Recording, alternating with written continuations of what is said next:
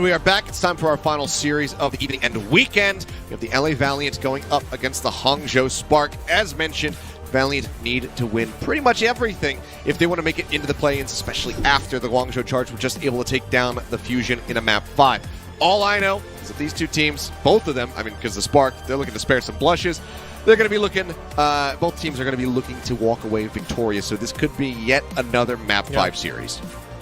And, you know, with that loss from the Fusion, it keeps Spark within striking distance, right? It would have been a 3-point gap, which at that point is probably too much for the Spark to handle, but a 2-point gap is, I think, still definitely within reason for Spark. So if Spark beat the Valiant today, that will be the first step in terms of catching the Fusion once more. But if they lose, just having a look here, it's, you know, they have sold the play, doesn't feel good. They have charged the play as well, doesn't feel good. I'd feel a bit worried for the Spark. Let's talk about the Valiant first, though. Same starting lineup as we expected. Becky has been an absolute monster on this team. Marvel as well, and the Winston has been a good look. But for the Valiant, as far as I'm aware, look, they ideally win all 3 of the next games. However, I think they can lose 1 and still make it. Based on my calculations, they could still lose 1 and maybe go for a tiebreaker versus the Charge. But if they don't beat the Spark, they gotta beat the Dragons. And, you know, despite Dragons having a rough one, Dragons still did beat the Spark. And I still, you can't count the Dragons out. It's a tough one. So, both teams, this is, again, another very important game. We just said Philly versus Guangzhou, which is very important. Valiant versus Hangzhou, a lot to play for. Still looking towards a NYXL Teru backline. Gooseray to start things out in the Winston. I do expect Burnout to come in for a reasonable number of maps here as well. Well, Spark, I mean, they started things off in that last series incredibly well. You know, 2-0 lead, but things just spiraled out of control. But we can always expect that it's going to be big performances from Shy and Alpha E. We'll see if they have some more of that, because Alpha E was styling with the Genji. Let's see how they fare now. By the way, like you mentioned, Becky, oh baby, like he has just been so good. Speaking of Becky, it's his birthday today. Happy birthday to Becky. So let's see if we can get a birthday win for Becky. Otherwise, it'll be a birthday loss, which always sucks. But otherwise, it would be a birthday win. So that'd be pretty cool. Well, see what happens. See what the map set's going to be looking like as well. All I know is that it doesn't matter really what Becky's playing. If he's going to bring out the Tracer, etc. I'm just more than happy to watch him, because I mean the guy's just been playing like a man possessed as of late. Yep.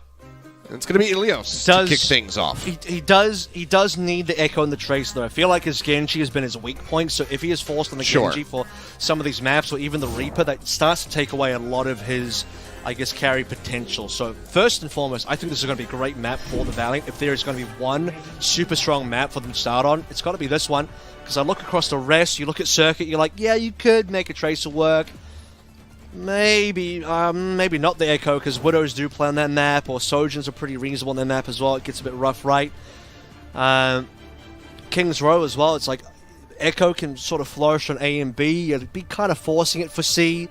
Even B doesn't feel great. So this has to be a great opening map, I feel, because, you know, this everything Becky's good at is very viable here. All right, doors opening up. It's going to be Alpha E looking to match him here, as we will just have mirrored compositions out the gate. Becky getting tagged up, but just keep your eyes trained. If this is your first time, watching the Valiant, watching Becky, just keep your eyes trained on this ult charge. So it's gonna, in all likelihood, surge out of control. It's already at 30%. Alpha E had the recall early, by the way, as well, so he's a little bit slow in that regard. As Gooseray takes a hack in the opening. So even so far, that's the first recall burn from Becky. Straight back into it. Takes a little bit of damage there as Marvel looks to hold the point. Valiant had the first lockdown with Gooseray dead. They should be able to hold it here for a good amount of time. See Alfie trying to make his exit. Looking for the hack there is Shy. Becky dashes away, breaks that line of sight, and is straight back in. Now going into the sauna. Finds Taro. Looks for a little bit more. Scoops the kill onto Neko. The pulse bomb is online. Yeah, respects the fact that Gooseray is there again. Speaking of Gooseray, by the way, that was a hack into a Bionade coming through. Combination of Easy Hunt and Molly for that kill, and they'll get Gooseray down, allowing Marvel to get a bit more primal charge result as well. And now for the LA Valiant, where do we apply this pulse? Likely on the back line, looking for Neko or Teru. That would be a really good start, especially when Teru is actually ahead of Molly by a good 20 or so %. So we are on the hunt now Shots flying. Gushue just getting battered here. Becky as well, hacked, but still gets the recall off. They pocket him long enough to keep him alive. Pulse bomb got the stick on a Gushue, and Molly gets the snipe in the air. I don't know how Becky doesn't get an assist off of that one, but whatever. Doesn't matter as long as they get the kill. I don't think he's going to be doing too nonplussed about it. Pops the recall again. Just looking to hound down Alpha Yi. But now has caught up. Now Shy and EasyHan. Concerned. They'll be looking towards the EMPs for this fight. Now EasyHan first. Shy still lacking. It's 70% for the Valiant. Spark need to be able to pull the trigger. They've really struggled to get on top of the point. And as Shy catches up, this is where now Spark kind of needs to just pull the trigger. EasyHan's been slow. Shy goes for it. EasyHan answers back. 2 quick kills, now 3. And Hangzhou Spark come up huge off the EMP play. Gushue charging forward, trying to get this final shot off on the marble to get the kill. Cannot do so. Will exit back with the rest of the team. Now has that primal online. Yeah, that's just slow for the Valiant, though. The pacing was not on board for the Valiant there. They had the earlier EMP but couldn't find the play. They were maybe waiting for Spark to kind of pull the trigger and get on top of the point first. Shy taken down. He's going to be the 5v4. Maybe he got a little bit aggressive and not too sure what happened to the translocator. But it will allow the Valiant to start walking on forward. EasyHan doesn't decloak on point. Doesn't reveal his position. Now the hack on Gushue. Rallies pop. Gushue hacked, as you say. Primal at the ready. Anti goes on to 2 on the side of the Valiant. But Becky and Lennox up. Both going to be fine. Pulse bomb built up. Becky just slightly ahead. Put some damage down. It's looking for Gushue. That's going to be the Primal now. Forced out. Pulse bomb goes in. Becky ends up dying. Could not get away from it. Gets taken down. Gushue anti just coming around the sides and has overstepped a little bit. EasyHan finds that punish, but Molly likely to go down. He does. I'll be hacked. Still manages to get the recall out. Marvel in the meantime occupying the point. Has the problem popped, killed off Neko. Gets Shy out of that stealth and forces him out with the translocator. Flip, getting ready to come through. Marvel waiting for the mega pack. It is still contested. The Spark gaining every little ounce of percentage they possibly can. EasyHan was left alone. Ends up dying. Now Marvel trying to stay alive. Has the bubble to keep him protected for a little bit longer. Jumps back across the side. Goes over to Molly. Gets some healing. The Hangzhou Spark trying to get this flip back into their favor. So the Valiant should be able to lock in at least overtime, if not be able to win this one out. Pulse bomb goes forward. Marvel going to be taken out, and that should be the Spark gaining control as we get ready to go into final fight territory. Valiant has to reset here. They have the time. They have the 99. Hangzhou do not. Marvel can respawn here. This great play from Hangzhou Spark to delay the capture for as long as possible. Shy, Alfie, and Gushue all weaving another point. Eventually, they will get it in their hands. EMP gets it done. Now the Valiant have only a pulse bomb to work through, but it might be enough. Who does it go on? If anybody. Final fight territory for both teams. Teru 4 away from the Nano boost as well. Another pulse here for Becky. Goes in instantly. Now he doesn't have the Nano. The Nano now taken out. Flip also coming through. Hangzhou Spark not playing the point. The OT going to start bleeding down. Teru's still dead. Alfie tagged up to about half. Becky harassing into the back lines, and no one can get there in time. It just bleeds away. So 199% Lighthouse is the Valiants. And that's a perfect pulse. I mean, that's exactly the target, right? I'm not too sure if he actually knew if Terry had the Nano or not, but if he did, that's a fantastic read into an execution. Hard to make that play happen sometimes. I don't believe Neko was close to Terry there, so could have been wanting for a little bit more peel on the Hangzhou Spark side of things, and Becky just goes hunting, and the one ultimate available for the Spark, taking down a healer, taking away the Nano, which would have delayed by putting the Nano onto Gushue, would have allowed the Spark to play that fight for so much longer. And Becky will win it for it. So LA Valiant up 1-0, but it was a double 99. Yep, still close between the two teams. Spark still very much capable of being able to run this one back. They need to win here on Well if they want to make it happen. React. The early damage. The heck is there. Does have good damage, as you say, 30%. Becky lagging behind for the moment, but I don't think it's going to last too long. Should at least be able to keep pace. Has a bit of a diving gap, to the back line. Marvel gets on top of now. Teru once again. Teru going to be taken out of the fight. Now, see Neko desperately trying to run away, but Marvel says, nope, you're not getting away from me. Finds the kills, gets the zap across again, pushes forward. Gushue dead. Molly the only casualty on the side of the Valiant. They're not going to be too concerned. Lengsa, a nice whip shot to finish off Shy. Once more, first lockdown of the point goes the way of the Valiant. And look at this now. As both of our tracers up towards the pulse bomb first. little bit slow for the Anis today. Terror, especially going down, is not going to do him any favors for charging up the Nano Boost. And once more, it's a first captive out. That's double neutrals won by the Valiant now. And this was also snowballed earlier by Becky after neutral with the first pulse. His pulse stick rate's been pretty on point. See if he lands with maybe Gooshray here. That'd be a pretty nice target. He's got him. Neko instead. That might even be better. I mean, it's, again, a fairly huge one, just delaying that rally from being able to come online from the side of the Hangzhou Spark. Becky just continues to seemingly do no wrong. The only pulse that's so far really gone awry was when he got hacked and couldn't dash away. Does end up dying. Becky killed both supports. He gets Molly. But yes, he did do so much work for them. It's still very much a hope here, despite Molly not being in the fight for the Valiant, that just continue to hold the point. Well, they need to keep NYXL alive right now. He's nearly got the rally as well. As long as NYXL's there, they have one healer available. Both of our Winstons have the Primal available. EasyCon could just pull the trigger at any point as Spark is still in this fight. I mean, EasyCon really needs to make this play happen. Oh, they have the hack, and Alfie tries to play off the back of that one, but instead it's Alfie and Shy both getting taken down. Molly has the covering fire. Knew that NYXL was going to get pressured out, so he sends in the Bionade, and it just happens to kill the enemy Tracer. With Gooshway dead. And it's final fight territory here. It's another big lead. Spark need to win this one out.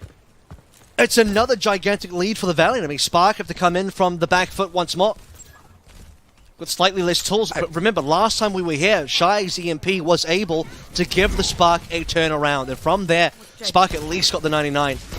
Plenty of ultimates to block through from the Valiant side. I think there's four of them. With Neko down, though, that's a hard place to be for the Spark. The rally not in the fight. EMP does get struck here from Shy, but the Nano comes out. Becky nanoed up. What a prime target for this one, and he instantly just demolishes Teru. The Nano not going to be found. The pulse bomb lobbed in. Might not get the stick, but either way, Gooshway was dead before it would have even exploded. The shield bash to try get the catch on a Shy. Just force out the overtime for a little bit longer. Gooshway still waiting to respawn. Might have to pop the Primal off the rip just to be able to get over to the point in time. Molly hacked, no pressure applied, however, still perfectly safe. Terra with the Nano.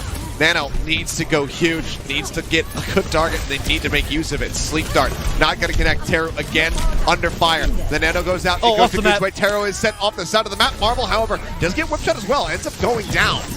Alfie throws out the pulse. Gooshway going to be slept. Pulse bomb gets nothing. The flip is right back into the favor of the Valiant. The Hangzhou Spark only gaining 7%. Of that minor little grab. Primal though, Gooshway finding NYXL, gets the juggle for a brief moment on the Becky. He's looking for the finish, kind of gets bogged on the side of the building. So he's unable to pursue for the kill. Now it's hacked out, throws down the bubble, makes his exit, stays alive. The Hangzhou Spark once more looking for the flip, but it's not quite coming through yet. Marvel rejoins, Doomfist out, has been a big pick for him in the past, but the hack is there, and he does get destroyed. Becky makes his exit, builds up the pulse bomb, but Valiant, they say, okay, we have to concede the point.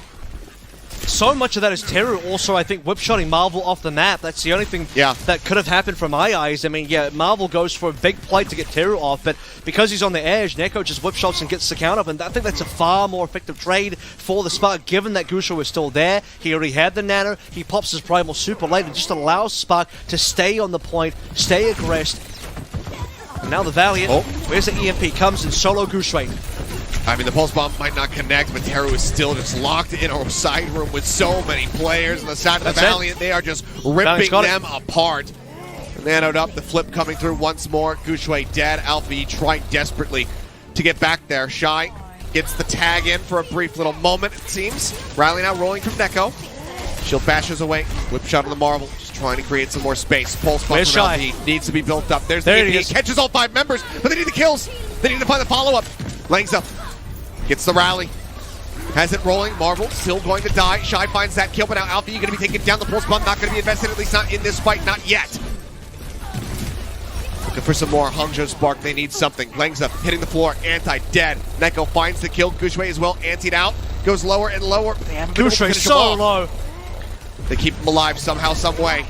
Spark not quite finished, but still only 42% if they can get this flip, but they absolutely need to if they want to be able to take the map. If Gooshway gets the Primal, Spark can hold on to this point. Pulse is good. And now the Pulse comes through as well. Alfie finds one. Teru as well holding on to this Nano. Doesn't want to invest it. Knows that they need to hold something for a future fight, but he gets a great shot across onto Becky. That's incredible for Spark. The flip somehow is still not there. Spark, they need to stay glued to this one. The flip is finally in. The OT would have plummeted in a blink of an eye, but they managed to win it out. What a crazy skirmish. Yeah, and Gooshway holds the Primal as well. That was so clutch. Hangzhou Spark with minimal members alive. I mean, they basically had no one there when the flip originally came through for Valiant. Just a couple of toes on point. Neko pulls the rally super early. And the Spark off the kill, off Marvel. They got him down. Valiant couldn't keep Marvel alive. And you see Becky trying to chase down Gooseray before Gooseray at the Primal. Couldn't get him to go down. And now Spark playing through that Primal. Oh. Catching up 30% away. Okay, Marvel drops down. Gets himself safely onto the platform. Not going to die now. Pops a Primal of his own. Jumps over, gets a swing onto Alpha. He forces the recall. No real targets for him. Yeah, he's going to try to jump in, get onto Terra perhaps.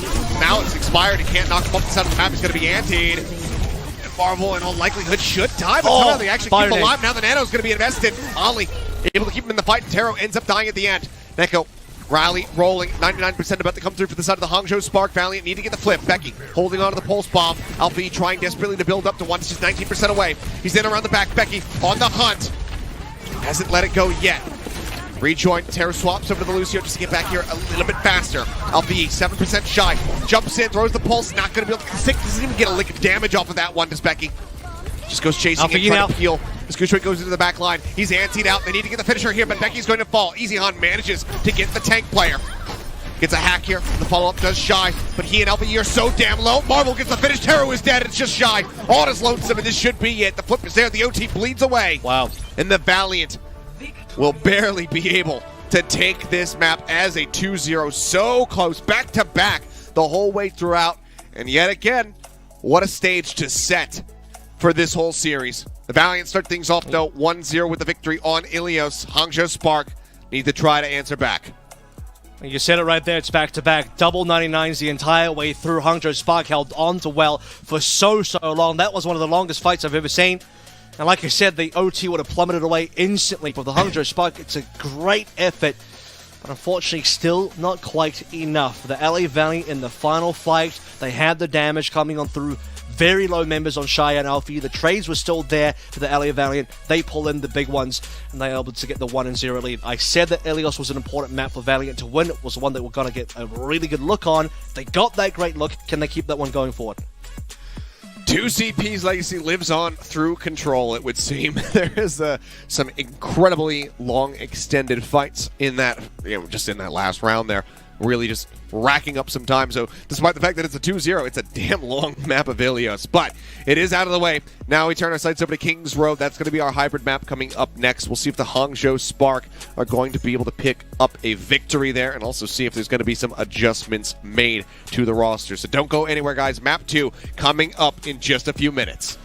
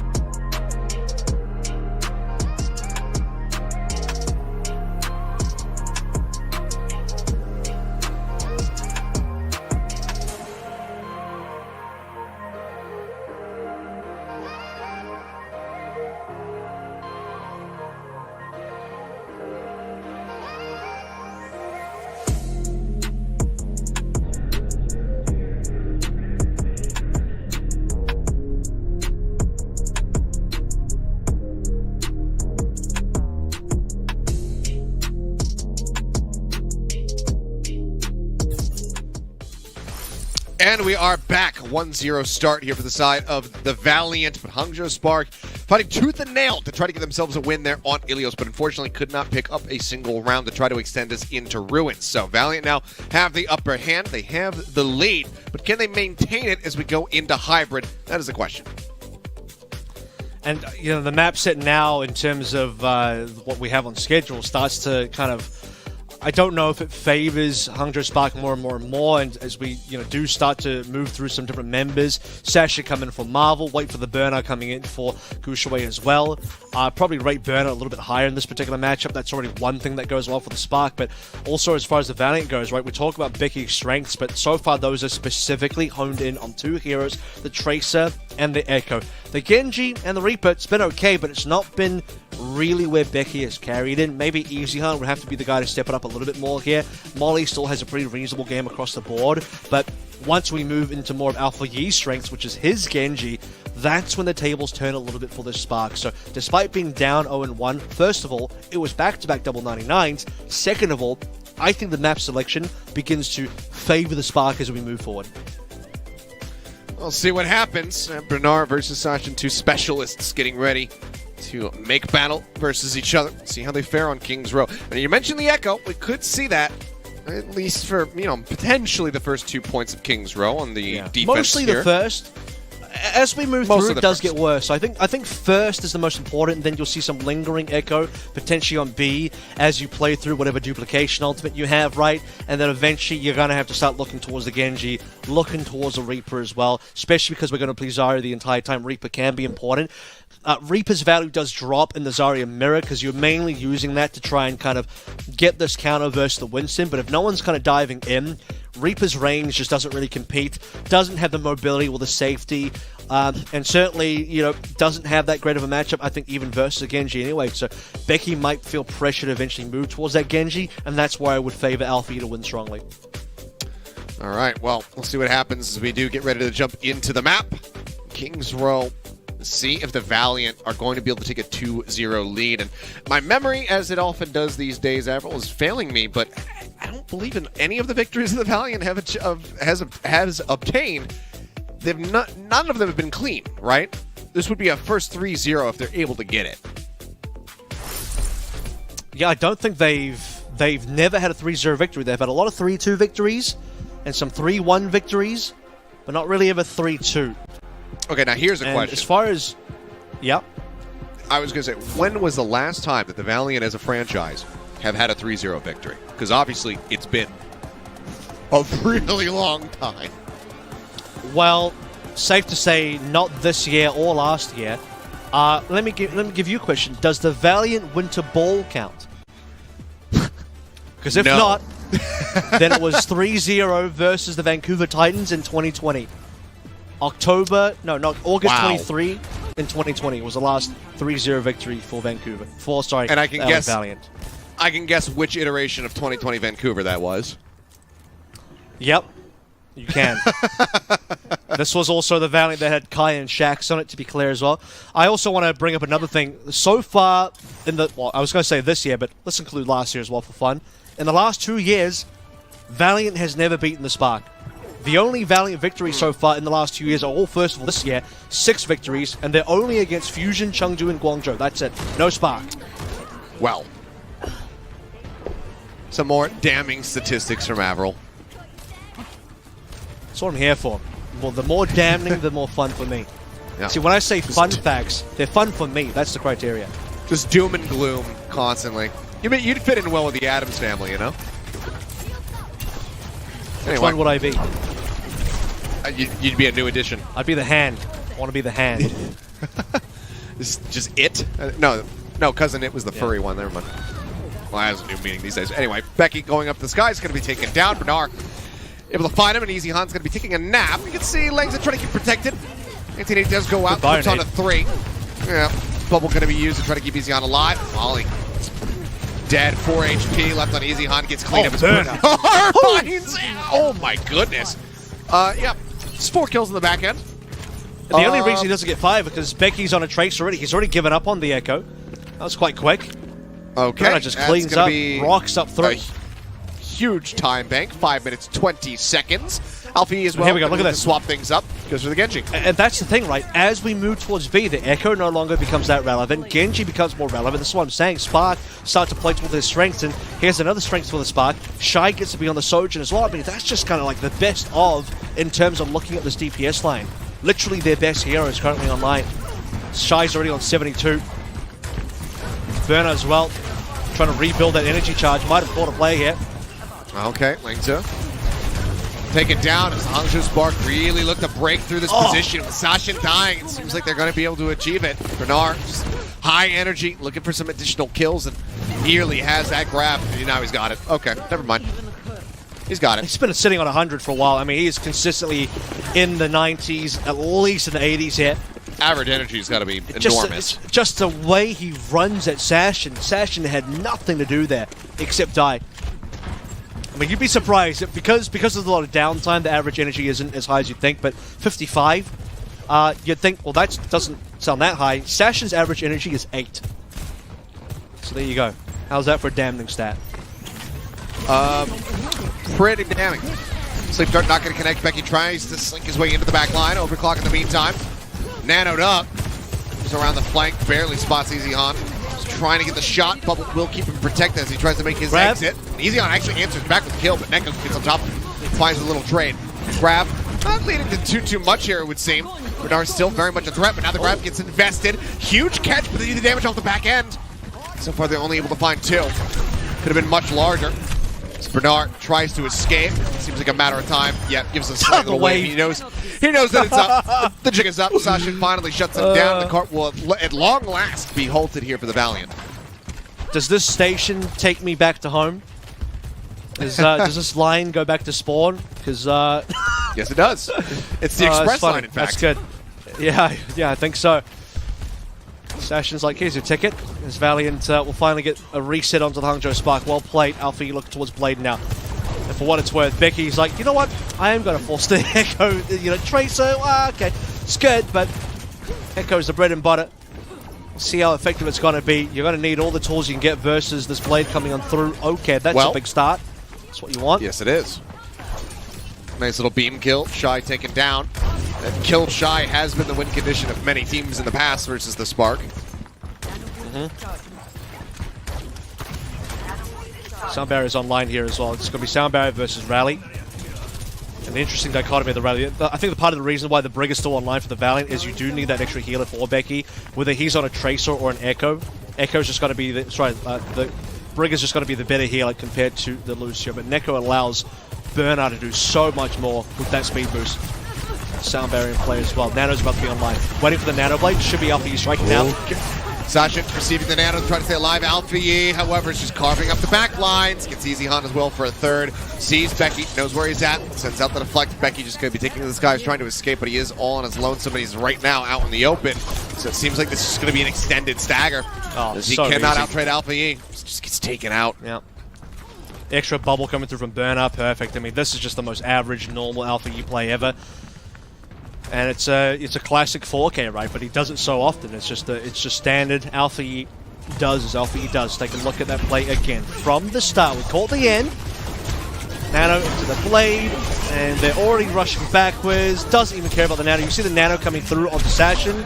Yeah. Completely is just not even a consequence there. Alpha E already knows who he wants to go for. He'll leave Sashin for the rest of the team. Nice headshot. Nice shot. Holds on to the overclock. Says, okay, Neko out of the picture. Means that it's going to have to be a reset from the side of the Spark. Shy taking a nap. Deflect actually used from Alfie. Really nice coverage. Keep Shy safe. Still in a bit of a precarious spot. Becky's going to go for the dupe. Copies the Sojourn. See how he fares. Alfie taking a bit of damage and not bad. Finishes him off with the nade. But Bernard now under fire as Easy Han did invest the overclock here, and Becky builds one up, but now is going to be broken out of the dupe. Looks for a little bit more. Neko falling low. Narrowly breaks around the corner to not get beamed to death. We're now down 2 minutes and 10 seconds here for the side of the Hangzhou Spark, but they have so many ults getting ready to come up. Well, so do Valiant, though, right? They have 2, about to be 3 with the Nano as well, and that grab around this corner could be pretty deadly as Hangzhou Spark. They have to least group up in some ways as they try and move through. Shy needs to look for an angle. The overclock should come through. It could be a nano clock as well. That'd be a pretty decent combo. They definitely are not shy about nanoing Shy. We've seen plenty of that in the past. Not going to be the nano clock. Great Shy timing. almost dead. Still, however, going to get pressured out. Teru holding. Yeah, huge catch. Sashin able to offer up so much damage here. Now staying alive as best as he possibly can. They get grabbed together. The rally is rolling. Anti is out onto both. Somehow Sashin, okay, now finally going to be finished off. Bernard able to get him once more. Max energy coming through from him. They just go ahead and tear apart the Valiant. Pushing forward once more, halfway now towards this final point C. Minute 14 seconds remaining. The Valiant need to get out of the spawn room. That's going to be the first struggle because Alpha E still holds onto the blade. We just throw the resource onto Bernard here. Alpha E and Shy going playing 10. A lot lower. I think, well, double flex support, I suppose. Becky's also moved off of the Echo. You're still Harmony Becky, but at the moment, the door scores might help. Alpha E trying to go for just Sashin. Gets him. Yeah, it's enough damage. Gets Molly as well. Now, Easy Hunt, Becky, the ones trying to play the card. Langston doesn't stand a chance, and yep, Great it's going to be nade. the cleanup. Team kill coming through. Hangzhou Spark to make it to the end. They start off with a massive time bank, so this is still a decent effort from the side of the Valiant. Yeah. 43 seconds, so time in the bank on the finish. Still a positive sign for the Spark. And I have to say as well, the Spark are able to play Alpha E on a dry blade quite effectively. I mean, just the bubble is fine. A little bit of support there. Sometimes not even requiring the nano. I feel like that's been a bit of a crutch for some of our other teams and how they play through their Genjis, whereas here, they're able to get it through. And Hangzhou Spark looking much stronger on this map compared to what we just saw in Ilios. And to be fair, they already looked reasonable in Ilios, but this is definitely, I would say, quintessential Spark. That's why I was never really that worried for them on Ilios, because, you know, you're playing the Goose Ray Winston version where Shy is kind of stuck on a Sombra as well. He's not a bad Sombra, but we all know that's not been his main hero so far in the season. That's not been where his strengths have lied. Alpha E as well, he's been a really good Tracer, but he's been an unbelievably god tier Genji. So again, we're waiting for the Spark to go on to their best hits, which is something coming through now. And for the Valiant, kind of felt like C was always going to be their weakest point. A and B is where they needed to have gotten their defense really sorted. And C was never going to go too well for them as far as individual strength on specific picks. So once again, I think for the Valiant, setting a good time on A and B will allow them to be competitive on this map. But as again, I don't think C is going to go that well for them. We will find out as the gates open up. Widowmaker here from Easy Han, just sees Bernard behind the statue. Go ahead, swap it up, goes to the Sojourn. Becky, seen some good looks from him with the Echo, but needs to have, really needs to pack a punch for this attack. Alpha E spotted up on the high ground, forced out into the open here by Langza. Now, part of the difficulty for Becky is because EasyHan's not on a Sombra, he can't quite link up a dive with anybody, not with Sashin either. So he has to do a lot of this alone. The only support he's going to get is a bubble from Sashin, which has already arrived, I think. Yep, that's about it. One. He's diving in solo now. You can see that just through the wall. Okay, they take the hotel. Are in danger of He's maybe got a crossfire going as well. Completely encroached upon, but okay, moves up into the high ground. Neko taking down to 49, but doesn't pursue. Those stickies. Doesn't go in. Can't quite find that elimination. Would have been a really big Look at this opening here. Becky has top control. He's actually got the entire top control. Now he's trying to get this right side as well. He's forced the entire Hangzhou backline off. Yeah, takes Neko down to a sliver of HP, actually. But he can't get the kill, and Shy, he shuts him down. Now, the Valiant, I mean, they're kind of all trapped inside of the hotel. Easy Han back through the archway over towards B. Finds an opening. Punish. Alpha E looks like he was trying to go on a bit of a flank mission, ends up losing his head for it. Shy, though, looking to do much of the same to somebody else. Nano out from Molly, goes to Becky. Sticky bombs get the kill. Neko dead. That's the support set of the fight to the side of the Hangzhou Spark. Bernard taking a nap as well. They pile in on top of him, and that should be the Zarya eliminated. And there you go, a little bit of extra pressure from Langza. Find the elimination in the end. Some damage from Alpha Becky's E. just running up. Becky is just so far forward with Easy Han here. Yeah. They don't really care if they he get does reset. have Sashin. He's got Sashin somewhat nearby as well, so the bubbles will be there to protect. They've left the double supports back to cap, which is fine. And I think you have to look at the timing here as well. Look at the Spark ultimates. They're about to come online. So Valiant win this fight in the neutral with the Nano. before anything else is there. It's a one ultimate fight. Great timing by Molly. He gets his nano far sooner than Teru does. And trusting that Becky's going to get it done. You nano Becky, pops in these nanoed up stickies, and they destroy Teru. That's off the back of Easy Hunt already finding that initial pick on the rail as well.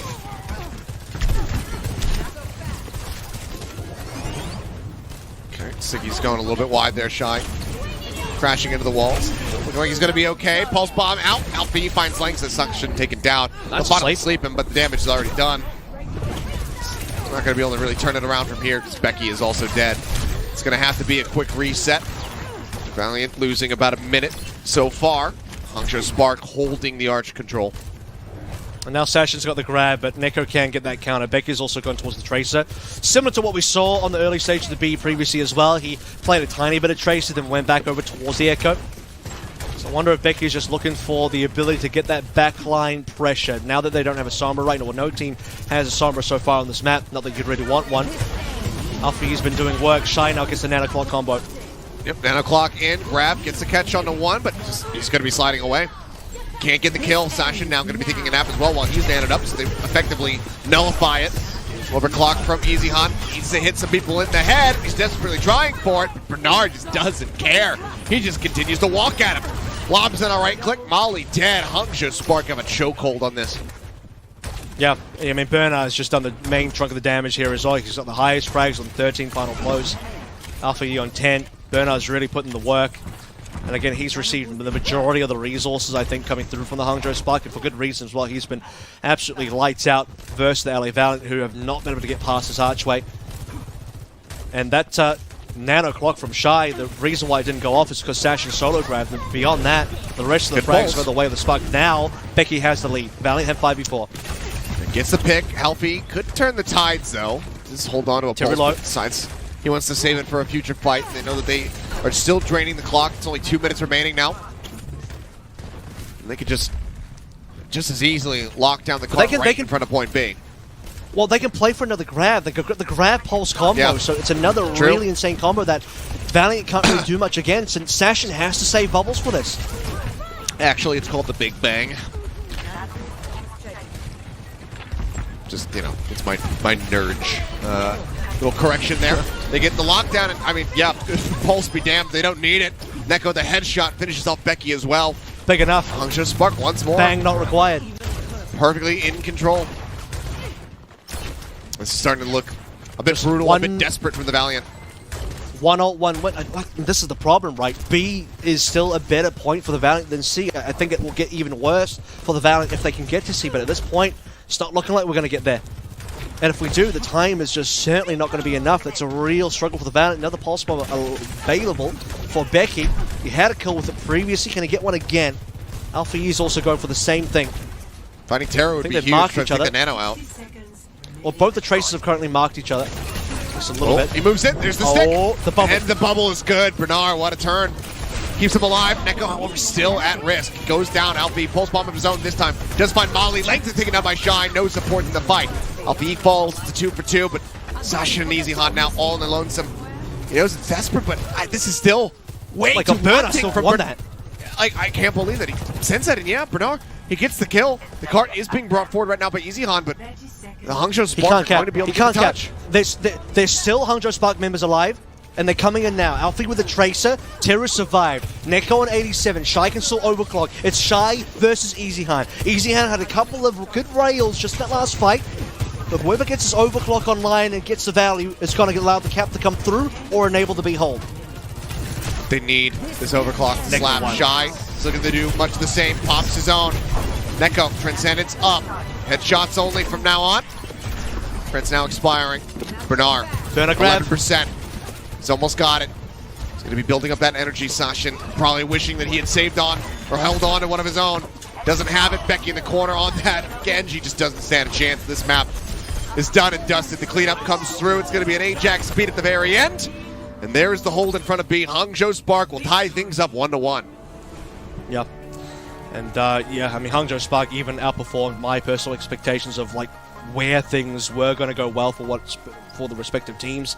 And Hangzhou Spark just locked down B so effectively. Again, Bernard has to be kind of the MVP of that particular map. Some good, you know, mechanics shown by Shy and Alpha E in different moments, especially when we look towards the Alpha E Blaze, right? Had a great Nano Blade and also a Dry Blade attacking C, but across the attack and the defense there, I'm looking at through the stats. Burner, 35% of team damage on 13.9k. Yeah, it's just everything you want. He completely outplayed Sashin, outplayed the LA Valiant, and when the Valiant can't get that Echo working anymore on B, I mean, their momentum is gone. Yeah. Sashin looking, honestly, a bit out of sorts. Like, not to take anything away from Bernard's play, because he's looking phenomenal on King's Row.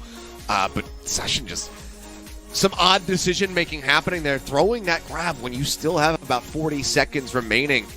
It's not the final fight. You don't have to get that desperate. Could have just held on to it. But either way, that's in the past now.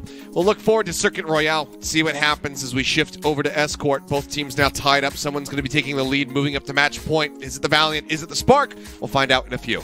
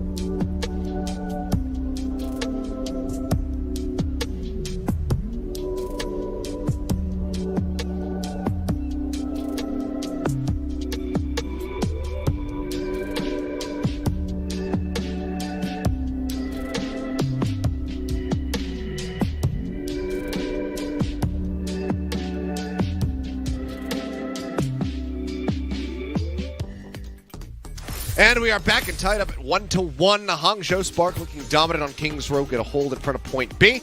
Now they tie up the series. We're going to be moving into Circuit Royale for our third map to see who is taking the lead, who gets the match point, and gets that much closer to winning the series. It's been competitive. And as we move over to map 3, which, remind me, it was Circuit Royale, was it not? Okay, so we're moving towards something a little bit more sniper-based. First question on board is, are we getting Sigma or are we going to get the Zarya? Because that's been a little bit of a contentious kind of decision-making debate between the teams, right? We have Guangzhou with Piggy showing a lot of confidence on that Sigma. We have some of the other teams preferring more of the Zarya look. And with that also determines the rest of your composition, because if you're looking towards a Sigma, you're more likely to be playing the snipers, specifically the Widowmaker. You're more likely to be playing the double flex supports as well. Whereas you play the Zaryas, we're basically back to where we were in terms of compositions, playing, you know, the same kind of Genji, possibly Sojin, Ana, Lucio kind of look. As a Valiant have mostly locked in themselves, ignoring EasyHan's little Junkrat pick there. The Spark, as a defending team, okay, they're going to go for the Sigma version. So we're actually going to get an unmirrored matchup, which is my favorite. I prefer the unmirrored matchup. It's going to be Zarya into the Sigma, and maybe we can sort of end the debate, or at least we can sort of get a more of a definitive answer. Which of these two comps on circuit is actually better? I mean, yeah, until they see that he's playing, I was going to say, until they see that he's playing the Sigma, and then they just swap over to Sigma, so it's not going to be that, after all. Well, then do you trust but do you trust the are they squashed? Because Sashin's still locking it in. Because here's the other thing is, do you trust Leng Somali to play the double flex support is the other question, right? I mean, maybe you do, maybe you don't. Sashin has to make the call now. And the Becky Junkrat is actually real. Like, wait, is he going to jump over the top? Where's he going? Surely he's not flanking with it. So they're just going to spam the shield with the Junkrat. That's the strat then. He's hit it so far. He's jumping. He's got a mine set up. He's prepping a mine. Yeah. Okay. He shifts over to the high grounds and instantly hit with an accretion, and he's dead. And he is just dead. Oh my god. All right. That was Hey, you remember the stat line? I believe after week 1 of Countdown Cup, there were only 2 heroes that we had not seen with serious playtime in the Overwatch League. It was Bastion and Junkrat, and now we got the Junkrat. So we're just missing the Bastion now. Oh, he nearly died again, by the way. I was going to say, same play, nearly died again. Good God.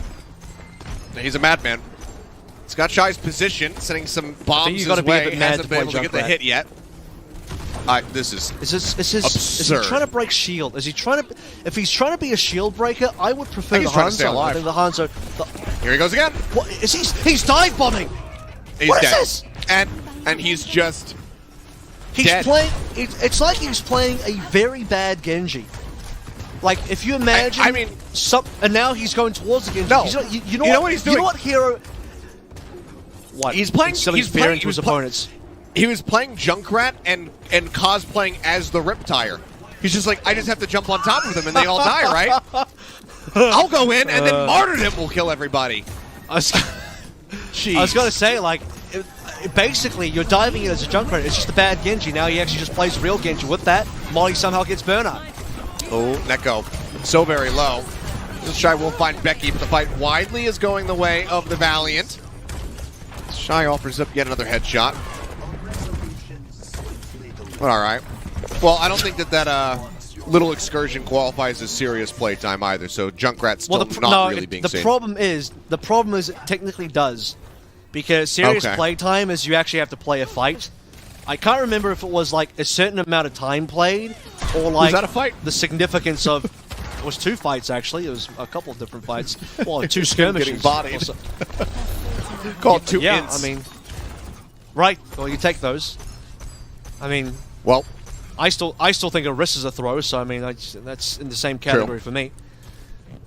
Well, even with the double inting Junkrat play from him, they've somehow capped a decent time bank. Yeah. Oh, Zihan, little minor bit of jiggling is just enough for him to be able to avoid that headshot and grab out from Sashin. Doesn't lead to too much. Window force from Neko. Just shove them back down the ramp a bit. Okay, EMP time. EasyHan sneaking in. Cancelled it. Yep, cancel. Not quite. Did he catch? Oh. Did he get burnout? Right, no. Sashin still hit the floor. He didn't cancel it, He but didn't get no kills directly from the Flux. Bernard taken quite low. Mortality field finished off. Bernard still under quite a bit of fire. They're trying to keep him alive, and so far it's working a treat. Sachin, however, does get shy, but now with Easy Hunt down, maybe not as questionable as I thought. Nano's out on the Sachin. Energy's got to be pretty decent. Molly back turn. Does stay alive here for a little bit longer. How is he alive? Shipped down. Alfie finds the kill. Blade now pulled from Becky. Finds Neko as he tries to leap up into the air. Gets the kill to deflect. Keeps him alive for a little bit longer. 27 HP. Alfie eventually gets on top of him and finds the elimination. Bernard not going to be swapping over onto the Zarya. Alfie dead. And that should be the cap coming through as the slide away happens. Yep. There you go. 4 minutes for the Valiant on this final stretch. Looking pretty damn decent. Sasha still has grab as well. So with all of that, Bernard swaps off, goes towards the Zarya. Doesn't want to play for the kind of slow holding of the pool section where you kind of cover this window, put the barrier up, allow Neko to build up for the Zant Matrix and just kind of spam through. They will still obviously be spamming through. So now that we are on this final bit of the defense, I expect that maybe Neko goes over towards the Ana. I mean, ideally Terry plays Ana and Neko plays the Zen, but they can't do that right now. One of them does need to go towards the Ana. Sashin, again, as a reminder, has that grab. Has been pulled now. Yep. Locks him in. Mortality field is just around the corner, so they weren't able to get in there and actually finish the kills. Sashin trying desperately to get Alfie. Easy Han eventually finishes him off, but the fight is so widely won by the side of the Hangzhou Spark, and they're taking a very forward position while they spy check, because they know that Easy Han's down to a sliver. Won't find him. Just pull back here onto the high ground now. 3 minutes. Just under. Hangzhou Spark could, I was going to say they can get out of the window and play more forward ground here. Ideally, they can play through a good window angle. Neko will probably set one up here. Has to get rid of Becky first. There it is. Doesn't see a lot. I think Valiant will just kind of back out of this if they can or hide. You just wait it out. Becky, okay, never mind. They won't. Window now expiring with Sasha and Becky both taken down. Alfie chasing forward, gets the stagger kill onto Langsa. They spot Molly way out in the middle of nowhere. And they just let him go. That's about to be half the time bank drained. The timing is really intricate as well because Easy Han was, I believe, about 6% away from EMP. So had the window come down from Neko and Easy Han actually had the EMP, that could have just been cancelled. So Spark still somehow managed to get value off of that Ant Matrix, even though it looked like at the beginning of it wasn't doing a lot for them. And so, a minute gone now from when we started. Easy Han just looking for the backline EMP. Likely to catch 2 here. Teru knows something is up. Okay. Neko dead. Teru does manage to get that Transcendence off, trying to keep everybody else alive. Alfie going to be sleeping. Drops down, gets that healing through. Shy with the overclock. Catching 1. He's playing it actually behind the members of the Valiant over towards the entryway to the final point. Takes a nasty shot of damage. Sasha able to finish him off. Now the Transcendence in from Langsa. Saves Sasha's life. For a little bit more, Bernard taken down, and finally the Valiant have been able to breach this position. It started advancing forward, but it's only a minute and 23 seconds remaining. Could be the OT push there, as Hangzhou Spark definitely have more fights ahead of them. Now, Neko and Teru do make the swaps I was kind of alluding to, but requires 2 swaps. That's the kind of painful thing for going into the right heroes. Oh, Becky gets taken down by Shy here. Dead. So you have double supports here going back down to 0. EMP online versus Grav, and with Becky down, Valiant had to lose. And this is why, this is definitely going to go to OT. I don't see Valiant capping this until we get to OT. Oh, Langsa with a save. Hack on the Molly. Langsa gets the headshot. EMP now going to be used by Easy Han. Need to see the follow-up. Grab gets used by Bernard. So far, if no one's dying, Alfie will eventually get taken down since the pulse bomb doesn't find too much for it. And Becky will finish off Bernard. So some space opened up for them now. 35 seconds remaining. Shy so low. Sash and Grav can finish this one. That's what they need. Bernard coming back on a Doom. I don't know about that. And Bernard coming back on a Junker Queen. Junker Queen. Going to see a real Junker Queen here. Been a hot minute. Comes back on, see if he can put it to good use. Sasha Grav nearly online. Becky, however, chunked out. Grav comes in, manages to catch 3, and Easy Han with a Soldier 76 of all things. I didn't even notice that one. The Helix Rockets take down Neko, and the swaps work a treat. They will be able to get this finish with time in the bank as well. 7.8 seconds remaining. The Valiant narrowly make it across the finish line. Yeah, so a little bit faster there in the Hangzhou Spark as well. Shy ending that round on, I think, 98. A little bit unfortunate. Bernard doing a little bit of Mystery Heroes inside spawn. I mean, I don't think the Doom was going to be a great call. We know Doom just gets farmed here, but Junker Queen not doing that much more either. Take a look at Langsa's POV. decent damage coming through. Oh, that kill into Alfie was quite nice. Shy also got a couple picks here as well on the back end, but not enough to really save the day. Lynx are really fragged out, didn't he? And that's despite Becky kind of trolling 2 lives on the Junkrat before swapping over to the Genji. At least they finished the map, so that's one thing checked off the checklist for sure. See what Hangzhou Spark get. A lot of this will come down to their early momentum on A and B, and I have to say, given that I don't expect Spark to be doing any sort of Junkrat shenanigans, they should have a much better time on A. Oh, for sure. Sorry, and an almond in my mouth. But, yeah. Should be a lot better. I'm in snack mode. I haven't had dinner yet, so, you know, gotta have something to sustain me. Becky had a mind worm in his brain, telling him to play Junkrat. It was controlling him. So that was his birthday wish. The ranks. He said to somewhere in Thai dollars, like, it's my birthday and my wish is to play 2 lives of Junkrat. Granted to me. And he got it. I would say no, but that's just me. Okay, here we go. It's Bernard with a Sigma on attack as well. Sashin sticking to the Zarya on defense. We're getting the same matchup. No, I lied. Bernard's like, you know what? Let's not do that. Neko should be on the Lucio though. Now he's on the Zen instead.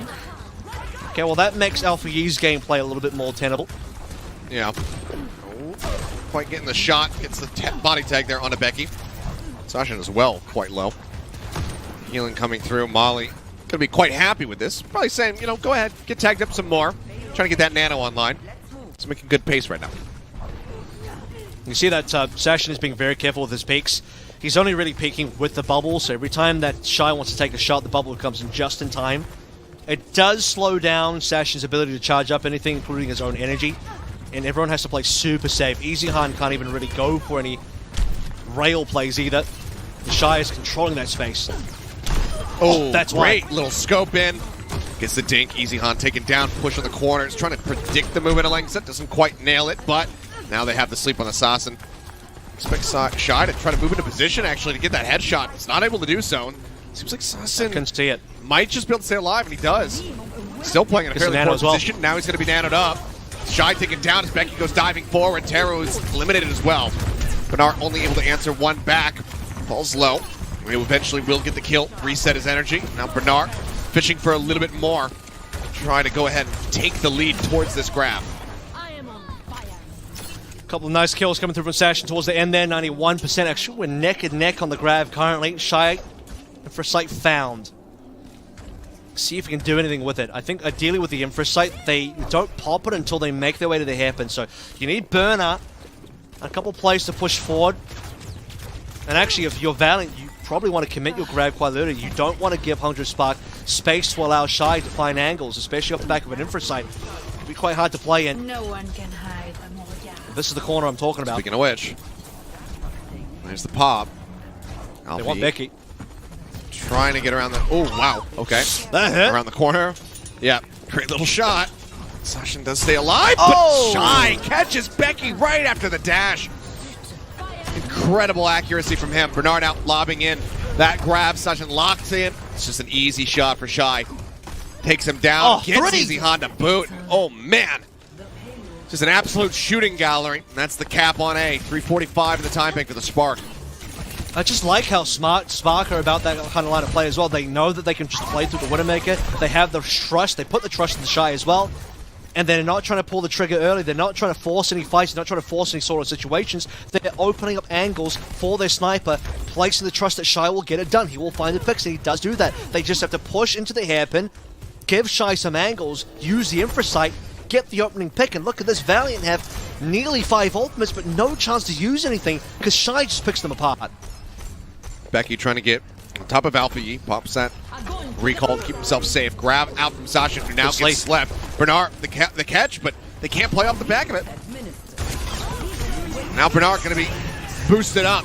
Nano out onto Becky, blade pulled, but just can't really get into the back line. The Transcendence is there as well to keep everybody protected, so sword gets sheathed. EasyHan dead, Alpha Yi getting on top of him.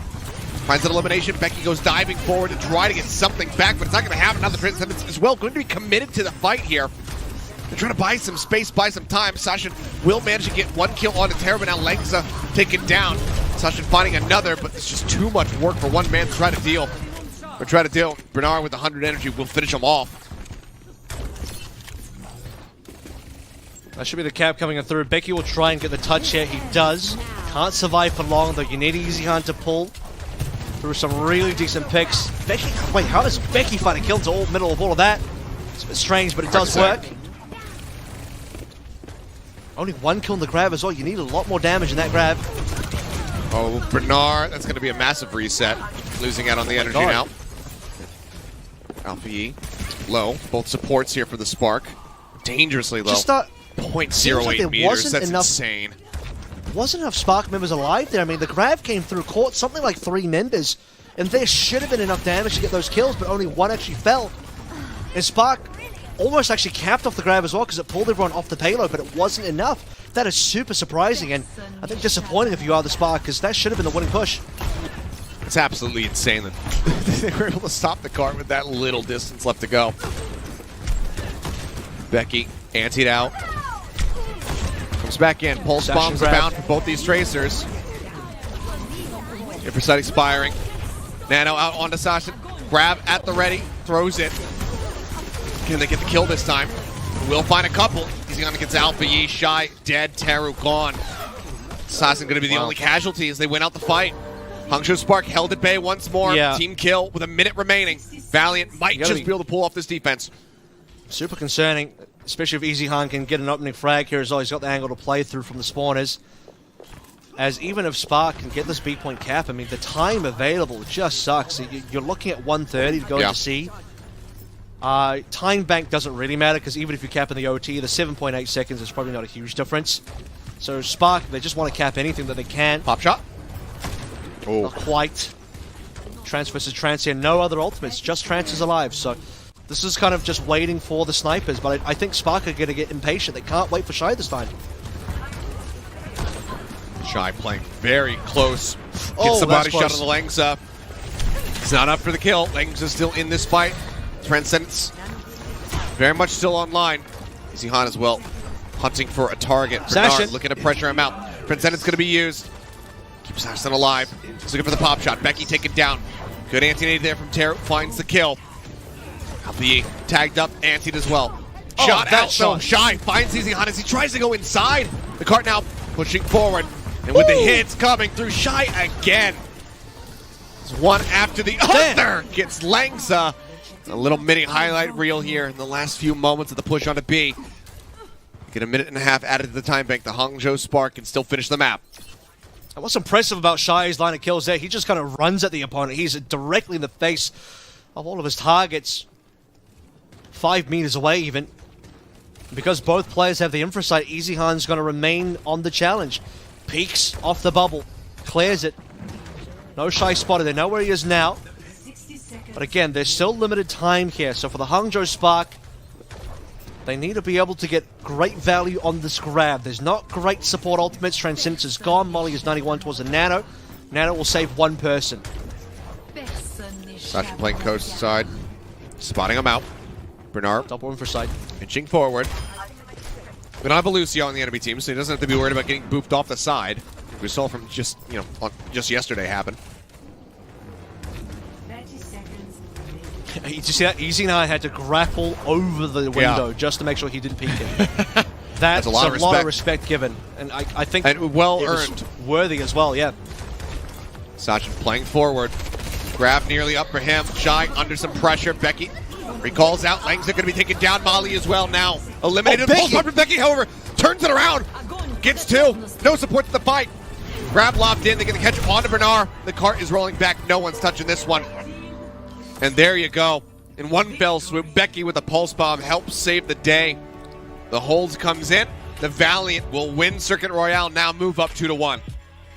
Man, that was looking so good for the Hangzhou Spark as well at the beginning of the fight. If it wasn't for the Becky double pulse bomb kill, Spark might have been able to cap, and despite all the heroics shown by Shy, the good news and the good part of that, the impressive part is, man, Shy hit some disgustingly good shots, but I think you got to speak to the negative as well. The negative is, if you are playing Widowmaker, it does slow down your gameplay a lot. You can't be as fast-paced. You are playing a lot around, waiting for your Widowmaker, setting up your Widowmaker. You can try and push in, but you don't have that kind of 5th member just to brute force with.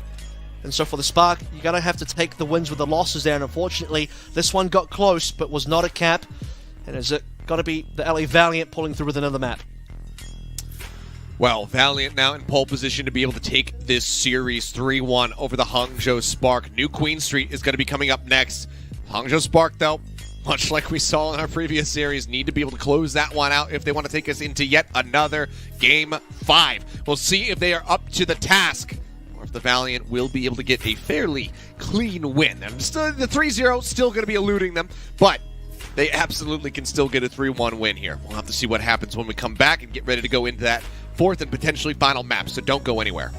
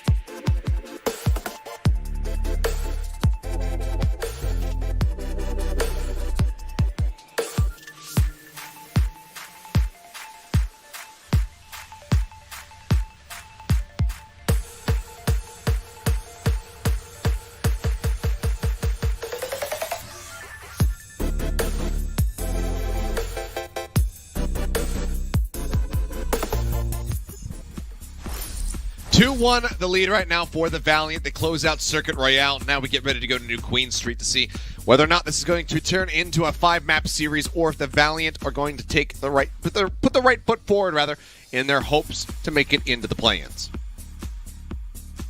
Achilles, it's the LA Valiant we're talking about here, so, I mean, of course we're going to 5. I mean, yeah. It's preordained. It's fated. It's legally binding that they have to go to 5 maps. I hope no one's got plans, because we're definitely going to 5. Dia's coming in for Becky, as he normally does for the map 4s. He sometimes actually does for map 3s as well. I'm actually a little surprised that he didn't come in for the map 3, given that it was ended up being a Widowmaker battle, and Dia would have been kind of thriving in a Widowmaker battle. I think part of the reason for the Valiant side must have been that they valued, initially anyway, the EasyHunt's ability to play the Sojin, potentially flexing onto a Sombra. They probably didn't expect that Shy was going to lean so heavily to the Widowmaker. They were probably hoping just for a Sojin battle, which EasyHunt's confident in, but as Shy pulled out and got more success in the Widowmaker, EasyHunt was kind of forced to play in that battle, and at that point you're thinking, damn, if Dia was here, this could be maybe a little bit closer. But Dia is here now. Unfortunately, not going to be for the Widow, though. As we hit a new Queen Street, it's most likely that Dia actually plays the Reaper. That's been his kind of main calling for these push maps. Yeah. And we saw him last time on Colosseo. He was just there to play the Reaper. I'm not entirely confident that's going to be a great pick into what Hangzhou Spark are running, because if you're Alpha Yi, you're like, this is fine with me. I get to play the Genji here. You'd prefer the Genji, I think, on this map compared to the Reaper. And Dia's hero pool is going to be a bit of an issue for this map. I actually don't agree with the sub-in at all. Oh, maybe it's the Dia Genji. I was just about to say. Okay, let's not get too excited. That's I don't want to see another Junkrat. As long as we don't see another Junkrat. Actually, I figured it out. It's going to be the Dia Bastion, because it's the only hero that hasn't seen serious playtime yet in the Countdown Cup. Boom, done. Perfect. Glad we figured it out. Solved the mystery, but no, it is just going to be the Reaper at the end of it all. Yeah, I just think it's a worse matchup. It's just, and if you were playing into a Winston, this is fine. But playing into a Zarya, you just do so much more than Genji in this matchup. Well, just be that initial hack out on the Bernard. Not much going to be found off the back of that one, other than some nice percentage here towards the EMP for EasyHunt. Hangzhou Spark kind of rerouted, playing through Alley. Sights turned over towards Shy, because he was getting harassed out a little bit there by EasyHunt. It's going to be safe for now. Slides up, gets himself onto the high ground. Getting some distance here, at least. Hangzhou Spark's positioning slightly better here. They can definitely try and collapse down. EasyHunt's trying to get aggressive. He just takes a lot of damage. Already Translate gets away. Dia still playing forward, now has that Wraith Walk back up. Play a little bit more aggressively. Shy continues to get hacked, continues to go low, but they cannot find the kills, and Bernard will take down Sasha. That's going to firmly give him the lead, where they were neck and neck before, and great sleep from Taro. They get the punish, Molly taken down as well, so the additional staggers being found. Dia can't make it out alive. I just want to note something really quickly as well, as Shy just rails a couple of extra people. Is that Alpha Yi's damage output compared to Dia, it's night and day. I mean, Alpha Yi's got more than double Dia's damage output, and part of that is just the flexibility between range and short-range damages. You know, Alpha Yi can still play for a bit of poke on the Genji, has the ability to dash and execute with way more safety than the Reaper. And even though you have Valiant playing the Zarya Reaper running at Bernard was the one that killed Sash, and that shouldn't happen in that matchup when you have Dia on the Reaper to back up Sash, and yet it does. Yeah. Nano out. And he slept. Goes over to Dia. He's nanoed and slept. Taking a nap. He's laughing while sleeping. Yeah. He's a madman. Special ability. Okay, dash up into the sky. That means that the blade is going to be pulled. Bubble from Sasha. It's not going to be nearly enough. But you're wishing you had that nano now. Nice little pick up there. Yeah, Molly eliminated. Dia so low. Has the Wraith walk out, but that's going to expire relatively soon. They're still chasing, looking for the kill, and they will have it. Hangzhou Spark now. Man. This could just be, this is a checkpoint, surely. Alpha Yi's on 7 final blows, 7 limbs, 4 final blows. 7 final blows would be crazy. And 37% of team damage. I mean, he's climbing up the rankings. He's completely eclipsing everybody else. And the LA Valiant, they seem like they just can't even take these fights. They got initial 21 meters. That's okay.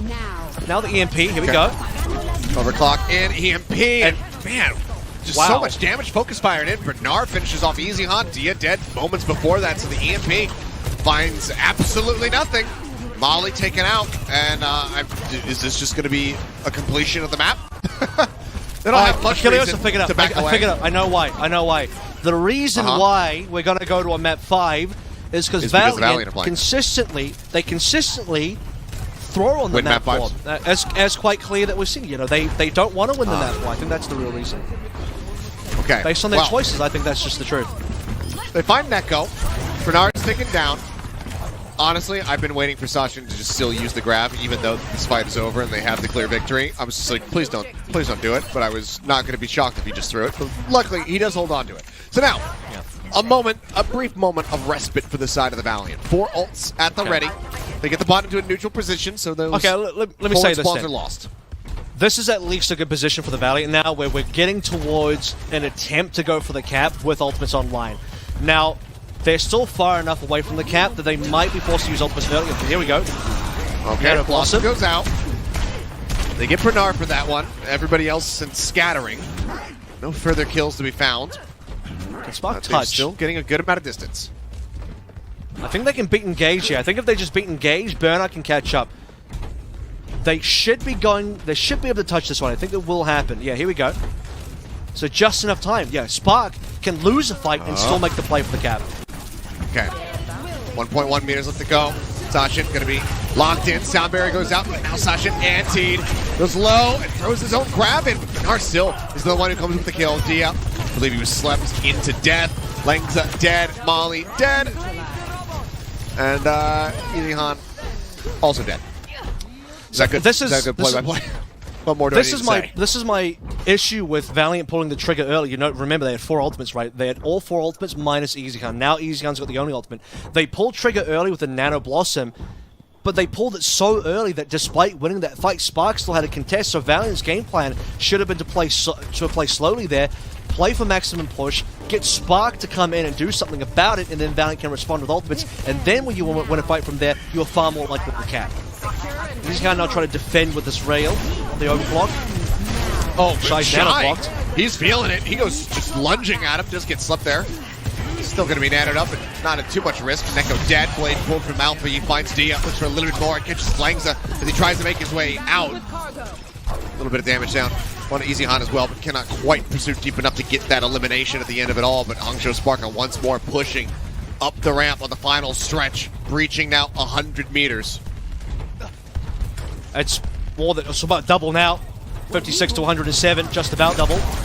Dia trying to get something done, just slept again. They still do get Taro, and Neko's going to be finished off. Langza gets that kill. Dia woken up, gets the kill on the Bernard as well. Still, it's such a back and forth, but it's not clean for the Valiant. There's 2 members left standing. They can shift the bot a little bit, but they can't really get it too far forward. Well, this is fine. The silver lining here is because the bot is so far back, it's actually still reasonably close to the Valiant spawn, and now they'll stop here because you have to take this mid fight, right? Hangzhou Spark get all the forward spawns. Dia goes back to the team, so they're going to take this fight around this corner. Ideally, Valiant can even shift up a little bit further. And the Death Blossom is available versus Grab. Have to be careful about this one. Sashin must have a bubble available, otherwise Dia gets slept again. He's already been slept twice when he's got so low on the back lines. Grab out. Catches 2. Dia trying to stay alive. Use the Wraith Walk, but Bernard just cannot be stopped. 2 more kills for him. Now a third on the back end as Molly's the last one to fall. And yep, another team kill. The bot once more going to be pushing forward. They still have had the forward spawns. They never lost them. So and once more, they can look to finish the map. And that's the thing, right? Because they have 5 alive, they didn't lose anybody. They don't have to wait for respawners. If Spark win this fight, they cap, they finish. So Valiant, this is do or die. But the problem is, even if Valiant win this fight, they have to win like 3 or more fights just to try and equalize. Dia slipped again. There he is, Sasha dead. And it's just they cap. This is just finished. One after the other. Easyhan stuck in the corner, and yeah, that is just going to be the finish. They will get this cap. Absolutely unbelievable performance here from the side of the Spark, just crushing them out of this one. Death Blossom is just, it's just the saddest. It's just the saddest Death Blossom I've ever seen in my life. Instantly green with a headshot. Yeah. Someone died. Someone died in the Blossom, not the one you were looking for. Yeah. God. It's such a disappointing map because none of this map is Dia's fault. Let me be very clear. Dia did nothing wrong here. He is set up for failure. Completely set up for failure on this map. and there's the difference. If Becky was in instead, you could still flex the Reaper if you want. Maybe I just don't hold Reaper in high regard because I don't think he's a particularly hard character to play. Teams will probably disagree. Whatever. I'm just going to say my piece anyway. Becky can just play that Reaper. He already has so far this year, but then he can also flex over towards Echo, Tracer, Genji, match Alpha Yi, do something. D is only here to play the Reaper. That's it. Substitution makes no sense. You're all in. You're literally going all in on this Reaper, and you know it's a Zarya matchup because Bernard's in. Gooseray's not been subbed in. Bernard's still in. You know what matchup you're going up against, and yet you've set your player up for failure. This is what I'm saying. We're guaranteed to go to map 5 because Valiant choose to lose on map 4. They've literally chosen to lose. Well, some things are just consistent death taxes, Valiant 5 maps, etc., etc. Fusion disappointing. Anyway, we'll go ahead and throw to a quick little break. Map 5 is going to be coming up next. Busan to settle it all. And this is just, it's everything that we anticipated. It was never going to be easy. It was never going to be clean for either of these series. So yet again, we'll go to a map 10 on the day and see who walks away with their heads held high. Valiant need this win to try to keep themselves in contention for those play-ins. We'll see if they can get it when we come back to the break.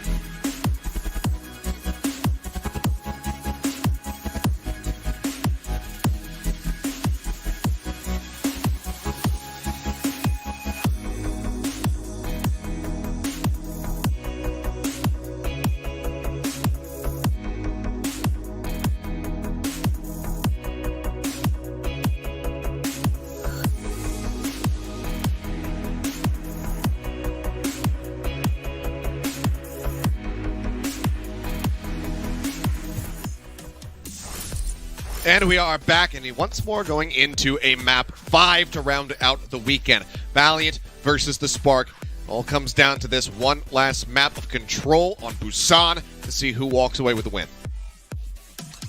And at this point, it's getting hard to call. I think the good news is for the Valiant, to speak to their side first, is despite what we saw in New Queen Street, going back to a control plays heavily into Becky's hero pool as he is being subbed back in.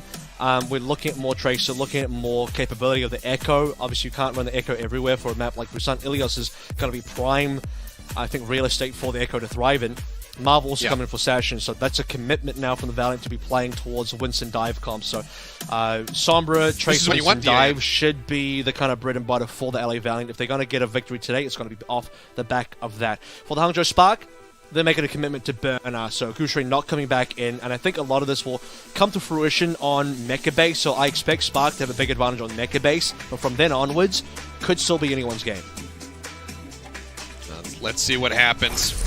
Valiant, so much to play for here. Very much increase their odds of being able to make it into the play-ins rather than get shut out. Guangzhou Charge. Going to be watching this one with wary eyes. And the Guangzhou Charge are very much hoping for a Valiant win, as they are not the ones competing with Valiant. At least not yet. The Valiant win and... sorry, the Guangzhou Charge want Valiant to lose. I've completely mixed up my teams, excuse me. The Fusion want Valiant to win. The Fusion want Valiant to win. And the Guangzhou Charge, for probably one of the few times ever, actually want Hangzhou to win. So there you go. That's what I was trying to get towards. Is Charge need Valiant to lose, Fusion need Hangzhou to lose, and in fact, if Valiant do win, then Fusion's loss today suddenly doesn't feel as bad. So I think for Fusion, that would be a great silver lining for them. Still a lot of work to be done, though. Currently, fate not within their own hands in this particular matchup. And we are seeing almost mirror composition, double flexible for the Spark with the burnout on the D.Va. So what this kind of means is we're going to see this kind of defensive version of a dive. Void and the Shanghai Dragons have actually played this comp as well. Oh, Easy Han able to find first blood. They also lost Terra when goes they out, played this comp. Well, there you go. Neko taken down. Now Bernard going to be knocked out of the mech. We'll see if he's going to stick with this D.Va or maybe swap to something else, but it does get finished off here. The first lockdown to the point, going to be going the way of the Valiant. So the idea is that Valiant will dive in quite aggressively, Burner will hold the Matrix over his supports, and then ideally he keeps them alive. But what we just saw there was Marvel dives in, and everyone died. So I guess that plan failed, at least the first attempt. So I'm still waiting to see this D.Va double flex support really come together for me. Shanghai couldn't make it work. Oh, he tries to make it out, but Alfie actually manages to tag him. Shy going to be taking a nap here on the point, but it seems like he's going to be relatively safe. Does take a nasty hit as he gets woken up, but Lang's going down. Now Becky out of the fray. Seems like, yep, Spark going to get the flip right as the Valiant hit 36%, so definitely not that much of a disadvantage for them so far, as long as they can hold this for a while. Easyon actually had the EMP advantage, but with that late death there, Valiant having to go for that respawn, Shy has caught up. Timing window there is going to be gone for the Valiant for now. EMP is going to be really huge. There's a decent window during the EMP where Bernard doesn't have Matrix, right? You can't do anything else on the support line either. So if they can really charge down a specific support during the EMP window, that would be ideal for the Valiant. Okay, EMP first up from Easy Han, but Becky taken down. Now the counter EMP comes in. Marvel instantly hits the ground dead. Easy Han will find a follow-up kill onto Neko, but is quickly dealt with. Shy punishing him for taking out his support. And I mean, it's just a Shy show right now. Good God. Yeah. Another one for him. You need 24% to towards get the next EMP. You need to get both supports plus Bernard's mech as well. Because if Bernard's not EMP'd, he can Matrix the supports and then you can't get those kills. So great pocketing there, and then the counter EMP from Shy is enough to get a fight win as Hangzhou Spark will now almost double the cap percentage of the Valiant. Plenty more Valiant ultimates about to come online. Primal could be really interesting going the next fights as well. Part of the weakness of this D.Va comp though is no good nano target, so we'll see where the nano does go. Might just have to go into Neko. into the back line. Becky pressuring him. Marvel comes in to try to join. There's a stick. What a play from Becky, diving through the window to take out Terra, but the nano was still used. Goes over to Neko, tries to stay alive, but Becky strikes him down as well. Now Bernard forced to use that self-destruct. Recall to dodge it. Becky stays safe. The flip getting ready to come in for the Valiant. 93% on board for the Spark. They still haven't cleared it out. With Shy jumping back in the translocator. The flip will be there. 95 right now as Valiant try to climb.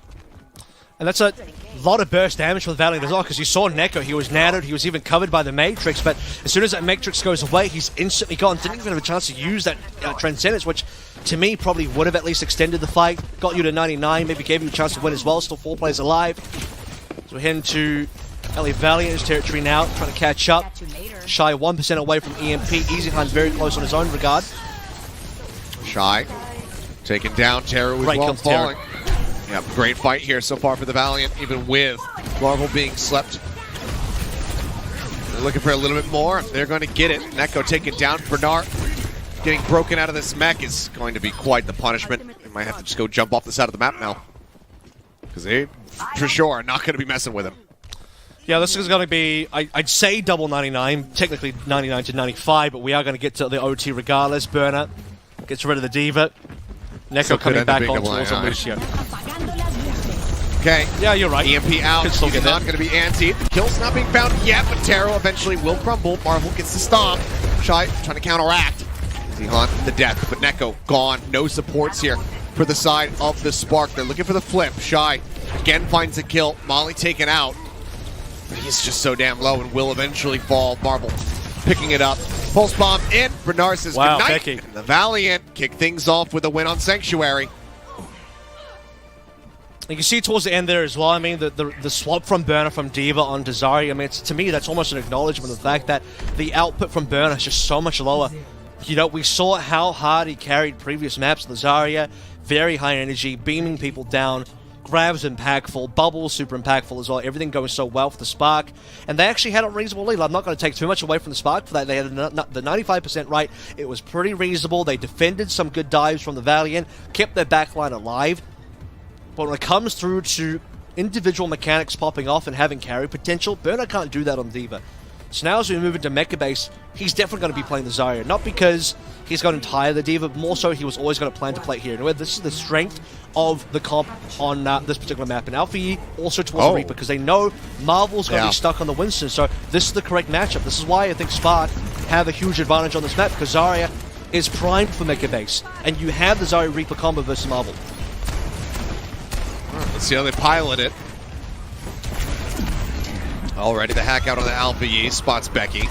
Recall burned. Nice and early. He's just playing elusively. Actually draws the attention of a hell of a lot of members on the side of the Hangzhou Spark. Point now going to be unlocked. Marvel jumping across. Looking for some damage here on a Shy. Pocket healing comes in, but now the anti connects. And NYXL will actually dive in to find the kill. Marvel slept in the back lines. Jumped for 30 HP, and somehow he stays alive. Goes jumping back in across the members of the Spark, and he doesn't get punished. He actually finds a kill on the Teru. Now Bernard is going to be taking a nap. They try to pile in, and Marvel says, thank you very much. Just zaps away. And it's kill after kill for the Scientist. Yeah, so many low members there. Marvel, target-rich environment, unbelievable damage. Becky now really rushing ahead. No Tracer on the other end as well. Not that we're expecting a Tracer again. It's the correct move for Alfie to be on this Reaper. But Becky's not going to get marked effectively, so he should have a reasonable matchup. Marvel's going to struggle here. He should struggle in theory, even though he got a number of kills there. It's Becky who sets the stage and enables the team. Pulse bomb available, still difficult. Great shot from Shy. Yeah, Molly taken out. It's going to slow up. That nano coming online, but Terror as well going to fall. Becky continues to do serious work. Both the supports out of the fight off the back of the pulse bomb kill and the Neko. Shine also just trying to persevere, doing his damnedest. Got a sliver of HP. 9 to be exact. Manages to survive, and Bernard picks up 2 for himself. Offers up some damage to Lengza as well. Now looking for Molly. 76 energy there for him. The point flip comes in. Spark now in control. 39% for the Valiant. It's a great hold. A lot of that came down to Shy, right? 2 opening rails coming through on Shy. Doesn't even matter that Becky somehow find a stick and double kill. A little bit surprised that Burner didn't have the bubble available. Could have ran out, maybe didn't have LOS. Now the nano dive from Marvel. Neko received boost, so that's a mistake. You would think, yeah.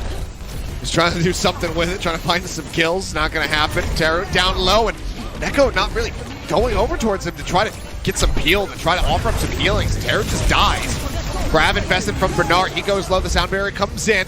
Matched by Lengza. So far, nobody dead on the side of the valley. Now the EMP comes across. He clips on to 4. Bernard, Shy, both so damn low. Bernard going to be the first one to vault. Neko going to be taking a nap. Nice sleep dart there from Molly. Finds the kill. Molly goes off the side of the map, or dies, but Shy goes off the side of the map. The cleanup is there. The Valiant back in control. Now taking the lead. That's a money EMP. Absolutely money coming through from Easy Hunt. LA Valiant will be happy with that. As they lead once again, 50-44. Hangzhou Spark, 2 ultimates on board. Overclocking the Death Blossom. Can they get this off though? Hard to get Death Blossom value. The bubble again is required. Could get slept, could get hacked. The first hack does come on through. They know he has Death Blossom. That's been confirmed now. Info. Pulse bomb at the ready. Everybody clustered up. It's amazing that Becky has the patience to not just go trying to dive in. Get that stick. Overclocked out. Shy.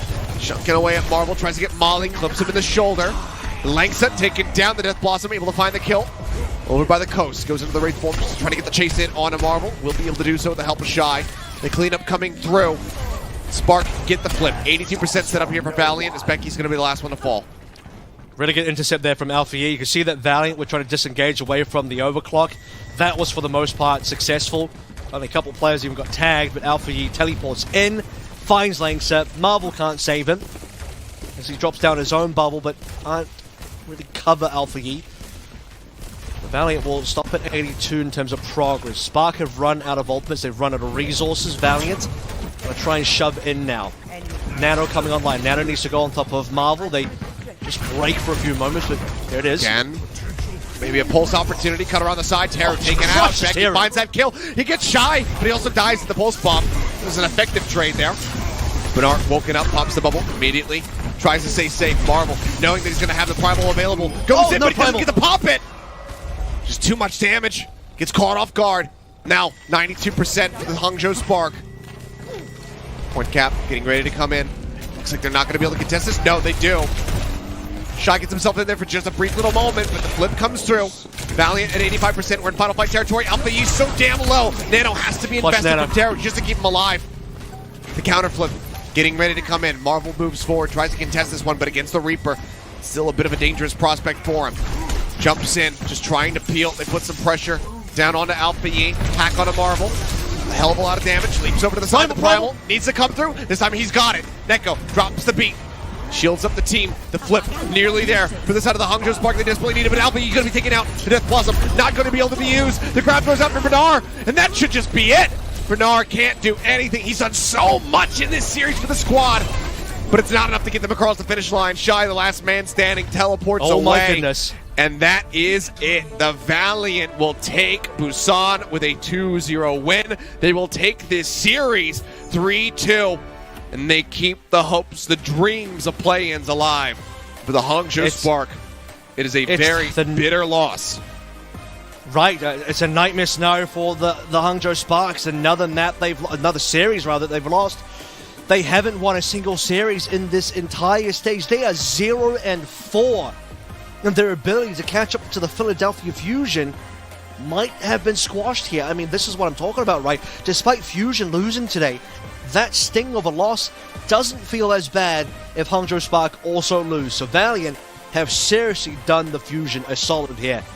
The Valiant themselves give themselves a great victory in terms of catching up to the Guangzhou charge. Guangzhou get one over Fusion. They widen the gap by 2 points, and the Valiant close that gap immediately. And now the race for 6th place, dodging elimination in 7th, is still on. Valiant are not out of that race. No, they're not. The Spark, it's just a frustrating one there for them. But the Valiant, I mean, you can see Lengza there, all smiles right now. Well played by everybody on this squad. But there's one player in particular. We talked about him a hell of a lot yesterday. We're going to talk about him some more right now. It's Becky, our player of the match. Yep. Becky Birthday Boy coming on through October 2nd. Debuts in the Overwatch League. It was I completely forgot about that one. Happy birthday, Becky. That's right. I mean, what a gift. He gets a gift of victory. Gets to play the match there as well. And just performed phenomenally. Despite not being there for New Queen. I mean, in a way, I think that kind of helps his cause a little bit, right? Because, yeah, they lose New Queen Street, but Becky wasn't part of that loss. The maps that Becky played in were far more competitive maps, far better maps for the LA Valiant. And, you know, despite some of the shenanigans of the Torb coming on through, the rest of the performance from Becky was solid, right? We saw how good, I mean, this double pulse, that was the round, that was the map-winning pulse. That one play there, the double pulse, gave them the Circuit Royale. We might not be at a map 5. This could have been a Spark victory otherwise. But Becky really showed what his worth was, and I'm just so happy to see that, you know, for Valiant and Becky as well. A slow start to the season does not mean that you can't make a recovery towards the end. Like they always say, it's not how you start, it's how you finish. And right now, Becky is finishing in style. This has just been an impressive performance from him in this tournament block, and he's shown, you know, sparks of it the whole way throughout. You know, not to have a pun there, but right now he is just hitting his stride fully. This guy has just been utterly incredible to watch, and it's 2 back-to-back well-deserved players of the match for him. And on his birthday, no less, it's a damn good one. Because sometimes, you know, you get those players in the match, and you're like, I don't know if they really deserved it, but it's their birthday. Becky absolutely deserved it. And, you know, these strats as well is just the statistics are only on Tracing. You played a bunch of different heroes today. I also want to say is, overall for the Valiant, consider this. Their record for the Countdown Cup the stage is 3-1. They've never had a record this good. I mean, their record puts them well above teams like, obviously, the Hangzhou Spark, who haven't won a single series yet. But even teams like the Shanghai Dragons, Shanghai Dragons are 1-3. They have the opposite scoreline. Dragons are 1-3, Valiant are 3-1. What is going on there? That is an incredible stage so far for the Valiant. I mean, you almost wish you could start the entire year again, because the Valiant at this sort of format, this sort of level, if you had this at the start, we're looking at very different standings. But still towards the end, like I said, you might have started slow, but there is still a shot there. They have this pathway to escape elimination, and my God, are they playing like their lives depend on it. And surely their tournament and seasonal lives do indeed depend on it. They certainly do. But, man, what a weekend it has been, and a very happy one here for the side of the Valiant, being able to pick up both of their match victories. Also, you know, again, always in a map 5 fashion. It can't be clean. It's got to be close. 3 map 5s. The map differential. All 3 they can't wins improve the map differential. 5s. Just get points. That's it. I know. That's, it's all they know. It's how they know how to do it. But if they continue to go to map 5s and pick up victories, then, hey, that's still a step in the right direction for this organization, for this team, who continue to just impress. And this is another reason why I love this meta so much. But that does it from us here this weekend. It's been action-packed, 7 series, so many map 5s the whole way throughout.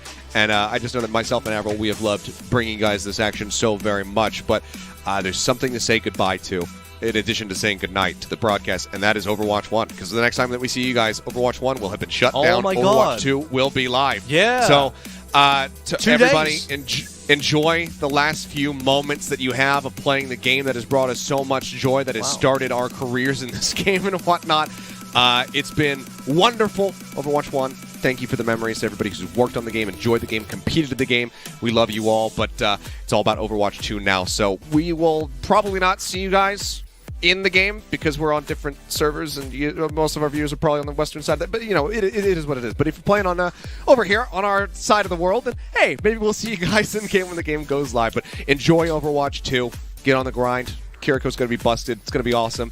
But that's it from us. Make sure you tune into NA later on, and we will see you guys next week for more APAC action.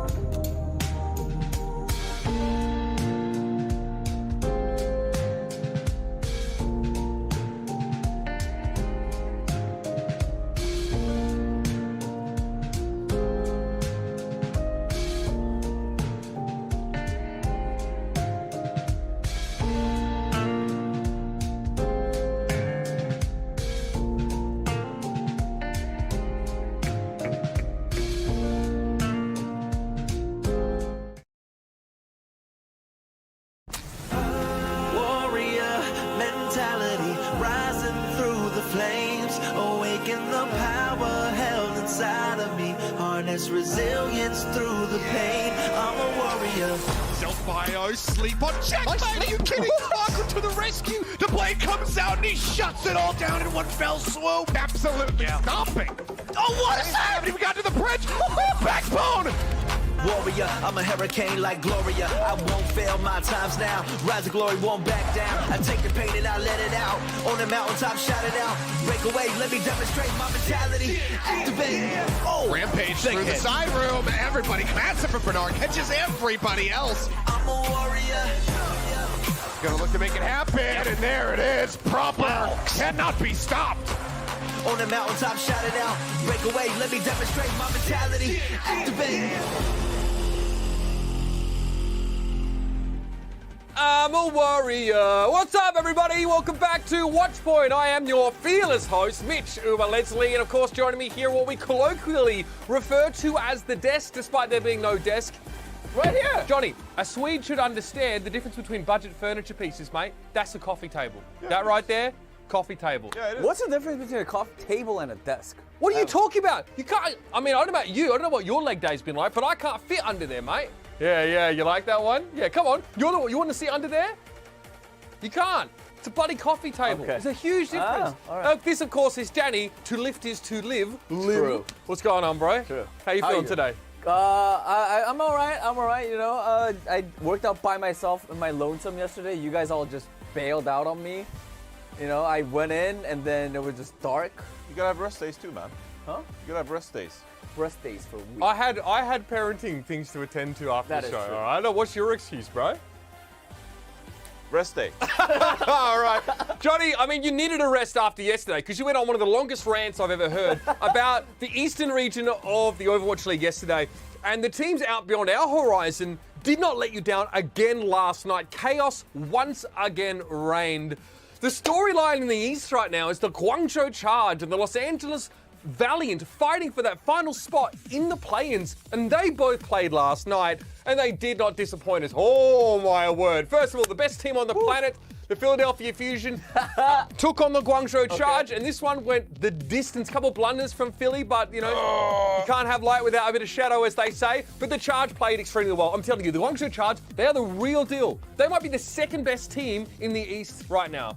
Yeah, but I think the more important thing to talk about here is the Fusion loss. Why is that important? Yeah, I think it's really important here. You know, they're the third seed. You know, they're going to qualify for the playoffs, Mitch. It wouldn't be the Philadelphia Fusion if they weren't hanging on by the absolute fingernails at the edge of a precipice before falling. They love living on the edge. Yeah, that's just what this team does.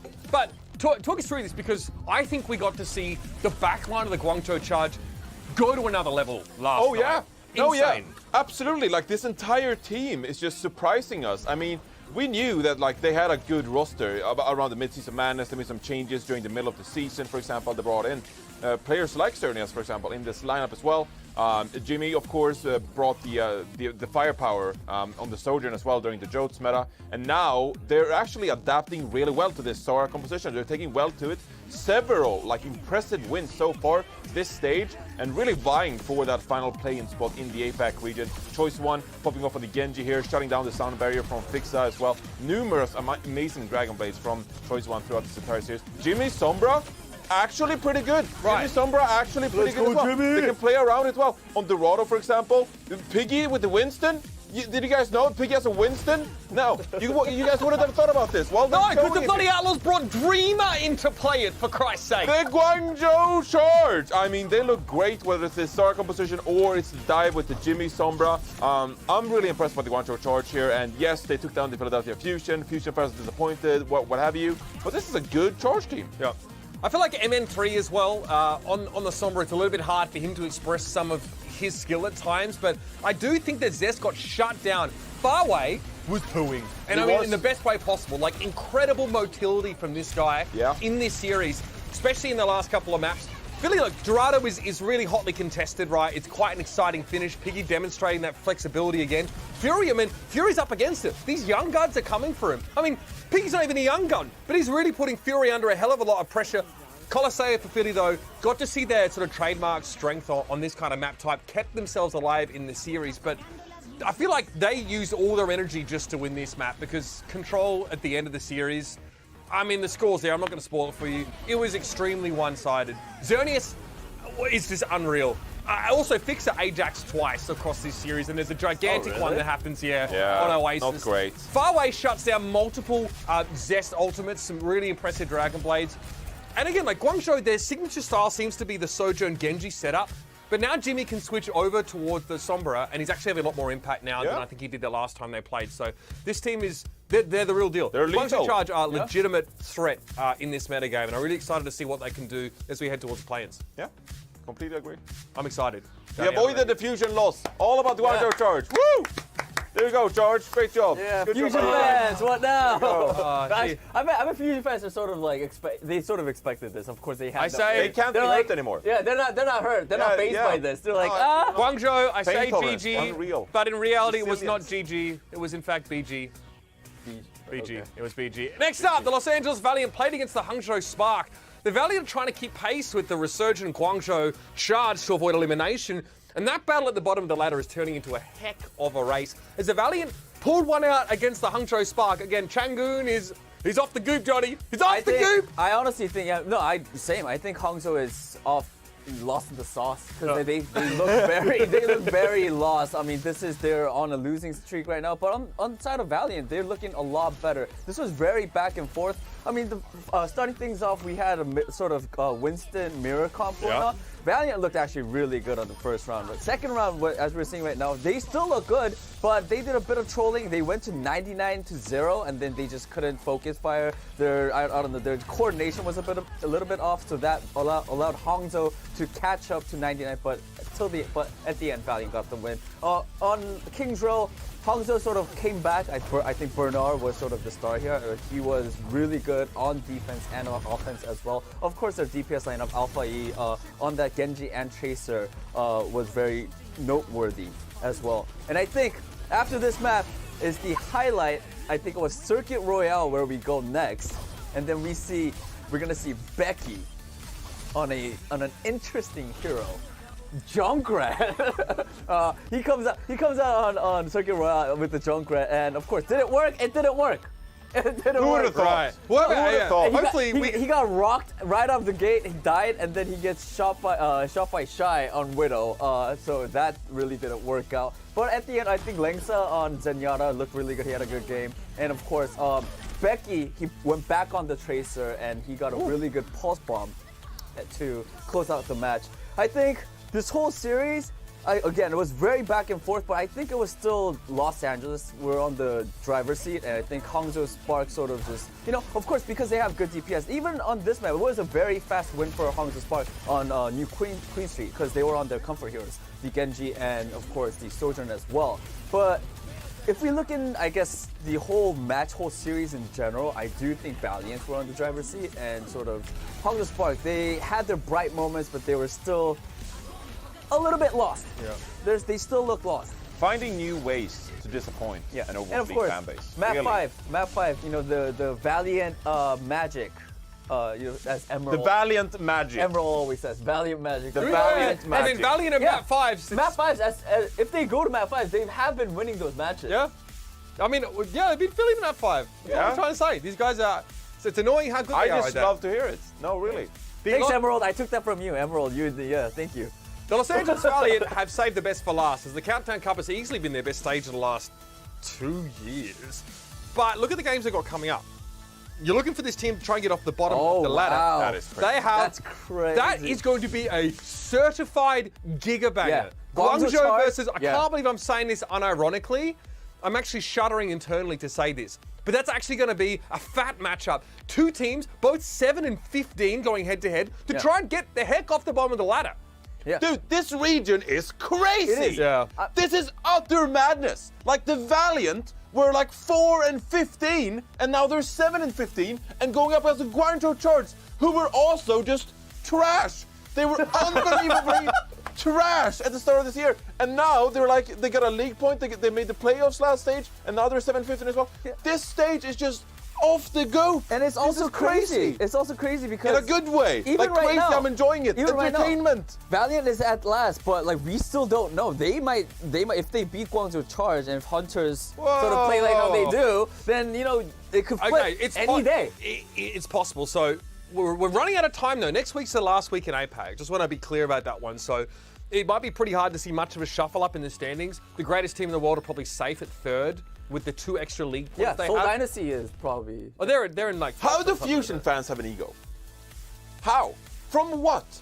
Have you seen the incredible moments they pull out? Have you seen today? Carpe? Have you seen Carpe? in Oh, overtime Carpe, lead down yeah. tower? The greatest bench warmer in the league. He's incredible.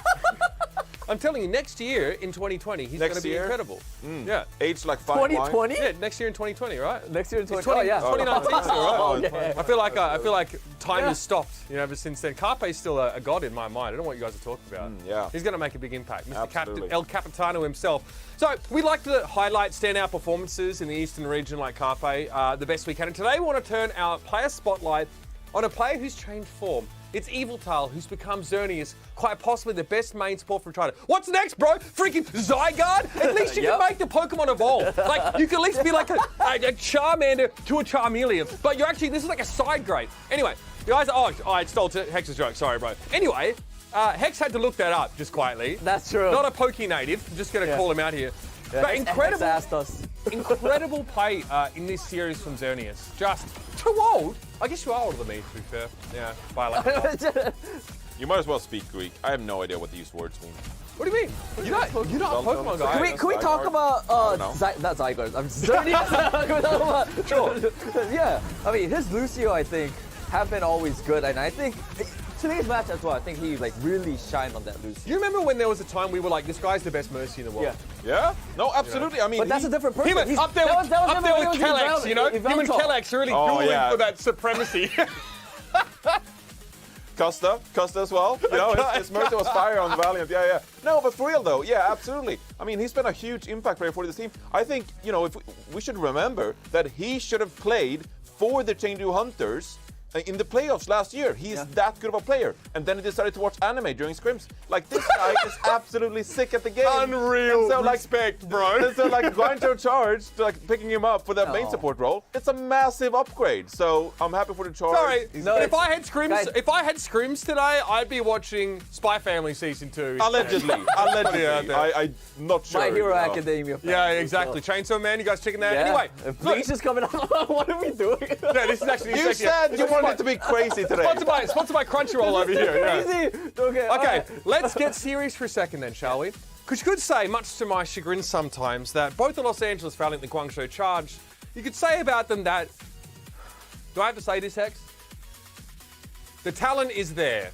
He said it. A He said phrase it. which has haunted Overwatch League broadcasts since the beginning of the year. I think it was Mr. X that coined it. Everything cursed comes out of his mouth. Let's blame him. Anyway, stay tuned because after the break, we're going to talk about some mid-level teams who should be and could be better because, do I have to say it again? The talent is there. 3, 2, Stay tuned. 1. The talent is there! Woo! Get me out. Get me. Talent is there. Talent is here.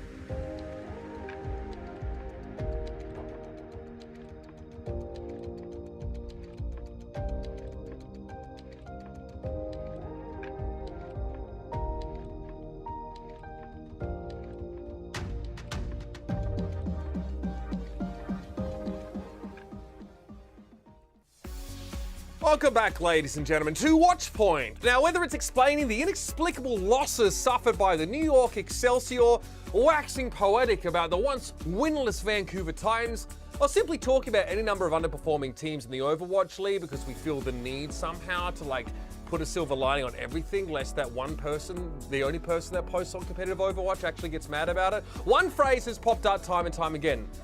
The talent is there. That's right, everybody. Music to my ears. Eddie, you like that, Danny? Yeah, I love talent Is there. is there. The talent. Okay, so obviously this is a phrase that love struck a it. nerve with me before because I know it's Genesis, right? A lot of these teams Amazing. seem to underperform despite having really good players, right? It's just it's a malady that a lot of Overwatch League teams suffer from. We're going to talk about a few of them today because we needed a segment for a B block of this show. Danny, who is the player on a team which you think embodies the phrase, the talent is there? I want to talk about a player from Toronto, Defiant, because the team has been sort of mediocre throughout the whole season. But after, I guess, Summer Showdown tournament, they really started to shine. And I think the player that I want to highlight is Hisu, because Hisu is a very talented player, and the talent is there, right? We've seen him play a lot of different heroes, and he shined. But I think it's his Sombra that really shows his talent as a talented player. And really shows that the talent is there. We've seen him play against the San Francisco Shock, and I think he was definitely one of those, I guess, that's the player that shined the most in this, I guess, comp that they were playing, of course, because Sombra is definitely a key part to this composition. And he put in a lot of work, and he did a lot of things for the teams, and of course, at the end, that sort of allowed Toronto Defiant to get the win against San Francisco Shock. And with Hisu Sombra, he has been known as a Sombra player ever since, even before his time on Toronto. Now, I think in Philly they were trying to groom him into being like a top sort of Sombra player. And that all those hard work and experience is now starting to blossom, and it's starting to show. And yeah, so I think he is definitely a talented player with that talent. So his talent is there with the Toronto Defiant. Great job, Danny. Thank you. Great job. Is this how I'm supposed to do it? No, it's not how you're You supposed get to do it at paid all. for the talent. This is I think so. What was the segment? Try to fit in as many talents as you can. Okay, I mean, we Johnny- are technically broadcast talent. We are. Oh, I mean, The talent is here. Talent is here. The talent is here. The talent is here. The real talent is here. That term is getting looser and looser, I think, as time goes on. Johnny, you got a bit of a different take on this, though, right? It's maybe the closest to reasonable I can sort of accept. As you want to sort of look ahead at a player who could be a rising star, and the question is the talent there? Is it embedded under some layers that need to be refined and such? So tell us, who is your player to look at? Well, I'm going to use this moment to really spotlight or highlight someone that I think is an up-and-comer in this league and who we haven't given a lot of praise for. It's going to be Venom from the Atlanta Reign. Of course, had another fantastic Tracer game yesterday. And if we take a look at some of Venom's stats, you're going to see that they're not spectacular by any means. I mean, he's 4th in hero damage as Tracer this season. But then the other stats, 9th, 8th out of 16 players. He dies a lot. I mean, out of 16 players, he's tied for 14th. But I think when it comes to the eye test, whenever you watch this guy play, it's clear that he is having a massive impact on the game. These pulse bombs are some of the slickest, the most amazing pulse bombs I've seen from any Tracer within the league itself. And it's fancy, but it's also effective. I really do think that Venom is having extraordinary impact in these games for the Atlanta Reign. He has a defined role. He comes in, he is the Tracer player of this team. And I think we're going to see more from Venom later on this season and in future years to come as well. There's been a lot of great rookies around the league so far this season, and we've given them a fair amount of praise. Someone we haven't really given praise for is Venom. I think he's been a standout player for Atlanta Reign. I think the talent is there, and I think it's going to be a name that you'll have to remember because we're going to see more of Venom. You only said here. it once. Talent? You said the talent. You need to is there. stop, Danny. Huh? You need to stop. No more. Talent. The You're not talent allowed. definitely is there for. Okay, this phrase draws my ire because you can basically use it to excuse any team. It's almost as bad as you win or you learn. One team, I guess, who's learned a lot lately then, and the talent is there, is the San Francisco Shock. That's right, yeah, the Shock. Let's use this phrase to excuse them. They've only won one match in their last 5, but gents, I propose to you that the talent is there. Look at this lineup. I mean, you've got Striker, on this team who comes in obviously all-time great on the Tracer. We're continuing to use that to excuse his level of performance so far. Again, number 1 eliminations, number 1 final blows in a 6v6 game, just quietly, but that's fine. We'll keep throwing this one up for you. You've also got Violet, right? Violet, you know, the play when we saw him switch to Cassidy that one time and he, you know, missed and then switched back. Yeah, Violet obviously on the Zen. This is his all-time stats. Number 1 in healing done. Number 2 in Transcendence dealing in a 6v6 game. Also, pretty low deaths for a player that we consider to be pretty aggressive in general. And then you got an MVP candidate proper. Wow. This is just this season, obviously, because that's basically his all-time stats in the Overwatch League. Number 1 in hero damage per 10 on the Tracer. Number 2 in elims. 20 elims per 10 is pretty insane. And almost 10 final blows per 10, right? And hey, this team also finally got a win yesterday. Maybe the San Francisco Shock are finally going to get the recognition they deserve as a team that has great talent, and their fans will stop being so damn pressed every time they lose a game. It's insufferable. There you have it. This is a team that shouldn't be struggling right now in this stage. They've made every stage final, but they've struggled to find the former glory of recent years. But it's not for lack of talent, because quite simply, the talent is there. Talent is there. You said talent is there and you're okay. Yeah.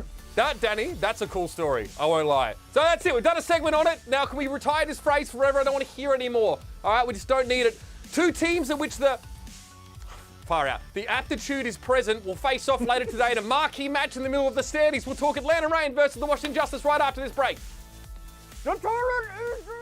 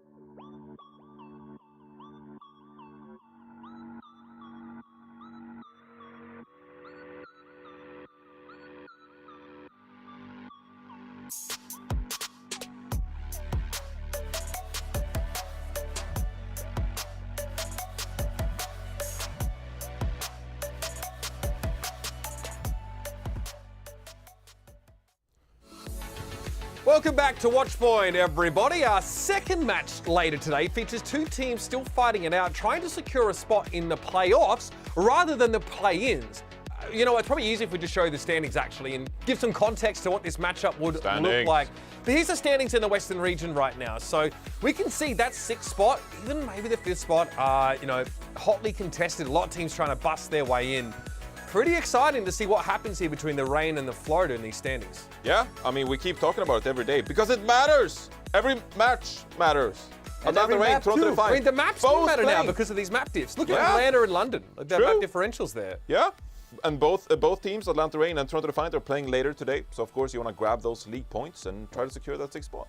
Yeah. So we know all the teams not eliminated will be in the play-ins and playoffs, but that's a week off that the teams would honestly love to have, especially with a new meta that's, I mean, from what we've seen so far, if the content creators have set our expectations at all, it's going to be quite insane on the playoff patch. Speaking of a new meta, though, Johnny, we're entering a bit of a bovine meta. You know We're what I mean? not. Yeah. Bovine? We've seen some, bovine. We've seen some battle cattle from both of these teams in this matchup today. So, Johnny, let's bring it up and start talking about this game, which again is going to be a pretty spicy one with the Atlanta Rain and the Washington Justice. I mean, really, okay, this is the one time I'll entertain this, all right?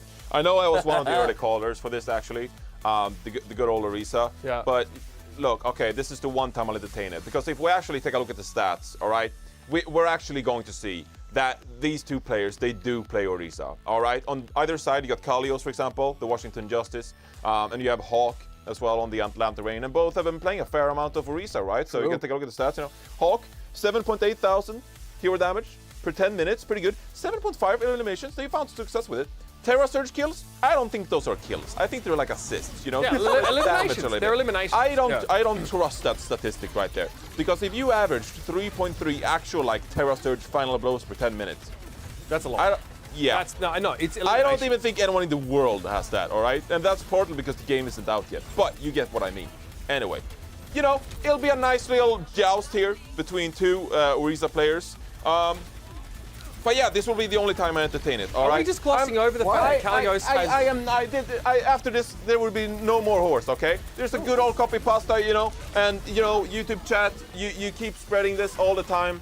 You keep spamming this in the YouTube chat every game, every time you see the horse Can you read it for yourself. Orisa throw, Orisa spin, Orisa slam, Orisa win. Look, okay, this is the last time I permit you, YouTube chat, to keep spamming this, all right? Because after this, I'm over it. Orisa is a garbage hero, all right? She sucks, all right? It's an absolute throw pick. Play the meta picks instead. Play the Diva, play the Winston. I don't care what it is, all right? Just because Orisa can throw and slam and stuff, it's not a real hero. It's absolute fake. I'm over it. I'm so over the Orisa gameplay, so this is the only time I actually allow it, all right? After this, no more. Are you trying to tell me that Kalios with 8 deaths per 10 on Orisa isn't exactly... He dies 8 times per 10 minutes? Yeah. 8! Hey, Hawks. That's tragic! Hawks Horsey looks a little better though, right? Because he's a good team! he's getting good stats because he's on a good team. It's not because horse is great or anything. It's That is throw pick. It's the Orisa buff. All this does is motivate people on Overwatch 2 release to play Orisa in my ranked you games. best know it. And I'm I'm gonna not be on having that. any Orisa in my ranked I'm games, definitely everyone. playing. Don't play Orisa in ranked. No, mean, she sucks. I don't know what to tell you, Johnny. She's coming. Sucks. Death comes on 4 legs, and she's coming for you, my guy. Danny, the odd off-meta picks don't end there, though, right? The Atlanta Rain also take to the sky at a much higher rate than the rest of the league. Let's talk Speedily. Yeah, Speedily, I'm sure we all saw yesterday's match against the San Francisco Shock. Of course, they lost, but I think Speedily was a standout player for me because of his Echo. League usage, the average right now is 3.9, and his rate is 31.4%.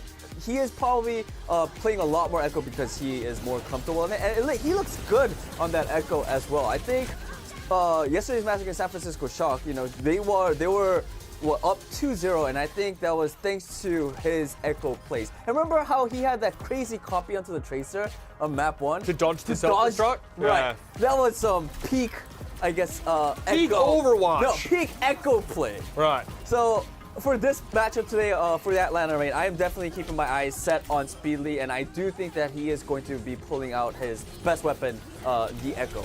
We were discussing this a little bit, Johnny, about Speedily having to play pretty carefully and sort of staying out of LOS a lot of the time on these maps, on Lijiang Tower especially, and that Speedily pick kind of ran out of gas towards the end of that series. Yeah, I mean, it was a bit of a throw in the very final round there on Oasis. Yeah. Didn't seem to work well with the team. I think Echo is a very vulnerable hero in this meta. I mean, we can just look at other examples. Exactly, yeah. Kickoff Clash, the Houston Outlaws, they leaned a lot on Dante's Echo, for example. Or it was not Dante's Echo, it was actually Pelican, yeah.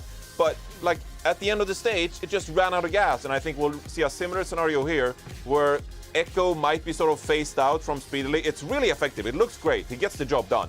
But I think over time you'll see teams adapt and they'll get poke him down accordingly. This will be a great opportunity for Washington Justice here to abuse this kind of fact and be like, okay, we'll be facing Echo. We know how to counter this hero. We have a great Tracer and a great Sombra player, and we're going to take advantage of this opportunity. Righto, chums. Trying to put your fake internet money where your mats are. Let's talk predictions. It's time to reveal our picks for this match and the others today. Let's see what we all had here, respectively. There's maybe Any surprises? There's maybe one questionable one, right? Yeah. Any surprises? Oh, really? All right. No faith for anybody in the Justice. Okay, I'll ask you, Johnny. You don't think that this is really that? You think it's a pretty cut and dry an Atlanta win here?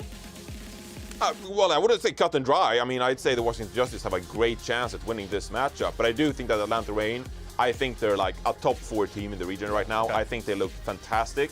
And so I think they're favored, but Washington Justice, actually, yeah, sure. Let me say this for Washington Talent is Justice. there. If Decay wants to play, then If Decay wants to play. If Decay wants to play. He doesn't have a choice. There's no one to sub in for No, him. I'm talking about like play as in like really like get in there. Big game. So I'm just saying, homie don't get we to all take the know. day off. Yeah. You know, was it Jeff from marketing going to sit down and pick up the headset and go for it? No, that ain't how it works. There's no bloody redundancy on that team. Anyway, that's it for the Watchpoint pre-show. Let's send it over for our casters for the first match of the day. It's Los Angeles versus New York. It's going to be Mr. X and Lemon Kiwi. How are we doing today, folks?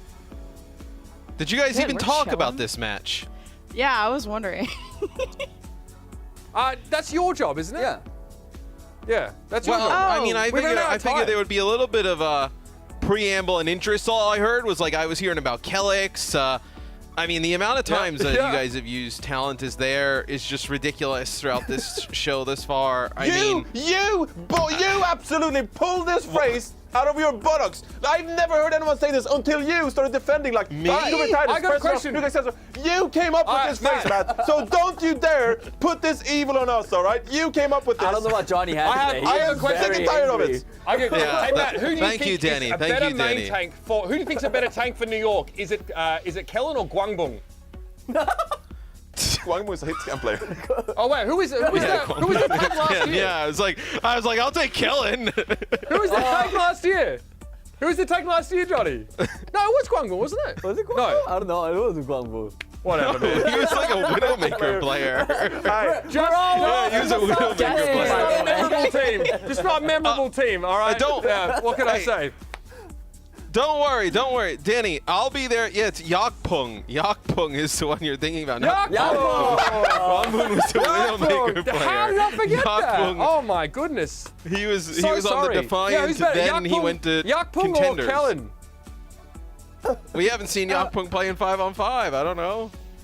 Okay, well, just saying. Was the talent Matt, there? you're done getting scolded. Des will I figure know, I got out yelled who is at. Kellen's next replacement, I guess, as we will actually discuss the match at hand, our first one, the LA Gladiators versus the New York Excelsior. I guess it's time to do our job, Matt. I don't know. I can see Mitch's face. He's just so disappointed that he thought that Guangbung was a tank player for New York. But no, it was Yakpung. Yeah, and you know, we've seen him a few times. He's not in this game today. It'll be Kellen for New York. So I like a lot of the players individually on New York. I just don't think they work really well together. I think that's the problem. I think you put a lot of these players in different situations, and they're probably pretty good, pretty fine.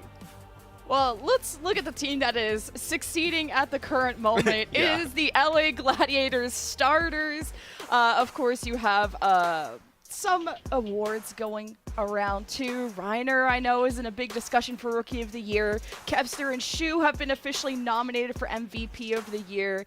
They're undefeated currently in this stage and are on the rise. Big fan of this team. Yeah, and they've kind of started to right the ship a little bit where actually that starting lineup was they had Funny Ashwin. It'd actually be skewed in the starting lineup today, which it looks like. So you won't see any Lucio play here. They'll probably play some other different kind of compositions. But yeah, I think this team has like really gotten through the tough part of the season where they went through a really tough stretch there in the Summer Showdown. I mean, they did not look good at all. I think Reiner giving him like a little bit of a break towards the end there. I think was fine. I think they're trying to do some dance running through the back of the cameras here. I don't know what it was. It looked like a terrible attempt at like the gritty.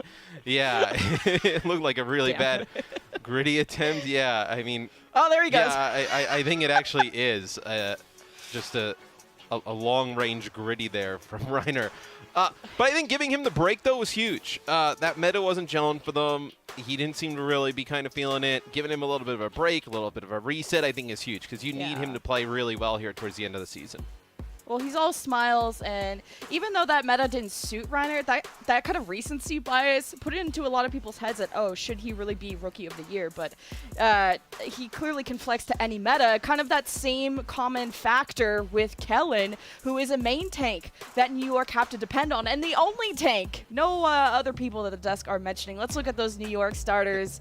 The same as usual. Unfortunately, though, they officially cannot qualify into play-ins. They only have 3 matches left, and it felt like their season was just starting to ramp up. You know, they had that win over Toronto in that first match, and that was a statement considering Toronto had a lot of success at the Summer Showdown, but it's been kind of downhill since then.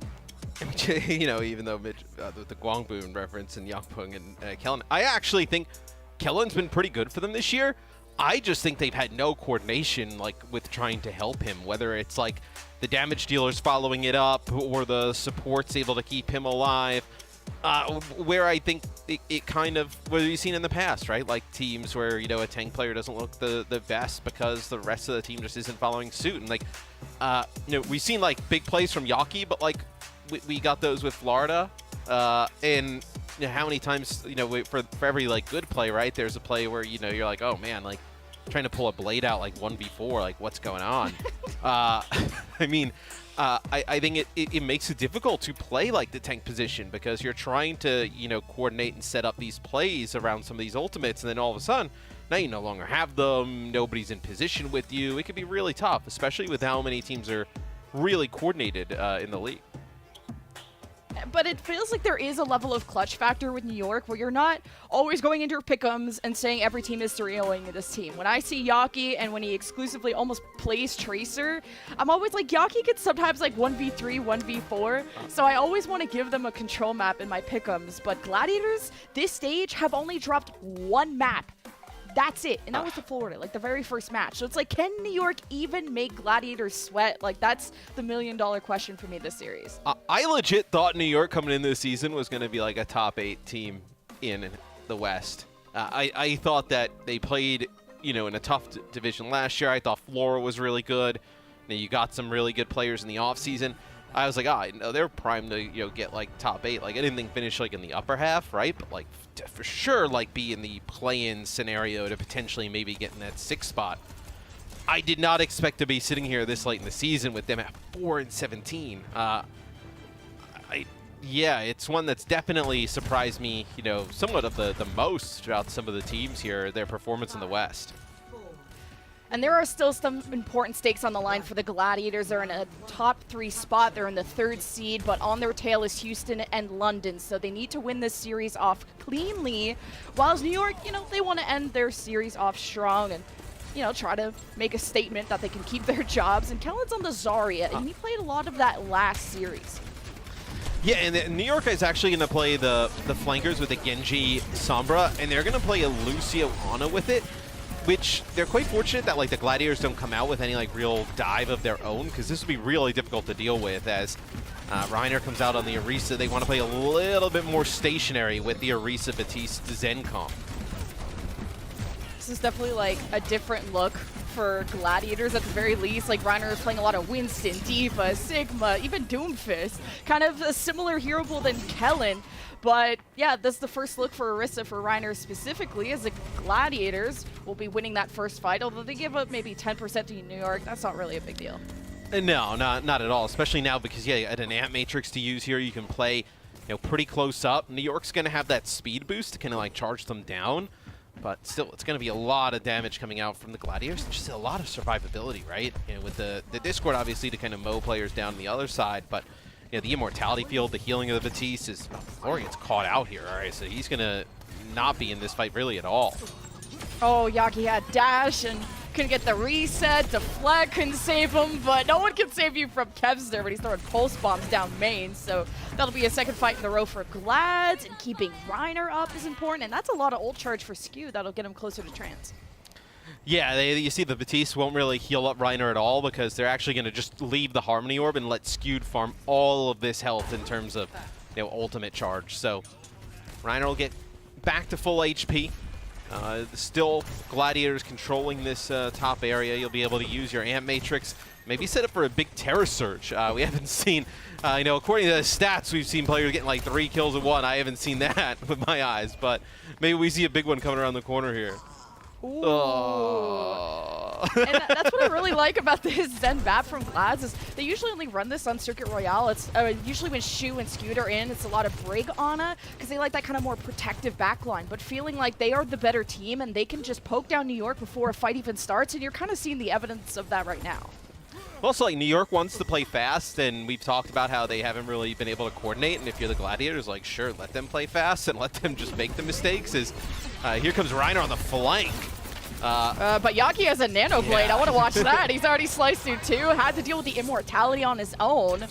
Still found success for New York in their first fight win. Now just having to deal with Kevster, who probably wants to just stall this out to 90-something, but now leaves, and New York are back in the driver's seat. Yeah, he gets themselves within 1-fight territory. Let's take a look now from Yaki's POV. So, he actually gets the immortality field first slash, which is probably why it allows him to just kind of take out the Batiste and move on forward. So, good fight win for New York. You're not going to have that combo for a while, though, so you're going to have to be able to use some of these other ultimates to get another win. Yeah, you just want to make sure you don't stack the EMP and the grab, but felt a little insecure against Skew that you felt the need to just solo EMP him. Probably just wanted to extend the hack so he didn't try to trans towards his team. So we'll see if that was worth for New York, as they'll now have to depend on the grabs. They feel this fight isn't winnable without ults. Reiner pushing away. Excelsior now using the sound barrier to just keep hold of that choke, and all the kills are going New York's way. So as long as they conserve this grab, they can use it for the next fight and maybe make a 0 to 100 comeback. I don't know. Yeah, I still think you're in a pretty good position if you're the Gladiators. After those fight wins from New York, they used a lot of these ultimates. The Gladiators use absolutely nothing. Transcendence here available here for that grab, and you also have the immortality field in the way. Yaki's able to get a kill out of it, but here comes the rest of the Gladiators. Yeah, like you EMP'd to try and mess with Skew's trans. You didn't see him pop it. You should have known that that trans was going to come out for the grab, and Kellen went inside of that room when he could have just right-clicked. He saw the lamp come up. I'm very surprised Kellen felt he wanted to commit to that, but 99% to Glads, and he flipped the point. And you have just pure dominance everywhere. On the high ground, you have presence on the point. New York, they have so many different angles they have to engage on. And Kellen's back on the Doomfist. He gets nanoed, but you don't really want to spar with an Orisa. And he gets his jump messed up. Here's a Terra Surge and slams Kellen down like a pancake. That is round 1 for the Gladiators. Yeah, the Terra Surge is used there. It doesn't actually get the kill. Takes a while for Reiner to even set it up, but I think that's going to be a difficult kind of composition and play style for New York to deal with all day long, trying to play that aggressive style into the Gladiators, who are playing definitely more of a stationary type of game. So we'll see New York in this next round. It looks like they don't really want to change much, where the Gladiators look to be hovering maybe something a little bit different. Do you play the Orisa with Sombra Tracer? That's a little bit new and different. Looks like, okay, Reiner will play the Diva, so get Diva with the Sombra, and then Kevster probably moves over to Tracer here. So gonna play the Diva into the Zarya, which is definitely a little bit scary. Yeah, you can't Matrix those. So we'll see if Kellen can get charged up and how far he wants to extend. I feel like his confidence grows with his energy growth. While New York, they hold on to Mega Pack. The Gladiators have their support on the high ground. Happy's kind of hovering around. New York already lose floor on the engage, so Gladiators are starting to surround that Mega Room, and maybe they'll send Shu or Skew to cap the point, but New York at a disadvantage. Yes, in New York, they try and take control of the Mega Room, and maybe I could think, force the Gladiators into a fight there? But the Gladiators don't really need to do that at all. Reiner can just sit here on the high ground, control this as Diva. You take the point because you have that side of the map kind of free for your own self. Look at this. I mean, New York has to cross this large span in the middle of the map, taking loads of damage. New York have middle map control, though, and they'll have a natural high ground to jump down upon these supports. Yaki's doing just that, and he just has to depend on Kellen giving him bubbles. He's antied, and Yaki needed more help than that. Where is Flora? Flora's busy hacking Reiner, so you already have different focus fire, different goals within New York that is going to cost them these fights. You really have to have this Sombra work with somebody. Or maybe Yaki was the one who was up apart, but either way, Pulse Bomb into Ho 1 as Gladiators nano Kevster just to assure success. New York might have flipped the point, but I think this is only temporary. Yeah, New York takes the point back, and maybe they're able to actually hold on to this, as you have this sound barrier coming in here from Gangnam Jin. So Yaki, and I believe that's Flora there, so they're able to actually win towards the end of that, so New York holds on. You do invest the sound barrier into that, which maybe you didn't need to do so, but still, I think in the spot that you are in, if you're New York, right, just letting the Gladiators get to maybe 50% isn't in the equation. Yeah, whenever Kevster's alive, I just assume Gladiators are going to win the fight, and then Yaki's actually made a tremendous impact. The first and second blood here, killing both supports of Glads. If you demech Reiner and maybe even stall him out in Baby Diva form, then that's more time for New York. They're actually in the lead. And that last fight was turned by a double kill from Yaki too, so he's on it today. Yes, he's been making really nice plays for the supports, and I mean that's kind of the thing with Yaki. Like when he's on, he's picking up these kills. It looks awesome. Sometimes it doesn't really look that great. As Flora actually uses an early EMP, you just get shoot. Yeah, at least that was your primary target. If you thought he had the Transcendence, you didn't want him to try and save the team. I like the attempt of a counter EMP from Happy, as Excelsior were clearly trying to overextend to kill Skewed as well, but New York seemed to be stabilized and they have map control. So you'll see the Gladiators trying to move a little bit to the high ground. So pretty big biotic grenade hit there. Is okay, Yaki's got the blade. Oh, Transcendence immediately in response, 45 HP, almost got around the corner. I like his little eyebrow wiggle whenever he dies. It's like, he's like, huh? It's like, that's my exact face all the time. So New York, I mean, they lost control of the point, but they have some ults that they could try and get it back with. It's just, but like, could you have held on to that blade and maybe gotten a better use of it? At that point, it's like, what, like a 2v4, 3v5 maybe, like in that type of scenario? Like, you would love to have it here, like if you could have used, let's say, the Grav, gotten the Trance out, and then had a Nano Blade combination, which you would have been able to use here. Like, I think those are some of the little things that New York with decision-making, it ends up hurting them in the long run. Nano to Yaki, already assassinating one of the supports, and Flora's actually with them. So you're seeing that synergy from New York already improve off screen. Gladiators don't have any supports, so it's about farming and keeping, extending what you have if you're the Gladiators. As Reiner thinks he wants a second chance at this, he gets back into the mech using the self-destruct when he loses his life. Dives towards the point to try and keep the overtime wick burning, or at least start it, and it's not going to happen. New York will send us to round 3. Yeah, Kevster was going to be the one who was going to contest, but he actually got caught up in a grab, so wasn't able to get there to the point to even make a play for it. So New York sends it to a third round. It's something that, like, could you say this is expected? Like, probably not, but are you surprised? Like, I don't think really at all, as New York is definitely capable of playing, you know, up to par with a team like the Glads. But at least you're seeing those adaptations. I feel like there's a lot of player agency with New York where they, if something goes wrong, they try to fix it immediately. Whether it was the coordination there, getting split up and then reuniting. As the Gladiators, if it ain't broke, don't fix it. They're undefeated. They've only lost one map this whole stage. They can keep doing what they're doing. Now it's the double flanker versus double flanker, but different tanks here. So we'll see, yeah, with Kellen going over to the ball, and then Reiner staying on the Diva. So Diva, how Johnny mentioned, I think, has really kind of become like the go-to tank in a lot of situations. Maybe not into like the Zarya-based compositions, but the ball, we've seen such like mixed results from, where they weren't really having any problem dealing with the supports, right? I mean, Aki was able to do that on the Genji alone. You don't really need the ball pressure, potentially. It's like Kellen's been kind of hovering behind the supports of Glads and maybe try and push them out of that drum room that a lot of people like to shelter their supports in. It's got a lot of good cover. Kellen wants to cause disruption, and so he does. Just has to be careful of getting either slept or hacked. That's why a lot of people are not playing ball right now, and they prefer Winston or literally anything else, but it's rather successful for New York. Kellen sets it up, and the kills are following through, and New York haven't dropped anyone.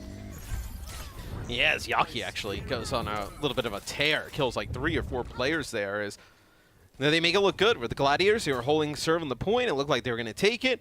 And then New York comes in with this dive with Floor and Kellen like coming from one side and Yaki kind of collapsing from the other. That looked really good. They're able to do it with both supports, where now they've had a really difficult time since the Gladiators have gone to like this Ana Zen. They've had a difficult time keeping them alive. Oh, Kevster, all he has to do is keep chasing Kellen down, forcing him to move, but then Yaki might want to babysit him too. There's a kind of a lot of rock, paper, scissors happening on who you need to keep in check, as Excelsior did have the point, and Gladiators kind of send, I think it was maybe Kevster or Happy, just to maybe get a flip, and it summons the attention of Excelsior back there, and without Kellen, you don't have that initiator, so it's up to Floor and Yaki to actually flank and start assassinating people like Floor just did with Shu. So what is Kevster trying to do? He's going to shut Yaki down. He's clearly a threat and one of the best performing players on New York, so Glads are good at realizing that, but a transit's been forced from New York as they hope to keep the point. In response, though, a Floor EMP to follow up with this fight to assure success to New York. It seems to be the case, although Glads did manage to steal the objective only for a second, but New York are trying to get it right back. Happy thinks this is winnable, and EMP is dropped. There's no support ults for New York Excelsior, and that's a critical sleep from Hole 1 to get Happy out of the picture. Yeah, and they nanoed Happy there as well, and they're going to use a Transcendence here, so clearly they think this is winnable with like players like Reiner coming off the spawn. I think I'm counting a 3v3 as Yaki just enters the fight now to equal things up. Point flip back to Glads. It's 74% to New York, though, so they're still in a good spot. Yeah, if you're the Glads, you got to have Kevster land this pulse bomb early, get like a pretty easy fight win, and that's exactly not what you wanted to see. Is Skewed pokes out a little bit, and Gangnam Jin takes him out at a distance, so now New York with an opportunity to get right back on the point.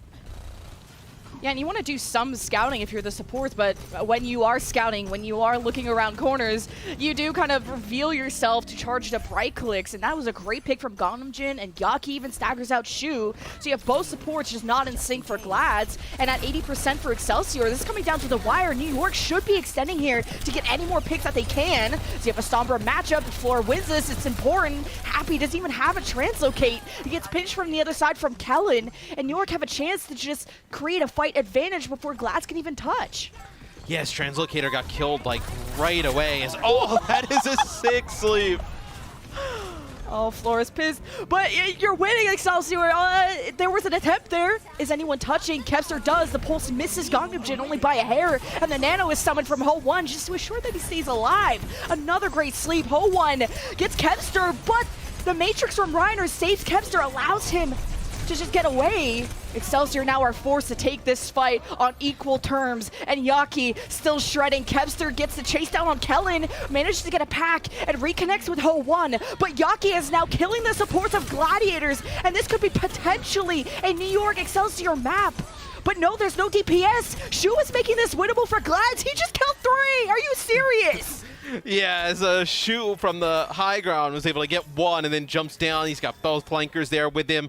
They're able to deal with the rest of New York as, this is going to come down to the wire. You kind of feel like it with the Gladiators having an EMP and Transcendence coming up online in a prime position to take the next, 2 fights with some of these ultimates. Looking like a potential 1-fight game coming down here. Okay, don't get slept. And this EMP hits both supports. Actually, only Hole 1. Gangnam Jin wasn't affected somehow, so the Transcendence will kind of escort him back to a safer location.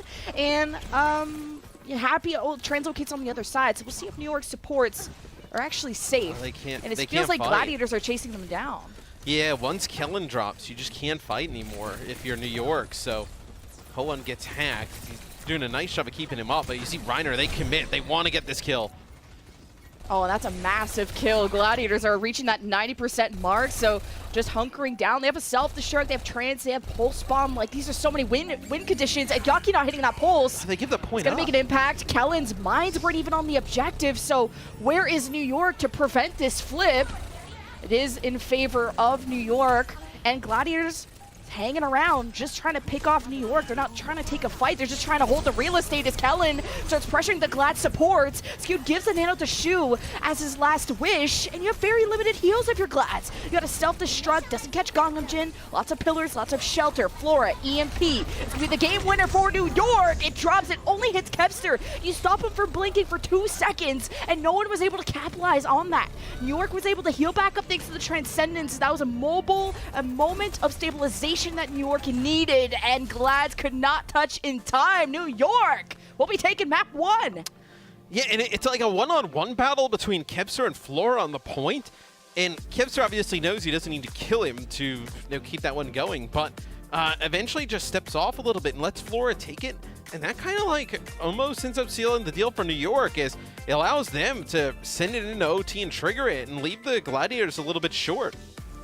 19 final blows for Yaki, 24 and 8 in total, 23 and 4 for Kevster. I think Kevster outdamaged him by 3K, but a lot more final blows for Yaki. He was really good at keeping New York into this. This has been a great series so far. I mean, Glads have only dropped 1 map this entire stage, and now their second one to the New York Excelsior. This has been a blast, and we'll see you guys on the other side of this break for map 2.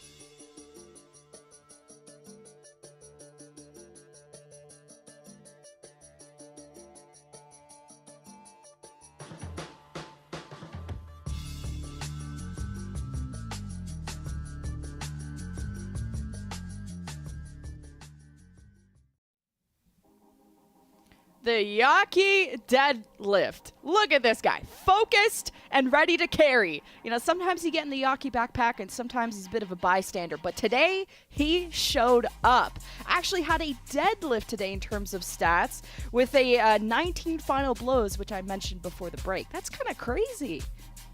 Yes. I mean, Yaki, he's such like a polarizing player, I feel like, in terms of where he stands in the league, or where people have...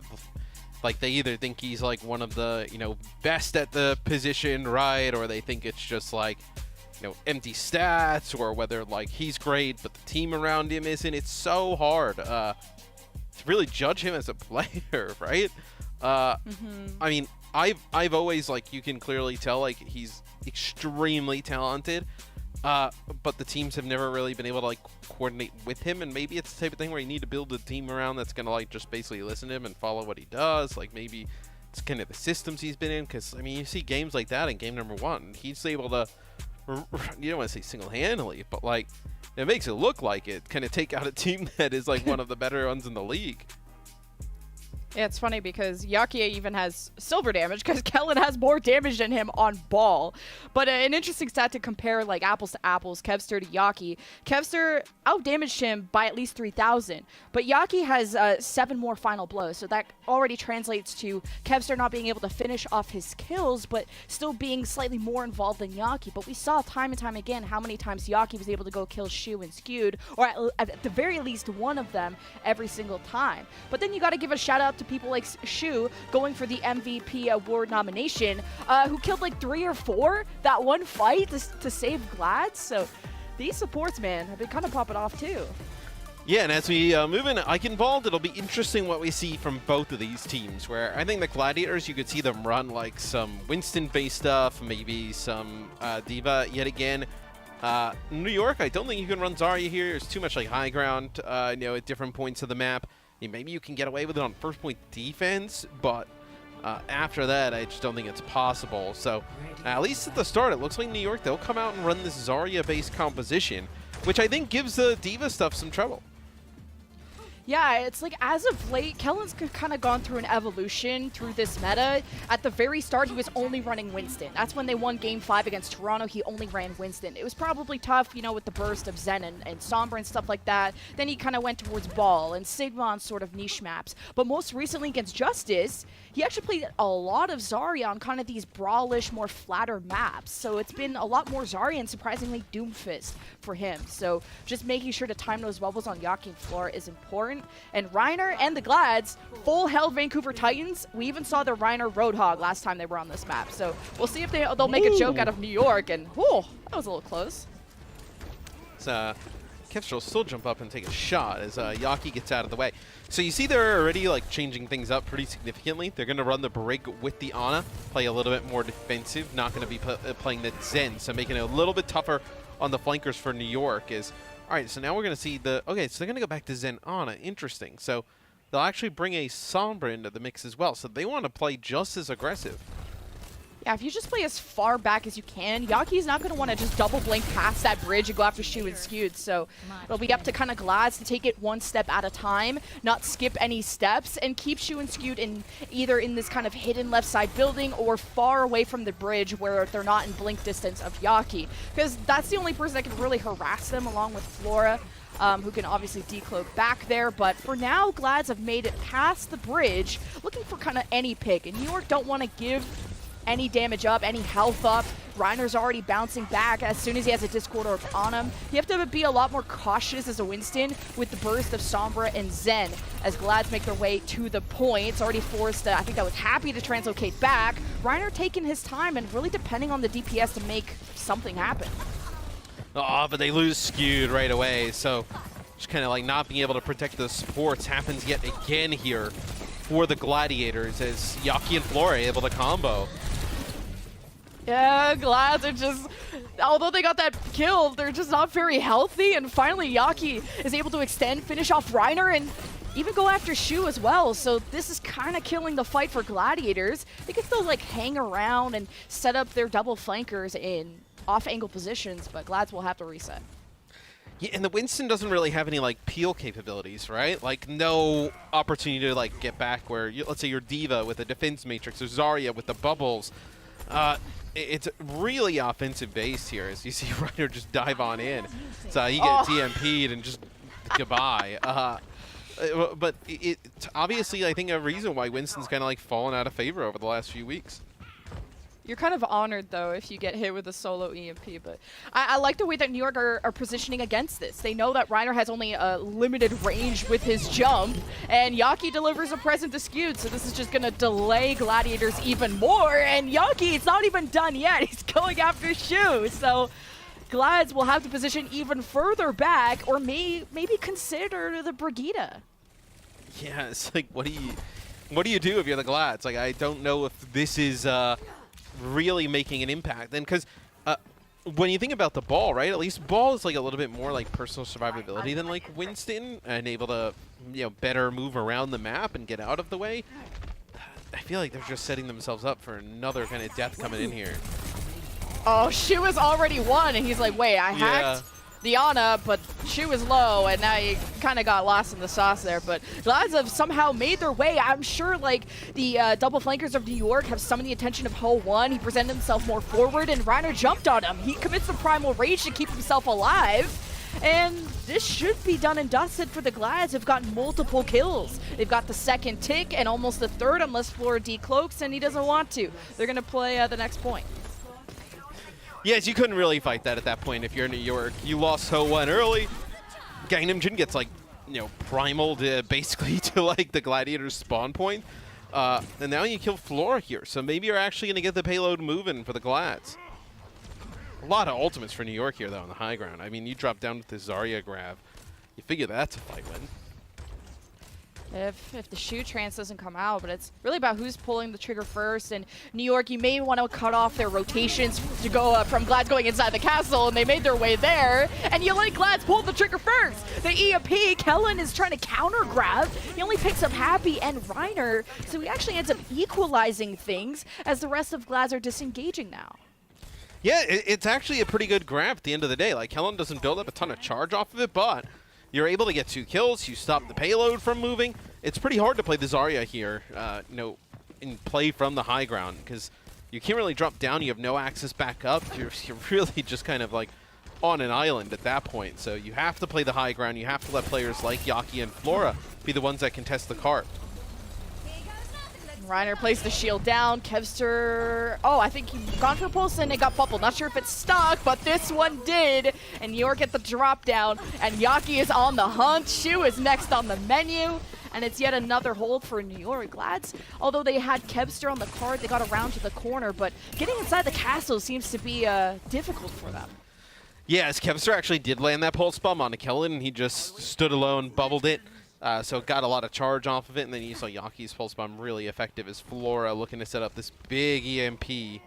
So it looks like, yeah, the supports know it's coming. Shu's trying to hide from it.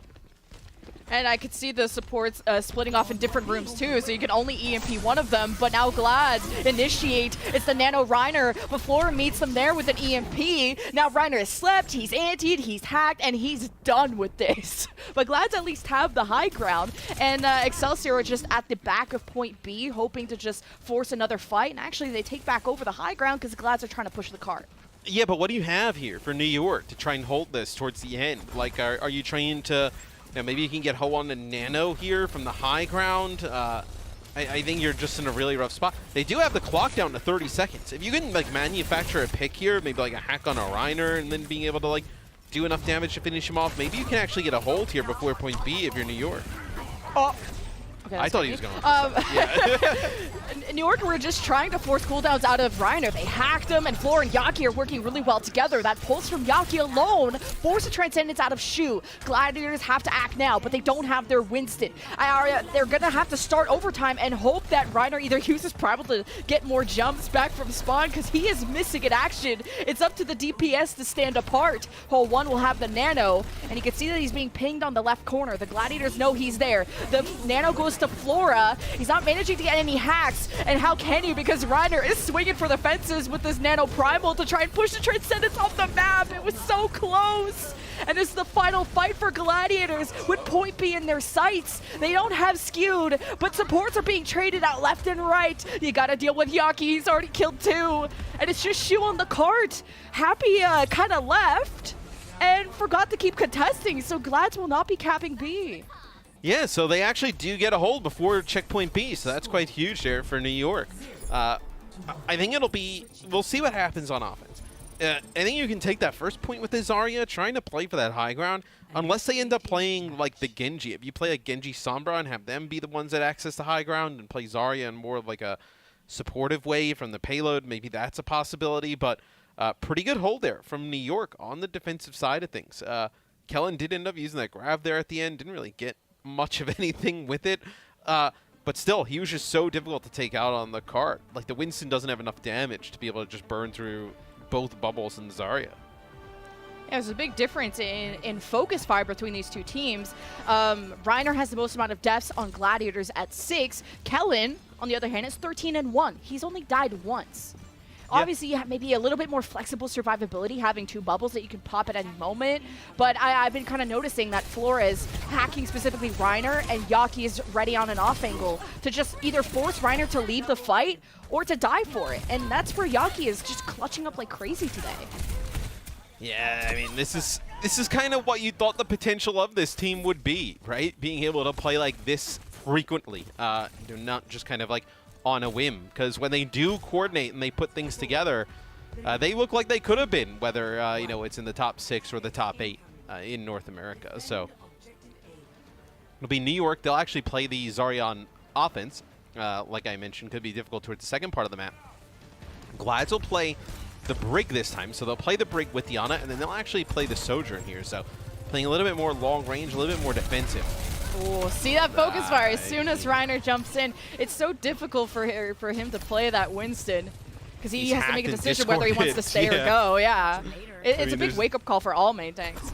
Yeah, there's like nothing he can do, right? I mean, he gets hacked, he gets discorded, he's getting shot from behind by the Sombra, who's getting the damage amp from the discord and just the hack. Somehow they're actually able to hold on long enough to get him back into the fight.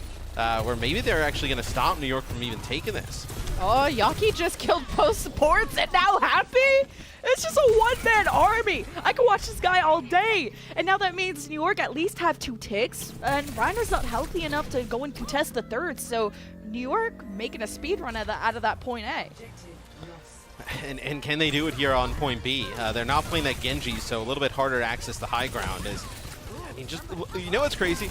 Just watch the players from the Gladiators whenever we're like watching, whether it's from Yaki's POV or Flora's, like everybody's looking a different way because the attack is coming from so many different angles. Like they have Gangnam Jin firing off orbs from a distance. You know, Yaki's coming from one side, Flora's coming from the other. The difference here compared to like some other times we've seen from New York is like they're all actually focusing the same target as opposed to just kind of everybody shooting at something different. Yeah, I mean, I noticed that already on Control when Glads had like less final blows but more damage. And New York, it feels like the hacks and the tracers and everyone is on the same page. The fact that Kellen only had 1 death in that 1 round tells me he has time to bubble himself, get to a safer position, bubble someone else. Like, you should be able to just run this Zarya down, but the running down is difficult. Kevster misses that pulse, trying to harass Gangnam Jin, who gets nanoed by Hole 1 to keep him up, but that means the New York DPS did not get any help. And Happy on this high ground is just free shooting, and now he drops down to go for more. That's his 3rd kill of the fight. Yeah, and this will be the hardest part of the map here for New York, trying to push through this area where they don't have access to the high ground. If Flora maybe gets a hack, that's really about it. Yaki's got to use multiple blinks to try and get there. But it's going to be difficult for the supports and Kellen, right? Lots of high ground there for Skewed to fire orbs down from, Happy to shoot as well. And you can't contest any of it, force them down from it. You're really relying on Flora and Yaki to do so. Oh, see, Glads are trying to cut off those rotations from New York inside of the castle, but Reiner gets antied down the corner. He'll go back to the high ground. So New York are established at least in the castle, but what awaits them is the rest of the defense on the high ground. So Kellen is at least communicating how he wants this grab to go down. And he's probably expecting the skewed trans, but if he's not here, he can't use it. But they have to pop the bubble. And Glads ended up saving themselves because of that. Reiner got slept, but he is woke. He tosses somebody off the high ground. And there's that late transfer skewed and Gangnam Jin. As there's a lot of chaos on the high ground, but Yaki lands a very important stick on Shu, and that means Glads have very limited heals, and they're on a limited clock on how this fight will break down. New York, by the way, have been pushing the cart almost this entire time, so this is going well for them. Yeah, that's actually the overclock there from Happy as well. But Yaki takes him out as Yaki's just been a menace on the Tracer. There's been no slowing him in Flora down, as Happy will go to the Ashe now. So just trying to play the Ashe. Maybe you can circumvent like some of these players and get towards the high ground, because it's going to be tough to make a difference here at the end. Glads are going for high ground when the card is approaching its destination. The box of victory is there. One last touch, and that's from Reiner. He's got the Discord Orb on him, and no Primal for this fight. That's a stick onto Kellen. He got nanoed, and he only lived for a second, but the focus fire from Glads reigned true at the last moments, in the last hour. And New York will have to fall for now, but they have still they had 2.5 minutes, and now only down to 2 to finish off this map. Yeah, and what, a little bit more than a meter to go. Not much at all to get here for New York. You can play for a Pulse Bomb, you can play for an EMP. The EMP may be enough. It's just, how do you get Happy here off of this high ground? You're going to have to dedicate a player or two to do so. And you see, if he starts hitting some of these shots, it's going to be difficult to even get in. I like the swap, too, to this. I mean, he was doing perfectly fine on the Sojourn, I think just had issues charging up, so consistent damage of Ashe is nice. And Glads, I like that they keep an eye on their castle, they keep an eye on main, and they're doing a lot of scouting, as it's up to Flora to get past all of those defenses, get behind them with an EMP. They did spot New York supports, though, in castle, so they should know this is their vulnerable position. They already go after Ho1, and Gangnam Jin evaporates before the Flora EMP could even get focused on, but Flora has killed 2. Yaki is alive, and he slept, so Kevster finishes him off. And New York are stuck in this 2v2. Reinforcements around the corner for Glad, so all Kevster has to do is live on the cart, and that's difficult to do as a squishy character, but Skewed's there to give him the orb, and New York will have to officially give this up. Yeah, New York doesn't feel comfortable enough to fight it. I thought for a second maybe they end up using the grab, just trying to kill Kevster. You still have Flora there, but they decide to hold on to some of these ultimates. Try and fight yet again, as Kellen will have a grab. Yaki with a Pulse Bomb here. You're not going to get everybody like grouped up easily. So Gangnam Jin will have that Transcendence as well, in case they try and put some pressure on the supports coming on in. It's a long rotation from Yaki. Yeah. He's trying to go after Skewed. I guess what are they going to try and do? Get a hack here on the Skewed and then finish him off?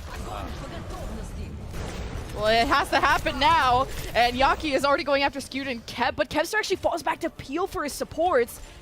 Kind of neat knowing that okay, we don't know where Yaki is. He's got to be somewhere funny because Glads had an eye on their castle. Now Reiner will be back on the Doomfist, and spawns are real close. Yaki pulls his shoe, and the kills are falling for New York. Yaki gets pulsed because he's popping off, but this bomb from the Ashe of Happy was the last-ditch effort to just stabilize and keep the cart from not moving. This 2.5 minutes for New York has dwindled down to overtime, and Glads are under fire. It's all 4 of New York here and spraying these doors down. Happy's back on the Symmetra to just give them a teleport, an easier way to get back to the cart. And as he's been left alone, he's charging up. He's killed 2. How are New York choking this? It was 4v1. Are you serious?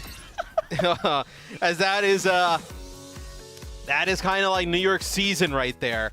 As looks like under the absolute penalty. Yeah, I mean, that is one where New York, I mean, they get 2 minutes to get like 1.5 meters, not even. And they're not able to do so, and multiple times got a player advantage. Really, you know, just not played well from New York there towards the end.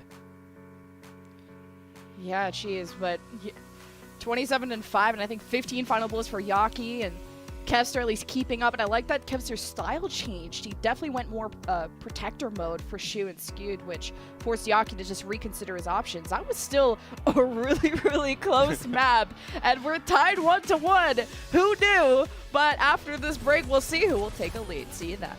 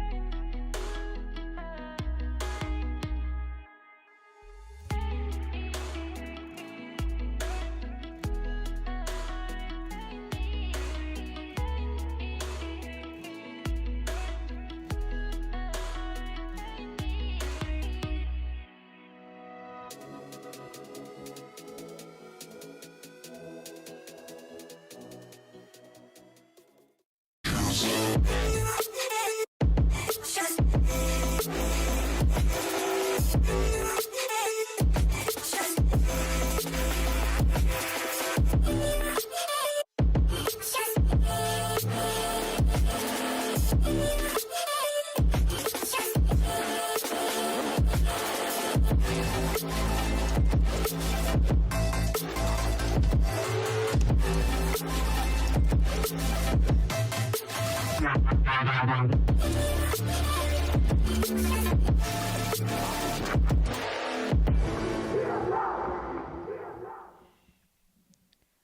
you guys miss that? An absolute felony was just committed. The New York Excelsior had almost 3 minutes to push 1 meter in these 4v1 scenarios, and Glad's clutched up, man. Respawn's too strong.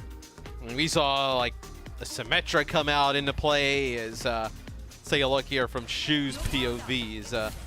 He just gets the, yeah, I mean, that's just the nano on the Kevster because he's the only person he can see is Kevster. On the payload is the Tracer. Tracer already does a ton of damage. Just, yeah, with the Symmetra help, able to finish some players off is that's how you end up with the hold there. Man, that was one of the odder endings I think we've seen in a while. Bit of a choke there at the end. I like that Glad's adapted, though. They even brought the Symmetra out with the teleport at the top kind of door. I think that allowed just Respawns to get back so quickly, and it's just when all chaos lets loose, New York just maybe got too stressed, too pressed, and could not impress at the end. So it won't be a map win for them, despite I thought they were performing A+ throughout. They were, and then like they had multiple times at the end, and then they just kind of like beefed all of them. You don't want to say it's like typical New York, but like it kind of feels like, you know, with how the series is, like, yeah, they, you know, they step up. Like, you get a sick game out of Yaki and Flora for all map 1, they win that one. You know, you get what they played better than the Gladiators for like 90% of the map, pretty much. There, map number 2. Yeah. They end up losing it. You just wonder, like, what is their, you know, confidence level? How is their like momentum now going into this third map? Because, like you mentioned, they've had a lot of rough moments, I think, throughout this series. A lot of frustration. Can they, like, you know, rebound and get the mental back on track?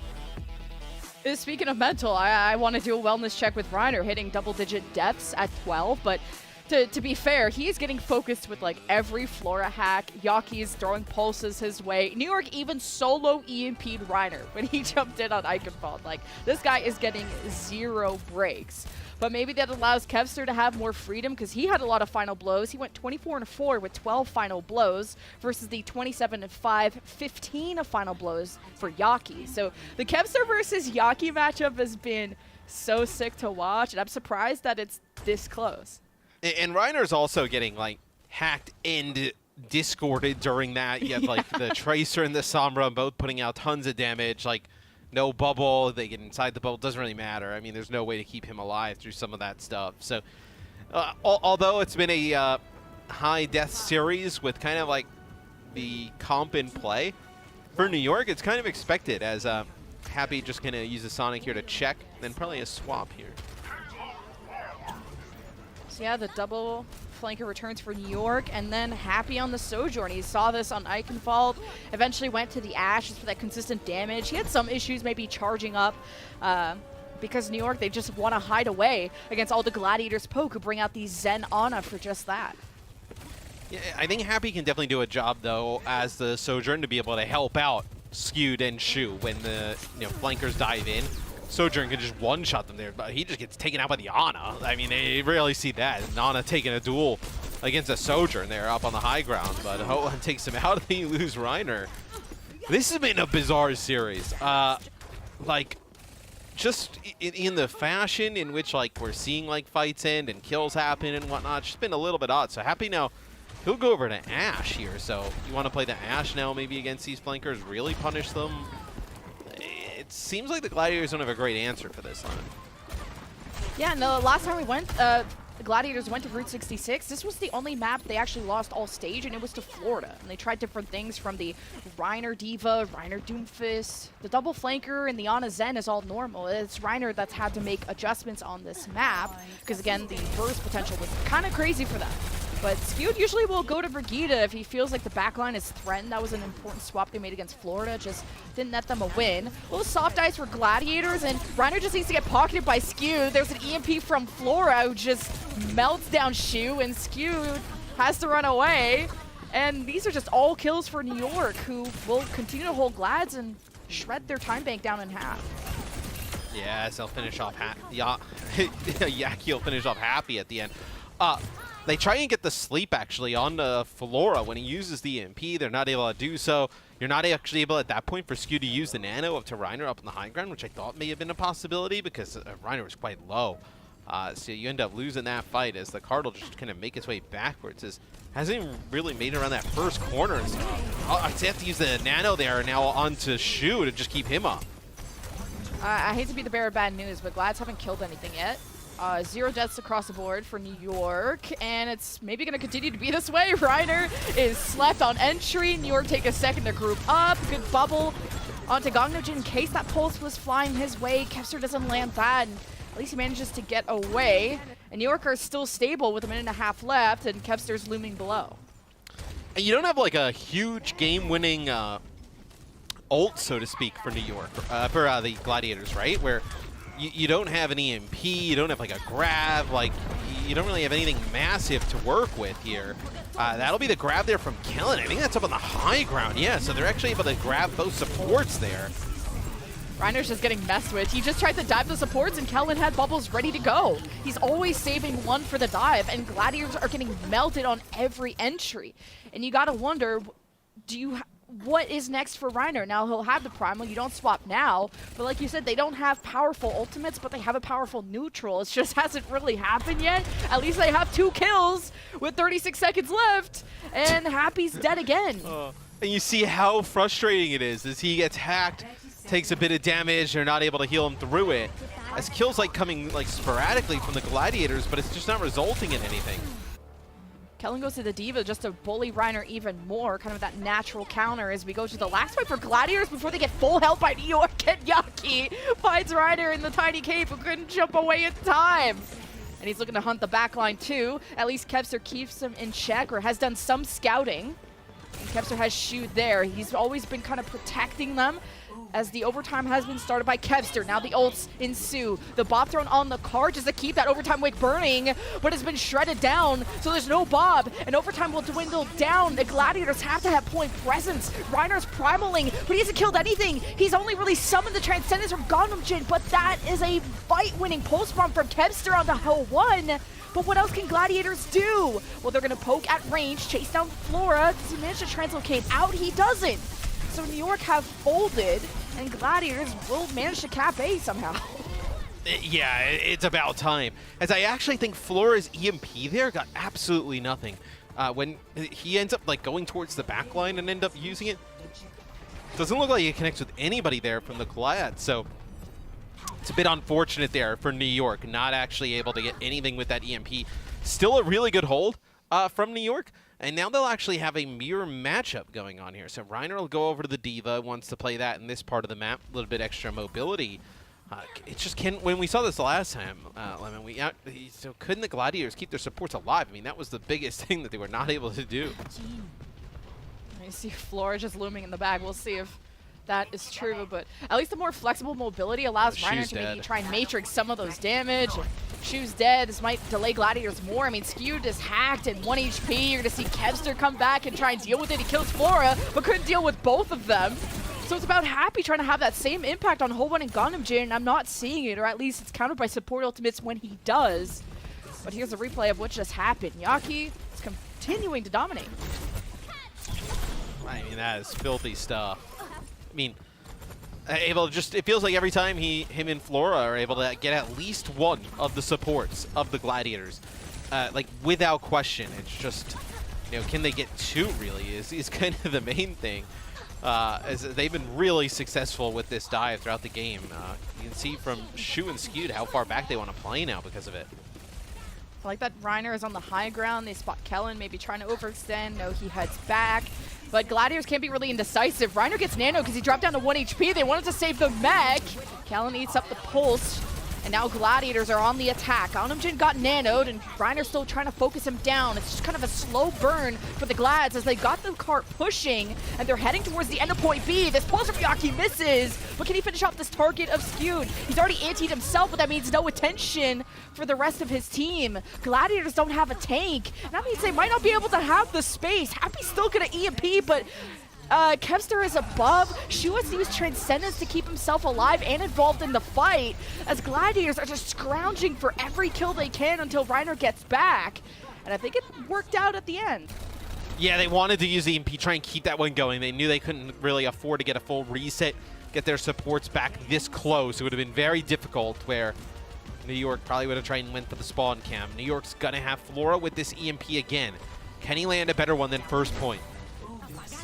Or EMP, Shu falls over, Scoot's on the opposite bridge, not accessible to that Sombra yet, so you at least have a source of healing for Glads. And all that pocketing has to go into Reiner. He's shoving and bullying everyone out of his way, and Kepster hits an important pulse in the Ho 1. And that defense is just over for the New York Excelsior, who won't be able to stand tall on point B. And Glads, through overtime after overtime, now head to point C. And this does not feel good for New York. Time and time again, you've had an opportunity to get these holds. You allow them to stay in the fights and in the game. And the Gladiators, we know how good of a team they are. They could easily get a full hold on their defense. So it's been pretty poor thus far for New York now. I know some good attempts, but you gotta seal the deal before point A or point B, because look at this, Glads, you'll have the self-destruct, you'll have EMP here, you'll have a nano, you have a lot of ultimates to maybe get this one close to the end. And Glads will have to do kind of these short rotations to avoid being exposed out in this open portion of the map, utilizing the left side as Yaki's on the opposite. Hoping to just maybe dwindle down Reiner. He's been the focus of New York's attention, hence why he got those double-digit deaths on Eichenwald. But now more of Shu. Shu's orbs are going into Yaki, forcing him back. Here's an EMP from Happy onto those supports. Gangnam Jin is dead, and Ho1 can't decide who to give the nano to. So maybe Gladiators choosing to give up that fight, or to keep that fight going. New York choosing to give up that fight and recontest for the last one. Still, though, I mean, they're going to have the nano. You still have the self-destruct, now a pulse bomb. So New York is, they're kind of threatening here on giving this one away now to the Glads, as that would be all the momentum you would think going towards the Gladiators. Need a good nano target, maybe Kellen, if he has a lot of energy, and they do believe he does, and 2 kills already for New York. 5-on-3, Reiner is nanoed, and he has a self-destruct. He's gonna lay it down. Can you get away? Kellen surely has a bubble. Gives one to his teammate, one to himself, survives it. New York anchored on the point, and Glads nowhere to be found, so they will not be capping point C. It still feels like a win, though, for the Glads. I mean, they were 0.36 away from completing the map, and New York had 2 opportunities, one to get a full hold before A, and the other with a good set of ultimates before checkpoint B, and were not able to seal the deal both times, even with like going up an advantage in players both times at both parts of the game. So that's one, if you want to beat these top teams consistently, you have to be able to get away, with closing those games out in that type of environment scenario, where see how New York does now on their offense, but they put themselves in a way tougher spot than they should be in. Feels like Happy's more consistent on the EMP usage of killing Ho1 and Gangnam Jin a lot more. I wasn't seeing as much of that presence on Eichenwald. I mean, just comparing to Flora, who was outshining him, just Flora and Yaki outshining in that department. But, I mean, Kevster's following up with those. He's 16-1, 9 final blows, most out of the entire lobby. So Kevster's kind of elusive, and he's contributing a lot to clutching up in these final moments. I mean, it's overtime after overtime. Gladiators with like a minute and a half. I wasn't even really expecting them to cap C. I wasn't even expecting them to leave point A after how they started. Yeah, it's, well, now let's see with the New York Excelsior on offense, do they decide to play the Zarya-based look? It's a possibility here, although I thought their Diva play has been quite well. They'll actually go with the Zarya, so won't be able to access like the top of Big Earls with the tank play, to really kind of help those flankers, but those bubbles from Kellen have been huge, whether it's onto the supports to keep them alive, or, allow Yaki to play a little bit more aggro. Yeah, you pointed out that he straight up safe skewed from a pulse bomb with one of those bubbles on Eichenwald. So Kellen performing really well in the Zarya today. And I like that he's been on this, because he actually started with only exclusive Winston at the start, and found out that lesson the hard way, that Winston don't be living very long. And that's, I think, why Glad's like the Diva instead. You just have a flexible matrix and a short cooldown on mobility. It's a lot easier to play than a Winston. But you need to be kind of close range, so Glads is about important those rotations. They're kind of hanging around Cave and really just staying in their main road, trying to cut off New York from the cart, and Ryder almost fell off the map. What's going on? Yeah, and the cart is actually still moving for New York. It just makes it really difficult for, the cart's still moving. It makes it really difficult for the Gladiators, like you saw from Reiner's POV, he sees where Kellen is, and Kellen's moving the cart and can't really contest that because you don't want to just contest the Zarya's diva in like that one-on-one scenario. So they have to kind of like wait a little bit till there's like a large gap, and then they go for the flankers, but they give up so much payload progress in the meantime. And now because this cart is so deep, I don't think Glads can just go for this super aggro initiative, just playing main and extending from there. They kind of have to have someone back at all times, and preferably Kevster, and that's a stick on the whole one, so that'll delay things even more for New York, unless Yaki can get a trade stick too, but Flora was just trying to get some car push to stop it from going backwards. Yes, I think you'll have to wait a little bit. Get Ho-On back in the fight. No reason to press at this point for New York. Now you still have 2 minutes here on the clock. Still a decent amount of time. There's some ultimates coming online from the Gladiators, but New York's still in the driver's seat with how much they got payload push thus far. Happy was spotted. Oh, he's in between them, EMP, and Ganamjin is just popped instantly. Happy slept, so, but does Flora have the burst? Okay, he has the headshots, he's good. Happy is out of the picture. Flora is also killing Reiner solo. So this is an opening for New York Excelsior to get back on the cart. It's sick from Ho-1, able to stay alive through all of that, right? You know, keeps himself alive. You know, the damage coming down from the Sombra and whatnot. Kellen obviously there with the bubbles, but that's massive. It's going to force Happy to make a switch. That's a pulse bomb that connects and forces out Transcendence. And that's the EMP right after. Flora hits the backline, Skewed evaporates, and Shu is left on his own to try and heal what's left of this defense. You got Reiner and Kevster working around the carts, and it's 2v4, I think, and Glads are just not in a position to keep this going. So a good chance for Flora. I mean, that was a great EMP from Flora to wait for the Transcendence and backfire.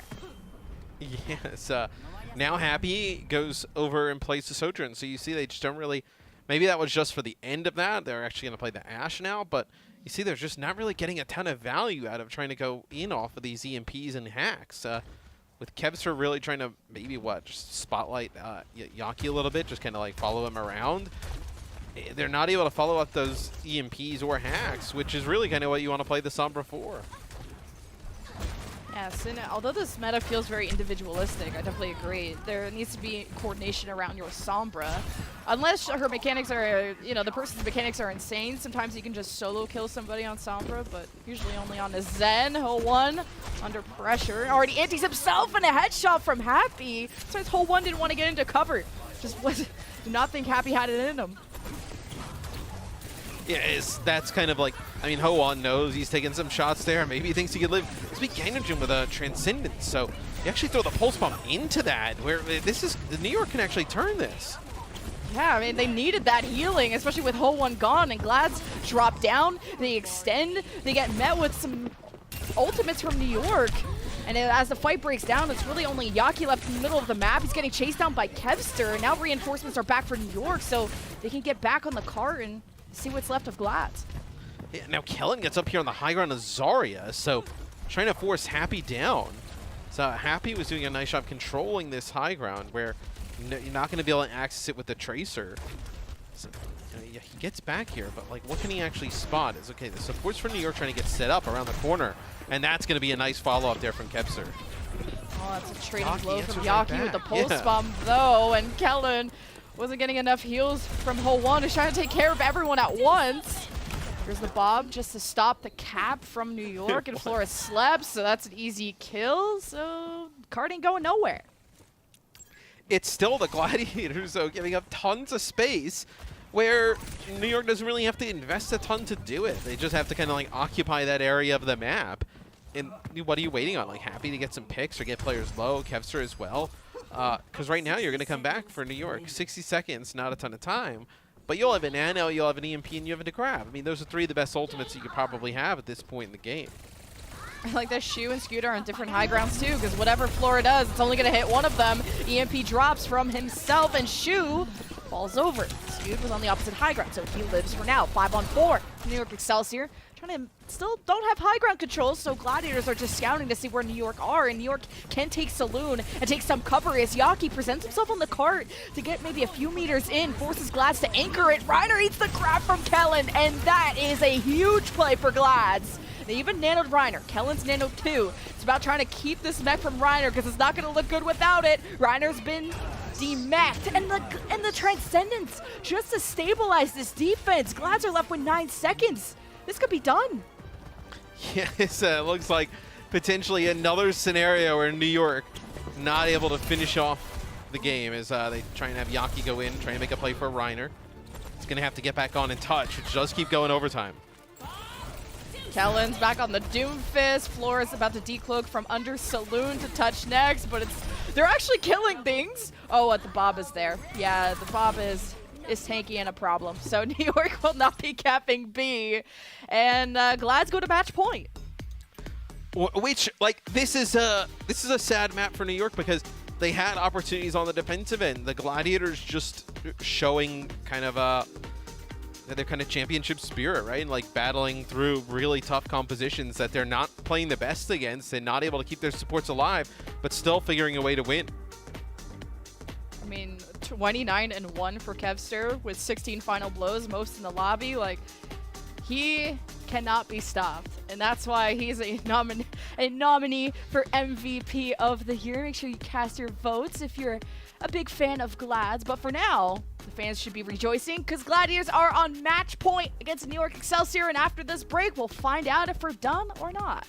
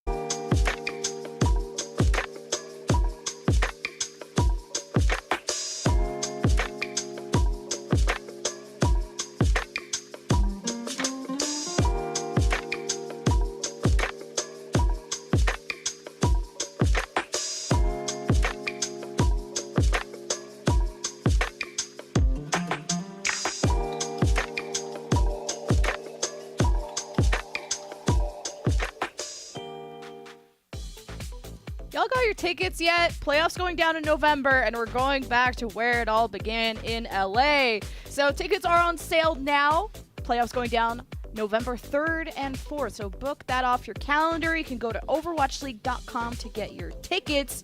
Maybe get a chance to see the LA Gladiators and other teams. Yeah, other teams, not New York. New York. I was trying not to say it. Yeah, you're like, oh yeah, the Gladiators. No, not New York. New York will have a few more opportunities for you to see them here online. New York, I tell you what though, if they played like how they did in map 1, and then like, you know, if you close out some of these rounds, they probably could have been, you know, in the playoffs. Because they've had an opportunity to, like we were joking, like they could have actually like won this series already, like in an odd way. Like, you know, they're very close to taking Eichenwald. They have 2 opportunities to hold the Gladiators, one before point A, like getting a full hold, one before point B. They fail at both of those. They let the Gladiators take the map. And now they find themselves, you know, battling off the back foot here, where the Gladiators have a chance to close it out on New Queen Street. And at least Gladiators are also overcoming their own challenges. Route 66 was the only map they've lost the stage, and it was to Florida, and kind of swapping up their comp, doing some Winston, then going back to Diva. And I think that allowed some flexibility to Reiner and kind of help himself. Because the double-digit deaths from Eichenwald, I wouldn't even like blame him and say that he did something wrong. It was just he's getting focused down by New York so much. No, it's a brutal comp to play into. I mean, anybody would have been out there just, you know, with that type of stress and pressure on them with loads of deaths there as load into push. We'll get a chance for both teams. Like maybe we see the Zarya here out of New York. Do we see like some Winston maybe from the Gladiators? Do we see a Zarya? Like, do they try and keep playing the Diva into the Zarya? I think that's kind of like the biggest thing is like, what do we see from the Gladiators here for New Queen Street? And I think both these teams haven't even gone to New Queen Street yet this stage. It's been all Coliseo, so I think New York have really settled on that brawly style with Kellen on the Zarya. So if it ain't broke, don't fix it. I think it's, like you said, more about execution. But Gladiators could be trying to mirror that, and that's what's going to be interesting. Reiner not really known for his Zarya, but he's known as a flex god, you know? It's not even like full-on execution. It's just they need like probably over the course of this series another like 1 minute of good execution, like over map 1 and over map 2 and 3. Really, like the difference in this game between this like we're being in this map and like, you know, being done with this series in New York with a huge upset is like basically a minute of good execution from New York, where the Gladiators just clutch up. It's both teams kind of vying for position up here by the statue. Oh. Well, you already had Happy try to hack New York's backline. He had to translocate out, and then New York, once that translocate happened, took that pseudo 5-on-4 and got immediately 2 kills. Now, Yaki tried to extend and farm more, got punished by Reiner, but you're still in the position that New York are pushing the bot now. I think Yaki's face cam is up. Like, if we were doing like a face cam power rankings, I think like someone from Florida is like up there at the top because he has awesome celebrations. Yaki is up there as well. He always looks so surprised when he dies, regardless of position. I think it just shows you like how confident he is in himself that like he should almost like never die. Oh man, a few nice sleeps from Hotwell throughout this. They're not even gonna finish him off though. 3 HP. Oh, psych. We had you there, but yeah, Yaki, the way he just eyebrows wiggle, it's passive aggressive. I would cry if he just looked at me that way if I did something wrong. But he's chasing down Reiner, so he's being aggressive. Not passively, and Reiner doesn't want his energy reset, but Yaki doesn't want to go that deep. Well, I mean, Yaki ends up getting 3 kills in the fight, and they end up winning it. It's like it's almost like how we talk about proper. It's like, can you win in that type of way with a shot, which they have for most of the season. But you know, again, some of the top teams here, you know, this tournament and this stage, it's been a little bit tough. Like, you know, putting a lot of pressure on Yaki to come up with these picks and play well. This series, he's played phenomenal, though. Oh, another pulse. You're going to stick somebody there. It's just Shu. Good dodge from Skewed. Gets the bubble from Reiner. And not wanting to drop down yet. I thought, I'm surprised Yaki didn't want to commit more, but I think he counted both bubbles being used from Reiner. Decides to focus fire with the rest of New York onto Reiner, who had to go all the way around the corner. That's another good sleep. Yaki is surely dead. But New York, more pushing maybe? Well, they end up getting the checkpoint, which is massive. They'll get a little bit past the checkpoint, even if they don't go a little bit further than this. They can back up. They have some good ultimates to continue this fight. And look, the first push opportunity they get that far. That is awesome for New York. Yeah, 60 meters. One more fight, and they can even start pushing spawn. And Yaki wins the duel against Kebster. So have this 5-on-4. New York have top tunnel control, which is a great place to keep your supports. There's a mega pack on the other side too. Ho1 maybe wanting to give that nano to Kellen if he's just going to have to sustain on that front line. It really depends on what situation the DPS are in too, but Glads are kind of letting this happen, waiting for their 5th member. And here's the flank at the back. Flora, EMPs, but it doesn't get anyone. I don't see anyone hacked. Not sure what happened there, but New York haven't died yet, so it's about just nanoing Kellen soon. And yeah, he was at half health, but Reiner gets nano too, but he gets woken up from getting slept. Ho1's gonna write a stern letter in the morning about that. Happy EMPs. Excelsior are now losing some supports. Ho1 has to heal everyone all by himself, and Kellen throws the grab to try and get the trades that New York needs, but one by one they fall, and it's only 2 left of New York to keep this going. They have to leave. Well, they're going to get a little bit more progress out of this, too, which is bonkers to say. Like, Kellen was so low, and I thought Gangnam was going to use the Transcendence, but he ends up getting hacked right before it. And like you mentioned, Flora with another EMP did one en route, which didn't connect with anybody. That time, didn't see the scenario. But yeah, I agree with you. It didn't look like he got anything, which is not ideal. Yeah, with just the Ho1 and Yaki, they got a little more push, and as soon as they see Glads, they run. Glads just wanted the full reset. Didn't want to just accidentally die to Yaki or something stupid. So Excelsior just stabilizing in the Mega Pack room, going to top tunnel, and Glads can bring back the bot in a neutral position and hoping to just draw New York down into this grab from Reiner. Gangnam should have a response with the trance, and Flora's already executed Happy. Happy's back on the Ash. It's limited mobility, but consistent damage. But he got messed up on Route 66 because of that lack of mobility. Kevster hits an important pulse, though. Gangnam has to make do with the Transcendence and the healing department. New York just fighting for this bot as it's back in the neutral position. Yaki starts hunting down Skewed on the Ana, but won't execute yet. This is so chaotic. So Happy in a position where he's going to be just in like a one-on-one against Yaki and not going to win that. Oh my god, does he do the 1v2? There was no mini there, or I don't know if he did, but either way, Yaki would have been a hero if he got that 1v2. Just killing the support, I think, was enough to just slow Gladiators down a bit. The bot's still at the neutral position, and Excelsior is still stalling it out. It's an EMP from Flora, hits the support of Glads, who aren't very threatened. They're full health up until this point, and that's because charged up Kellen is just trucking through the base. And New York are ahead, and they'll have bot control back. This is going to be extremely difficult for the Gladiators to come back from. So 85 meters pretty much, you know, and counting for New York. Every time the Gladiators win a fight or two, they're going to have to battle to get the bot back to just the middle of the map. And New York, they can just play from these advantageous positions where, hey, look, they have the grab. They can kind of like wait and force the Gladiators into them. Really, you know, get close to finishing the map potentially. Oh, Yaki is performing out of his mind today again. Just more Yaki stats for you. 14-3 with 10 final blows, compared to the 7-2, 3 final blows from Kevster. Again, this Tracer matchup is one that I like keeping track of because, you know, Kevster's touted as the MVP, but Yaki is right on his tail. Oh, the pulse! Waiting for the perfect moment after the bubble goes away to catch Happy.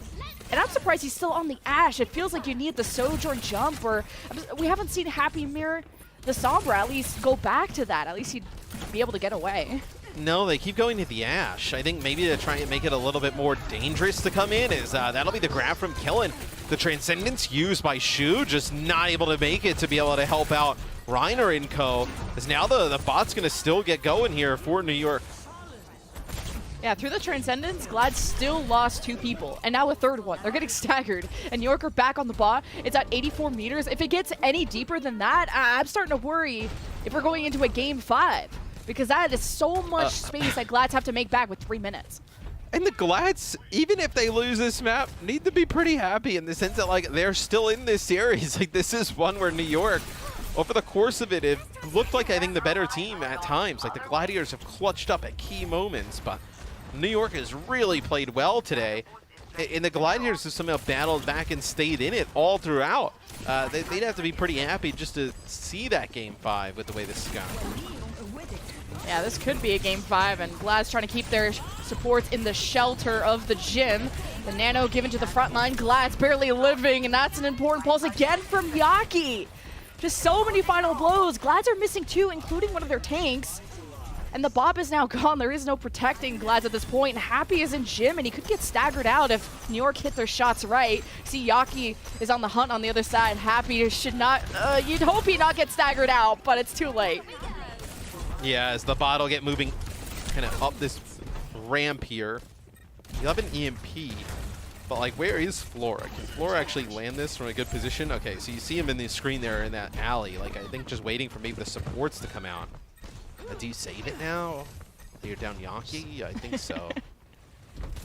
Just like looking for the angle where you can hit both of them, because Shu and Speed have been positioning strategically to avoid not getting both EMP'd, so only Shu gets hacked by that EMP from Flora, and they don't kill him.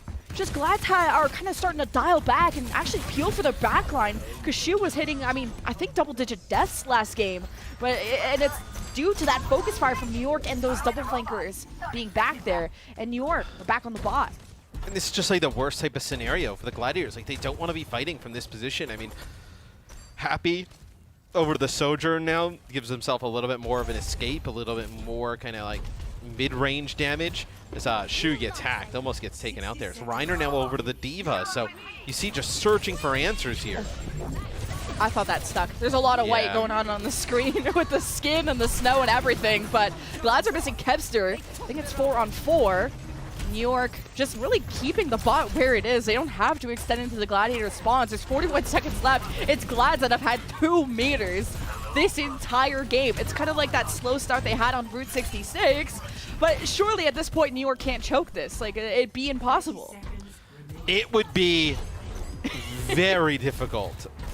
You never want to say impossible, because we've seen the impossible in a lot of situations, but this would be really difficult to give up, because they haven't even gotten the checkpoint yet.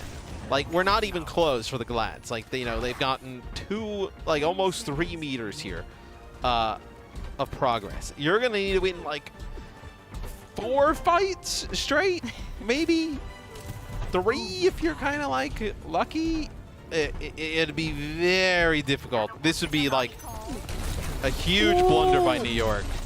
Oh, and even when the Matrix came out from Reiner, you go for the melee because you can't Matrix that. And Flora Yaki had the pinch maneuver. Skewed is dead. This is disaster for Gladiators. They don't have Skewed or Happy, and Reiner doesn't have a mech. You couldn't even get, they were at 2 meters, and they're barely able to even take a fight before the fight came to them. New York Excelsior will be forcing a game 5. And the thing is can they close this series out? They've had really numerous opportunities, with really looking at map 2 and map 3 to kind of shut the door on those, give themselves a nice lead in this series, and we're not able to do it. They dominate here on New Queen Street. Can they close out the Gladiators here in a game 5? Kellen the Felon is what Gladiators call him, apparently. Had that insight of why felony was spelt that way. 10 final blows for Kellen. An absolute beast on the front line, finding a hero that really fits him. Surprisingly, even though he's a main tank, he's kind of popping off. So, we're going to game 5. Your pickups are done. We're done for now. We'll see you after the break.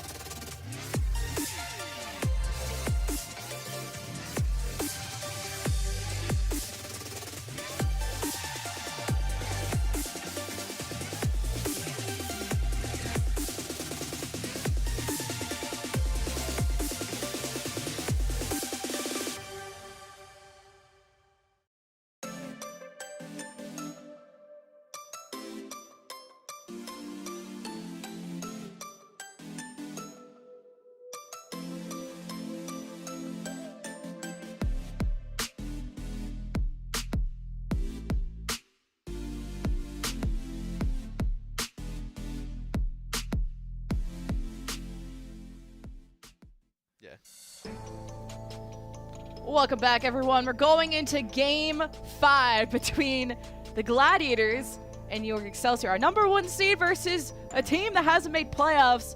And I'm starting to wish, man, they're just late bloomers. I think it feels like their season is just ramping up now. No, this has been their season. That's the problem. Is like they are more than capable on the day of playing, top level Overwatch. So I thought they would be like a top 8 team here in the West, but in an opportunity where they have chances to close a series out, and where they've been like. For this moment, I don't think they're the better team than Gladiators. Like, I don't even think that's up for discussion. But in like a snapshot of this series, they probably have been. And they're a fight on Eichenwald and, Route 66, like a few opportunities away from closing it out. And if you wanted to be a top team this season, those are the ones where you need to execute in those final moments and get it done. They have not been able to. And it's allowed the Gladiators, who's an incredible team, to hang around in this series and potentially steal it. Now with that Funny Astro is being subbed in for Glads, you're going back to a Lucio Ana. Whenever Funny Astro is in, it's exclusively Lucio Ana for them. They really like that on really just any maps that they want to make quick rotations on and that they're constantly fighting in, whether controls or push maps is where you're going to see Funny Astro the most. And last time we saw Gladiators on Lijiang Tower was against Florida, and they brought out a whole bunch of different stuff. That was back when Reiner was playing a lot of Doomfist. They even had Reiner on Reinhardt on Control Center. But for now, we start on Gardens. I was thinking maybe we do see them play some Reinhardt here, like a little bit of Rush. Maybe we get some Reaper in the mix, like a few opportunities here on Lijiang Tower to do so. At least for the start, it looks like they'll probably run Kevster on the Tracer, and they'll play kind of this aggressive dive, with the Winston main tank. Where New York, I don't think there's a reason to change anything up. You keep with the Zenana, you keep with the Zarya, and Yaki has been on fire all day long. No reason for New York to make any changes. Okay, I was wondering if Glads were going to go for the Symmetra here for the initial teleport, because this first fight, every first fight of Control is so important. Defending a lot easier. You can snowball it from there if you win the fight. Funny Astro boop! What the rollout? He didn't get the Kellen boop. I swear he did. I think he even thinks. Yeah, I think he may have thought he did, but Kellen was really close, and he gets punished right away. Discord hacked, just taken out. There goes Reiner. We've seen that when the Winstons played throughout this series, where the Discord and then you're just taken out with ease. So should be New York who's able to secure the point first. Because the tanks have like less, or they have knockback resistance a little bit more, so maybe that contributed to it. So a sick rollout by Funny Astro just costed him and Reiner at the end, but would have been a fight winner if he pulled it off. But for now, New York are on the point. Can they keep the Winston alive? They've had trouble doing that throughout the series. This time, had really nice collapse here, on the Gangnam Jin and Ho-Won, but it's going to be some trades here. Especially after Reiner getting slept there. He's getting messed up again, having to deal with a Sombra and a Zen all over again. You got another Kevster versus Yaki matchup, but Kevster is obviously winning this one, so Glads will get the flip at around 35 for New York. Flora gets on. He gets uncloaked. He'll get a touch. Don't think you're going to be able to get another one, though. So just gets him another, percentage point or two. So New York, you're able to get close to an EMP. Same with the Gladiators. So that time it was a really good collapse from the Gladiators onto the supports there for New York. There's Yaki with a pulse bomb. She was on all the way on the other side. Funny Astro could be tough to stick. He is fast. And he starts to hunt onto Shu. The pulse from Yaki misses. Gangnam-jin's been nanoed to dodge the Kevster pulse bomb. And New York are able to clap back even harder. And wow, Gangnam-jin, okay. Nice. But New York flipped the point, back in the lead. Yes, he gets nano there, Gangnam-jin, to be able to survive some of the damage and the hack and whatnot that come on through. And Kellen's right there in that room as well. As when they try and collapse, they can't get the Zen. The Zarya starts to get charged off of those bubbles, and everybody starts falling. Kellen is just spy checking. He's not crazy, we swear, but well, let's see what Flora's cooking back here at EMP as New York stomp forward and start burying Gladiators 6 feet under. That's another back-to-back fight for New York on their terms, too. I just think you see like why it's so difficult to play Winston in this type of meta. It's funny Astro actually. Oh yeah, that's just unlucky. And I guess that doesn't show up as funny Astro just dying on his own, because it says like a 2-player sound barrier there. It doesn't show up that way because there actually is damage done by EMP now, so it actually does register as a kill rather than environmental. You definitely take that trade of an EMP for a sound barrier and a nano from Glad, so they managed to live, but can they win the fight? It's 1-man advantage for Glads after losing Happy, and it's just Kevster with the usual cleanup. So, but it did take to 99% for New York, and it was New York that won the first control, so we'll see if Glads can make a big comeback here. And New York's in a position where, look, there's a lot of ultimates available for the Gladiators. You know, they're going to get out to about 50% here. You know, by the time Yaki gets back, then the fights will really start to kick off. Can they defend the supports from Yaki landing a Pulse Bomb or killing both of them with the aid of Flora with the hack? Oh. Seeing some ghosts. Oh. Landing any hack onto a Tracer is so deadly. He stops them from blinking for 2 seconds almost, and oh. That's a bummer. But Glad's just kind of hunkering down. EMP from Happy only hits Gundam Jin, and it's not a kill they can execute quite yet, but they're so low. Reiner really wants it. He'll even Primal. He's tossing up Callan in the corner. Surely he's dead. His energy's reset. And it's a big momentum killer for New York, especially playing on a Zarya. So Glads are starting to make that comeback. Yeah, you needed that fight to go the Gladiators' way. No, once you start to use some of those ultimates with any chance to win this, because now Flora will come back. You'll have an EMP to use here. Flora's been pretty good throughout the series, although a little bit suspect the last 2 maps with some of these EMPs. I think he just needs to be able to just land it on the Shu. If you can just get Shu out of the fight. Pretty low on healing. Flora's not even looking for an EMP. He's kind of chilling with the team. Thought he was going to want to set up behind, but Reiner's been nano, and the Gladiators are going to pull the trigger. They jump in into Flora's EMP, and Glads lose Reiner instantly, Shu as well. I mean, the burst potential is insane when you all get hacked like that. And New York maybe overstayed their welcome. They go back to the point to flip. It's 99% in their favor, and they're only missing Flora. Yaki, if he gets a stick, that'll be the end of the fight, but you poke down Funny Astro. Who's next to touch? It's Reiner on the Doomfist, and he doesn't miss being on that hero whatsoever. New York Excelsior will take round 1. 1 round away from putting this series away. So yeah, like you mentioned, they nano Reiner and they send him in, but it's an EMP. They also nano Gangnam Jin during that, so you can't really make a play for the Zen, and it's just too much. You're not able to keep everybody alive through that for the Gladiators. So, you know, now they got to bounce back here with, you know, really they kind of have to be perfect all throughout. Where New York, you just got to keep playing the same type of game.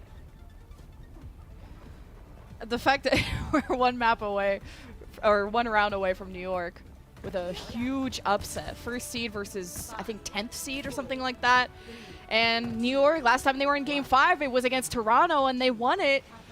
Gladiators, I don't know what their map 5 percentage is, and I don't want to make anyone mad. Let's see, last time we went to control, it was round 3. Long rotations from Glads with the same dive. The Lucio to help them rotate. They already are at the main choke from New York. As Kellen is getting tossed around, he's already used a few bubbles. So they're really playing passive to heal each other up. Yaki tries to break through on the right side, allows Kellen to go through main as Gladiators' attention was split, but the cap is important, and Glads are going to head there first. Yes, should be the Gladiators able to take this point first as hack on a Reiner. You see, as soon as the armor is gone, that's when he's like the weakest, as able to just burn him down pretty nice. Oh, that's a sick sleep there from Shu. Yaki lives, and he just finds a stray Ana and stray 1 HP Lucio. Yaki is just getting gifted kills. But New York just have to flip this over. Kevster is alive, and I'm always scared when Kevster's alive, so Yaki has to go deal with that problem.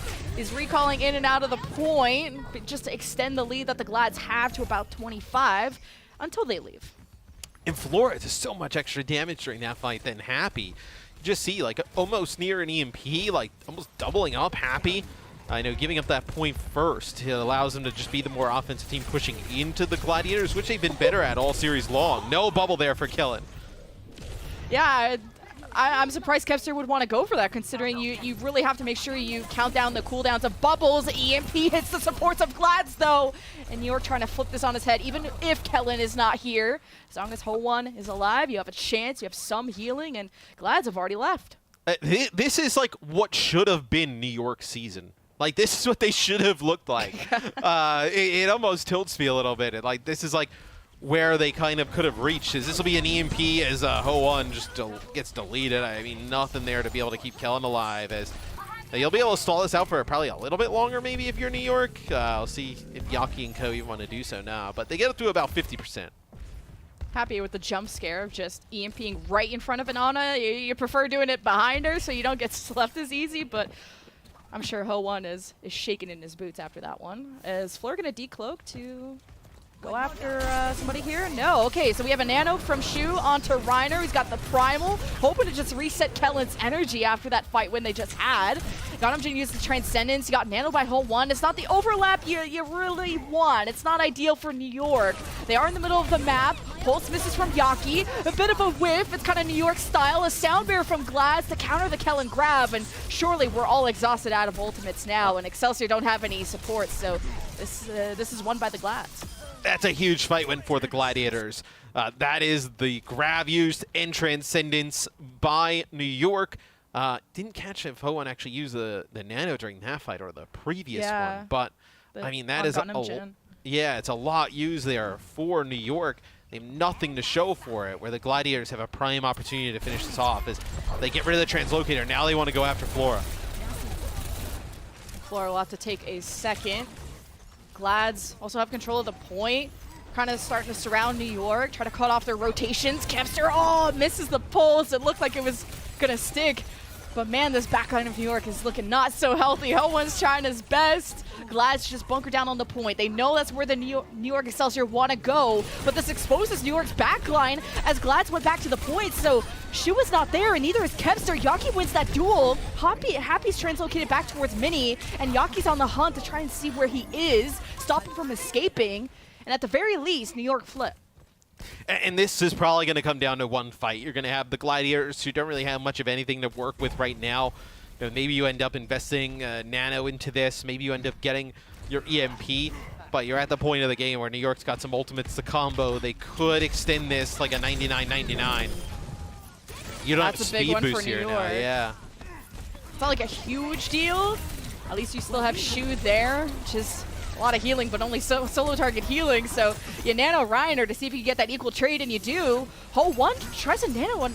I don't know if he got canceled, and that surely did. Flora tried to EMP, and I think he got hacked or something because he's still alive. This is spaghetti on the floor from both sides early.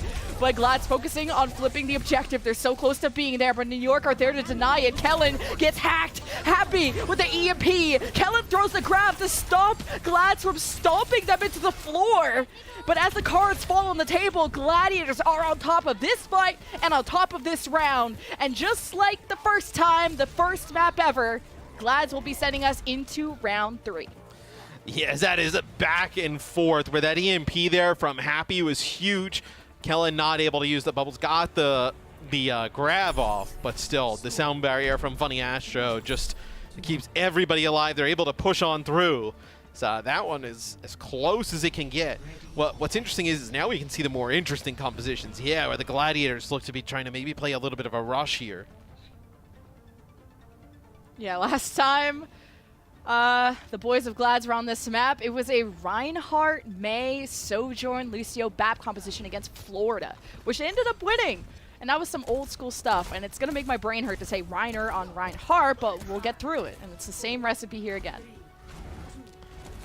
So we'll see what New York's response is. So Yaki on the Reaper, I like this.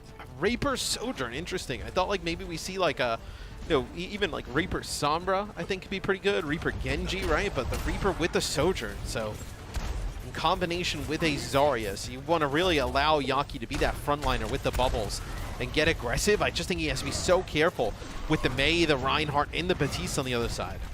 It's going to be hard for Yaki to flank too. You're going to get booped by a Lucio. A lamp could drop down from Shu. He drops it now, actually, after an anti-nade from Ho1 got thrown into the Glad's face as they try and re-engage in. Play off the Mei wall from Kevster. Didn't get the isolation they wanted. They've lost Happy, and that's your primary source of damage. So New York will win the first fight, and that's always good on Control Center with how tight these chokes are. Yeah, and Reaper can be really difficult to deal with on this point. One of the points that even when Reaper's not necessarily super strong in the meta, just with how the map is and the point and how close it is. Reaper can still be really effective. Just kind of like Control Center as a whole, like even like negates things like a Pharah or an Echo, really, with how low the ceilings are. Yaki forced back, Gladiators with server control just to have a safe place and also access to the backline of New York if they ever needed to. Server's such an important position. Now the Amp Matrix to spray down Flora, and that's an insta-kill for Glads. A good nade from Ho1 hits Reiner and maybe forces him to slow down a bit. Just kidding, he just charges in. Kellen is also nanoed at 100 charge. He's a threat, but only has an ice block in his way, so not something that New York can actually kill. So that'll be Glads flipping the point, getting some stagger kills here too. So now let's see if we have any swamps from New York. They do have the sound barrier and that speed boost to be able to get on through this choke, because they're going to need it, because that Mei wall is going to probably come into effect. The Blizzard as well. Nothing to really block that shatter. See if they can put that pressure on Reiner yet again, though, with this Reaper. Yeah, there's a fun little momentum swing you can do if you want to catch someone off guard. Some fun tech, but he just decides to surprise him there. A Wraith and a Bubble. New York unaffected. A defensive Maywall comes up from Ketzer to protect Reiners. They re-engage with the sound barrier of Funny Astro. And this Death Boss may get nothing because of that support ultimate. So Kellen throws the grab as plan B, and Yaki just funnels all the damage in that. Glads tried to throw a Blizzard defensively, and it really didn't stop the pain train that is New York. Once Funny Astro is dead, New York are back in the driver's seat. Somehow Yaki able to live through all of that. We watch it from his POV as able to get rid of Shu's immortality field, then able to use the Wraith form to get behind, put some extra damage down. And a lot used there by the Gladiators. They ended up investing their own Shatter, Sound Barrier in Blizzard, so not going to have some of those big ultimates here. The overclocks may be the key. That's a Nano Reaper. Yaki's getting bubbled. They really believe in him, and he's sure a good distraction for Flora's overclock that's on an off angle, so Glads are getting counted from multiple sides, and there's just nothing they can really do except run away. And Excelsior in a commanding lead and a few fights away from taking the map. I was so confused there for a second because Flora had the overclock rolling. He had Reiner basically at 1 HP. And he had 100% energy, and he was using the primary fire instead of firing the right click, like right in through the shield and piercing it and killing him. But it ends up working out for them in the long run anyway. Oh, happy. That's a good headshot, but Flora does the same thing.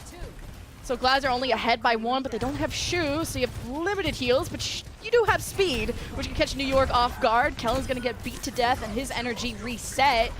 And that's maybe a momentum killer for them. We'll have to see. 95+% for New York, and it'll be the flip for Glads. Oh my god, they almost booped them off before overtime. That would have been so funny. Either way, Glads are okay for now. Yeah, New York will be able to back out. They hit 99%. And you kind of look across the board and it's like, oh, well, what do you have to work with here? The Blizzard yet again here for the Gladiators.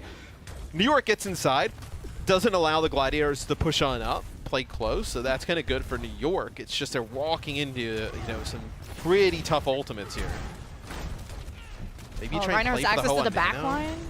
Yeah, but you have to time it with the bubbles too. I mean, you don't want to hit the Reaper because Yaki, it's pretty easy for a good Reaper to just Wraith out of it if you have the reaction time and you're not hunting.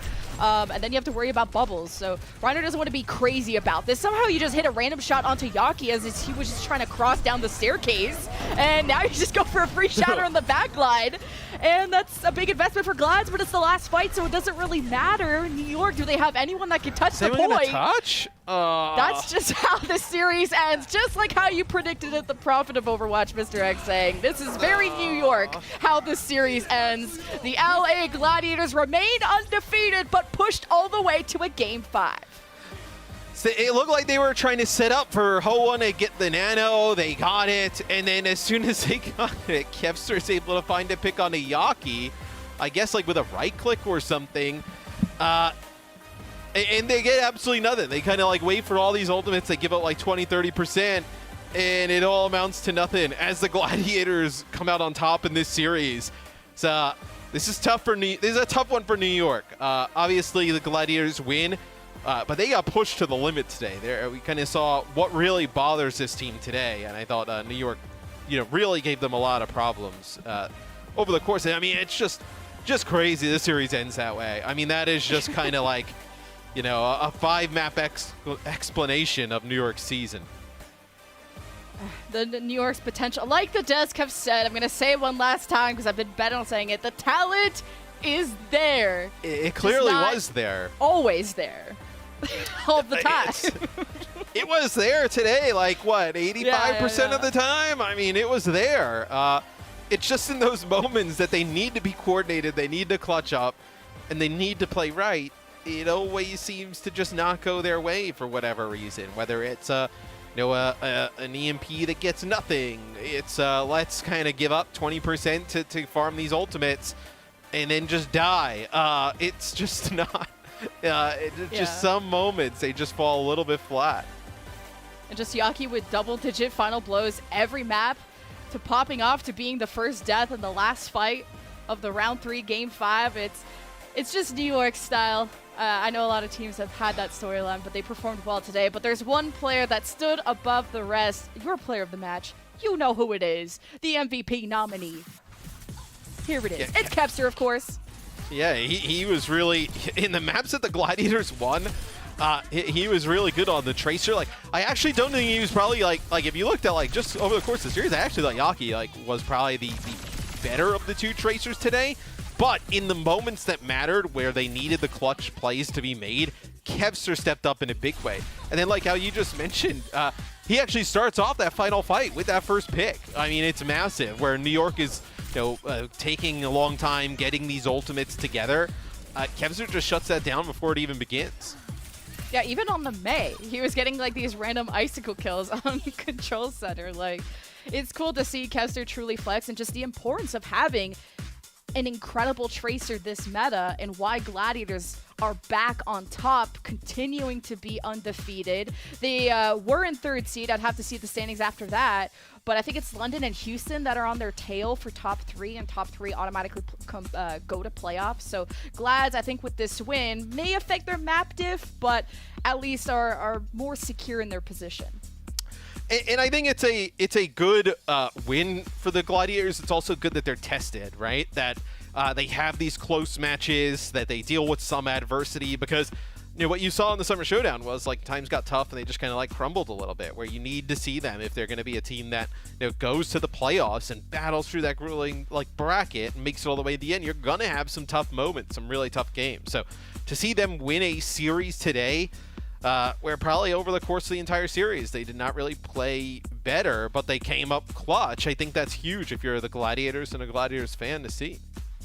Oh yeah, just correct. Top 6 go to playoffs. It's just top 3 seeds. So important to be having a better seed, having a better, easier opponent, I should say. But Glaz looking good, and I know everyone's like, oh, Reiner, Rookie of the Year, after choking on Junker Queen. But look at him now, just going on to almost every single tank. Like, Glaz are truly flexible and can still perform no matter what the circumstances are, including a game 5. So congratulations to the LA Gladiators. We have more Overwatch matches around the corner. Up next is Washington Justice versus the Atlanta Reign. Both teams who have clutched up when it mattered the most, speaking of that. But we'll have an interview with the LA Gladiators after this break with Danny and the Watchpoint desk. So you won't want to miss it. The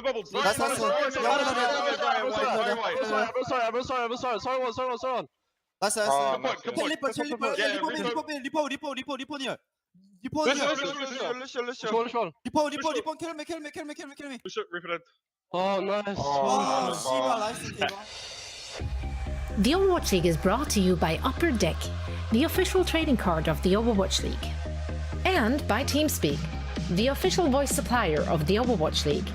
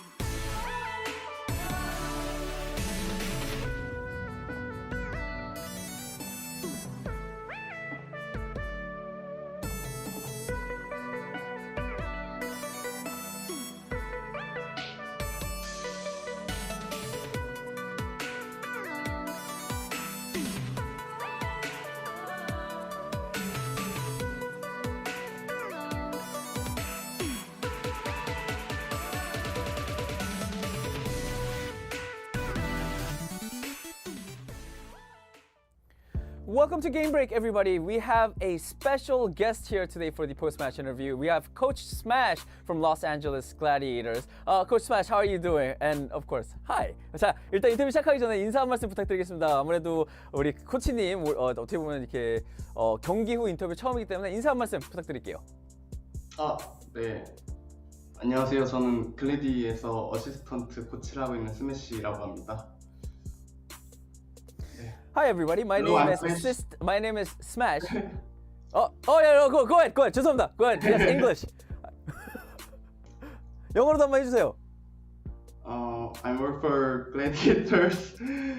I'm assistant coach and yeah.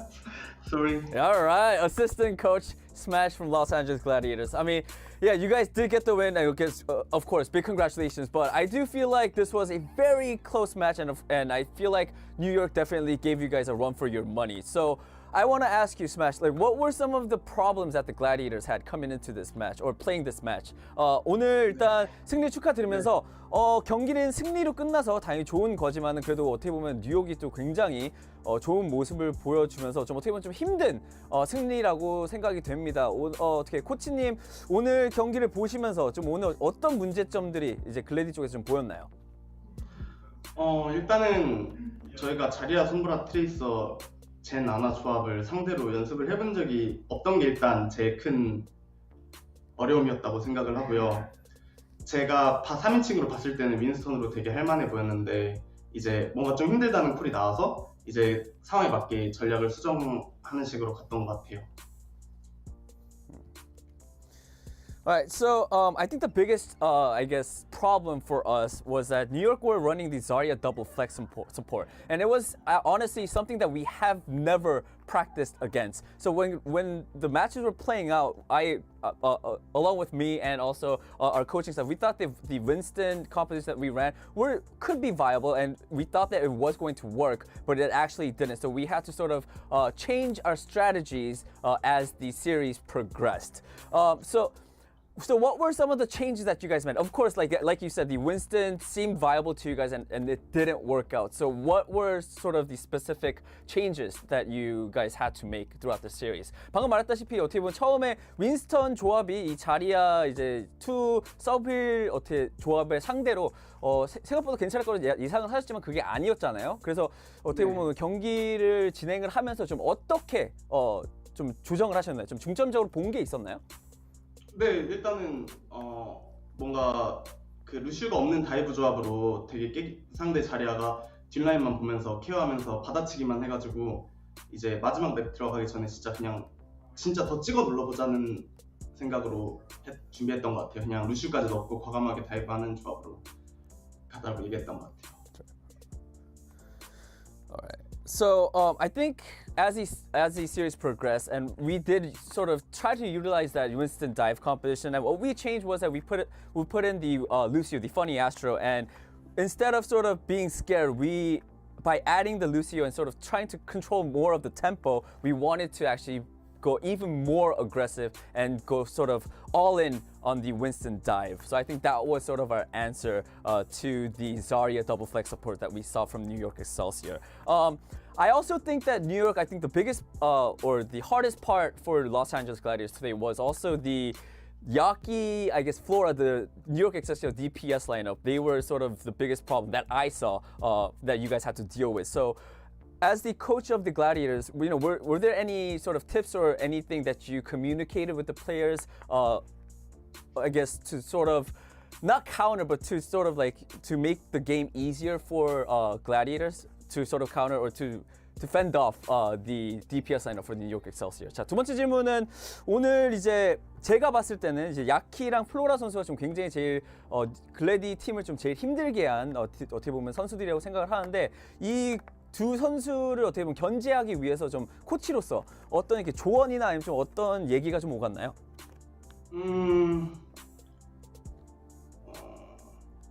사실 저는 그러니까 그 친구들을 견제한다기보다는 우리도 같이 죽여야 된다는 생각이긴 하거든요. 그래서 저는 뭔가 더 공격적으로 이제 상대 뒷라인을 괴롭히면서 게임을 풀어가길 바랬는데 이제 뭔가 자리아의 주방에 한번 막히고 이제 그러다 보니까 포기하고 이제 우리가 백라인 가는 거를 포기하는 순간부터 저희는 게임을 졌다고 생각하거든요. 그 같은 미러 매치업일 때. 그리고 오늘 아이엠발드도 그렇고 다 정말 운이 좋아서 이긴 것 같습니다. Right.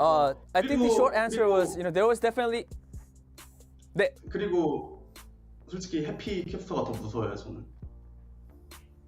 플로라 해피 뭐가 더 무섭다고요? 해피 캡스터가 더 해피 캡스터가 더 무섭다? 견제할 필요가 없어요. 그냥 저희가 더 가서 죽이면 돼요. 네.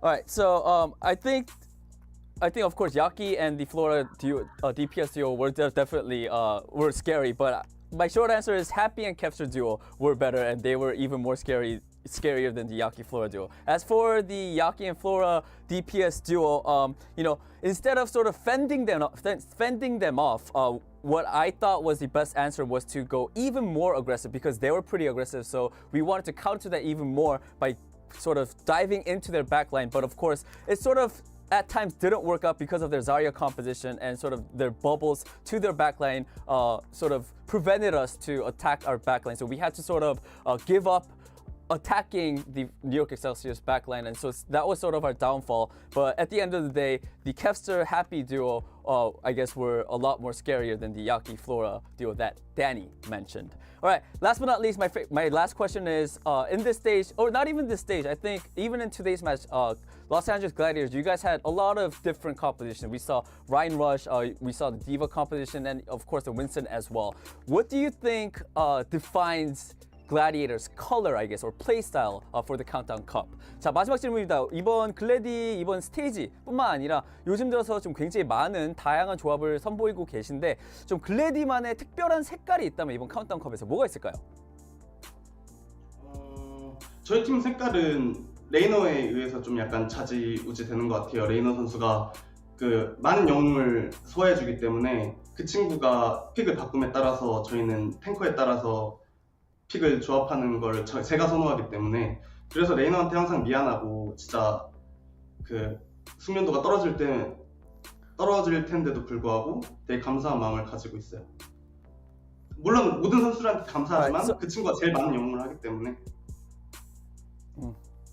Okay, I think Los Angeles Gladiators color really depends on Reiner. I think our color is whatever Reiner is playing, and we sort of build our team or build our composition around Reiner. Because Reiner is able to play so many different heroes, I think that is our color. I do also feel sort of sorry and at the same time very thankful for Reiner as well as a coach because he has a lot of pressure on him because we sort of depend on Reiner a lot throughout the matches, or not even matches, I guess, throughout all the matches that we had to play and are going to play. So yes, color, Reiner dependent, and also Coach Smash says that he is thankful for Reiner as well. And with that being said, I'm going to end the interview here. Smash, thank you so much for your time, and again, big congratulations on the win. 자, 이걸로 인터뷰 마치도록 하겠습니다. 스매시 코치님 감사합니다. 그리고 하나 더 해도 되나요? 하나 더, 오케이, one more, okay. 캡스랑 슈 좀 많이 뽑아주세요. 그거만. 죄송합니다, 못 들었습니다. 캡스터 슈 좀 한 번만 다시 말해주세요. 캡스터랑 슈 좀 많이 뽑아주세요. 캡스터. All right, guys, Smash is asking everyone to pick Kepster and Shu for the MVP. All right, thank you, Smash. 감사합니다. Thank you. All right, that aside, the blatant shilling of players for the MVP award, I thought it was great to get an extended interview with Smash, right? I think last time we talked to him was Mid-Season Madness. Right. It's great to get an idea as well of where the struggles have been today for the Gladiators, because, Johnny, we agree that it looks like the Gladiators tried to force the issue and try and play aggressively, but we probably don't agree with Smash in that it was that effective a lot of the time, dealing with Yaki and Flora and their backline dive plus the bubbles. Look, man, if someone ever asked me if the LA Gladiators can do it on a rainy night in Stoke, the answer is yes, because that was muddy. You don't get it, Danny. That was muddy. That was I was just looking at you. That was so volatile. That was one of the messiest matchup I've witnessed all year, all right? And the only reason is because, as you mentioned, Mitch, like they just traded aggression with the New York Excelsior. There were so many tactical ways in the way the LA Gladiators could have dealt with Yaki in a different manner than they did Instead, they just opted into this Winston matchup with Reiner on that Winston, of course, diving aggressively. But it was Yaki who got the better of them so many times. Like, he deadlifted here on Busan. And then on Eikemalde, he has like a crazy stat line, I can't remember. It was like 16-3 or something like that. It's unbelievable. The dive from New York Excelsior was so effective all the time. Yaki, Flora, they had like sick games, and like the support line did a pretty good job at fending off Kevster. The answer is that the dive just wasn't as effective from the LA Gladiators. Yes, you had this moment right here, Kevster being nanoed and fending off New York Excelsior at the very final fight on Eikemalde. But I think that Yaki was the superior tracer over Kevster pretty much most of the time in this matchup. And instead of slowing things down, instead of putting Reiner on like a diva, they did that for a brief period of time here on Route 66, for example, or like Skewed. Skewed is one of the best Brigs in the league. Brig is pretty effective at shutting down tracers. Hey, Yaki's a problem. We want to slow things down, control the tempo, and, you know, put some more resources, defensive resources, into keeping Shu alive for his campo. You can still throw armor packs at Kevster. You can still help him win his own kind of battle, but they just didn't elect to do that. Instead, they just kept on pushing aggressively. They forced Reiner here onto the story on New Queen Street. I think Reiner averaged like 22% average energy or something on this matchup. Like, it just wasn't effective. So I'm kind of frustrated in that LA Gladiators, they forced this matchup so aggressively all the time. I know that that's their identity. Any meta, the LA Gladiators, they're all going to push the tempo. They're going to play aggressively. But like, you're the better team here. Like, at some point, your best defense isn't actually your best offense. You have to be able to adapt your playstyle accordingly and control the momentum a little bit. I think they lucked out in many ways that here on Control Center, they were able to play Reinhardt and Lucio. Of course, you sub in Funny Astro technically because you can play Lucio here, but like, you can't play Winston on Control Center and win versus Kellan. Like, you don't have that room, and you were losing the Zarya battle. So many ways, I think the LA Gladiators got the better of them here. Yaki, take a look at the Tracer head-to-head. I think Yaki had more final blows. Look at the pulse bomb difference. I mean, 0.8 more pulse bomb kills per 10 minutes. Twice the pulse bomb attach rate. And this is something we've harped on Kevster before. He's a sick tracer, but the pulse bomb attach rate, it's not as good as some of the elite tracers around the league. So I am ranting. I'm venting over here. But this was chaos on a whole nother level. I am absolutely empty. I am gassed. Hey, dude, watching that was exhausting. That was crazy. Yaki entered New Queen Street with a pulse bomb efficiency of 1. So every bomb is getting at least 1 kill. He didn't stick him every time. That's even the craziest part. Pretty efficient. Sometimes people just walked on top of them. It's 100% strike rate off pulse bombs there. So pretty crazy stuff. And it seems like the Gladiators didn't want to respect the kind of weapon that Yaki was, and also Kellan's effectiveness on that Zarya, and they got punished. This is a series that, like, as good as New York looked, we almost got to that utopia of, you know, Yaki and Flora popping off at the same time, and, you know, all of a sudden everyone's living in Acropolis buildings, and, you know, there's no world hunger and there's water for everybody. We didn't quite get there. But New York, I mean, they want to show what they're capable of here before the end of the year. Yeah. Finally, we get to see Kellan look memorable in some way or another. I really think that a lot of the time, you know, when especially he's played Winston, he's looked really middle of the pack a lot of the time, and it's been unclear to see what his sort of style is. So great match from him. Unfortunately, not enough for New York to get through it. We're going to keep moving though, because we've been harping. The game went on for a while, had a long interview. So let's talk really quickly about this upcoming match, guys. The Atlanta Reign versus the Washington Justice. There was actually a lot to unpack here. What are your cliff notes, Johnny? If I had to ask you about keys to victory, what would you have? I can't stop thinking about the horses, man. I just think about the Orisa. The Orisa battle? Oh, yeah. We're going to get it. We're going to get it if we have Oasis and Nepal. I think we will probably get the Orisa battle, yeah. I'm just hoping for that Orisa match. You just want to see the Orisas? Here's what I want to see. I want to see Speedly have a whole series where he's really solid, right? I think he obviously fell off a little bit against the shock. It looked like it harder for him to get value out of the Echo later on. See if he can keep it up for the full 4 quarters, so to speak. We're going to head over to our casters here for our next match. They're going to take us right into it. And I'm curious, we haven't had much time to preview the game, but I do want to get their thoughts now as we see the Atlanta Reign, the Washington Justice. And there's a lot to play for in that particular part of the standings here. So Jack, Rose, how you going? What are your thoughts here on this game we're heading into? Another banger, I suspect. It's going to be a good one, but the first thing I have in my mind is, Danny, which horse are you betting on? Is it Kalios or is it Hawk? Horse? If we do see either of them come out. Necra, ever since we put you on the spot with the Houston Outlaws, she's just like, oh, we gotta make Preds, we gotta make picks. Who are you betting on? Make bets. Don't. Oh, that's a dangerous. Yeah, why not? You Preds. Horses and betting is horses and betting is dangerous. Stay away. I think I'm gonna go with the red horse. What? Oh, They're come both on, red! Danny. No, one is white, and blue. One is white, red, and blue. No, the other one is more red. So Hawk? I guess both red. Just say Hawk. Just use a name. No, red. I like the red Just one. say the name. Sorry, we're red struggling horse. here. It's out of control. You are picking the Atlanta Reign to win. That's what I'm saying. You've been assigned a team now. There you go. Yeah, there you go. I guess. Yeah. Okay, that's good. Okay, that's okay. fine. How about What do you you guys? What do you pick, Johnny? Mitch?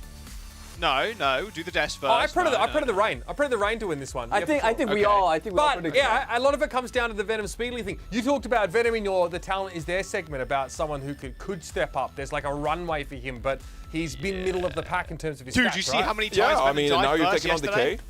Bruh. Come on now. Come on now. I mean, look, he's had a bit of a rough one, okay? Can he play against Decay? I mean, we'll see. Hey, Atlanta Reign still look pretty good, and you know, Justice, they're both in, so that's what counts, right? We're gonna go to the game. Thank you, fellas. I appreciate you all.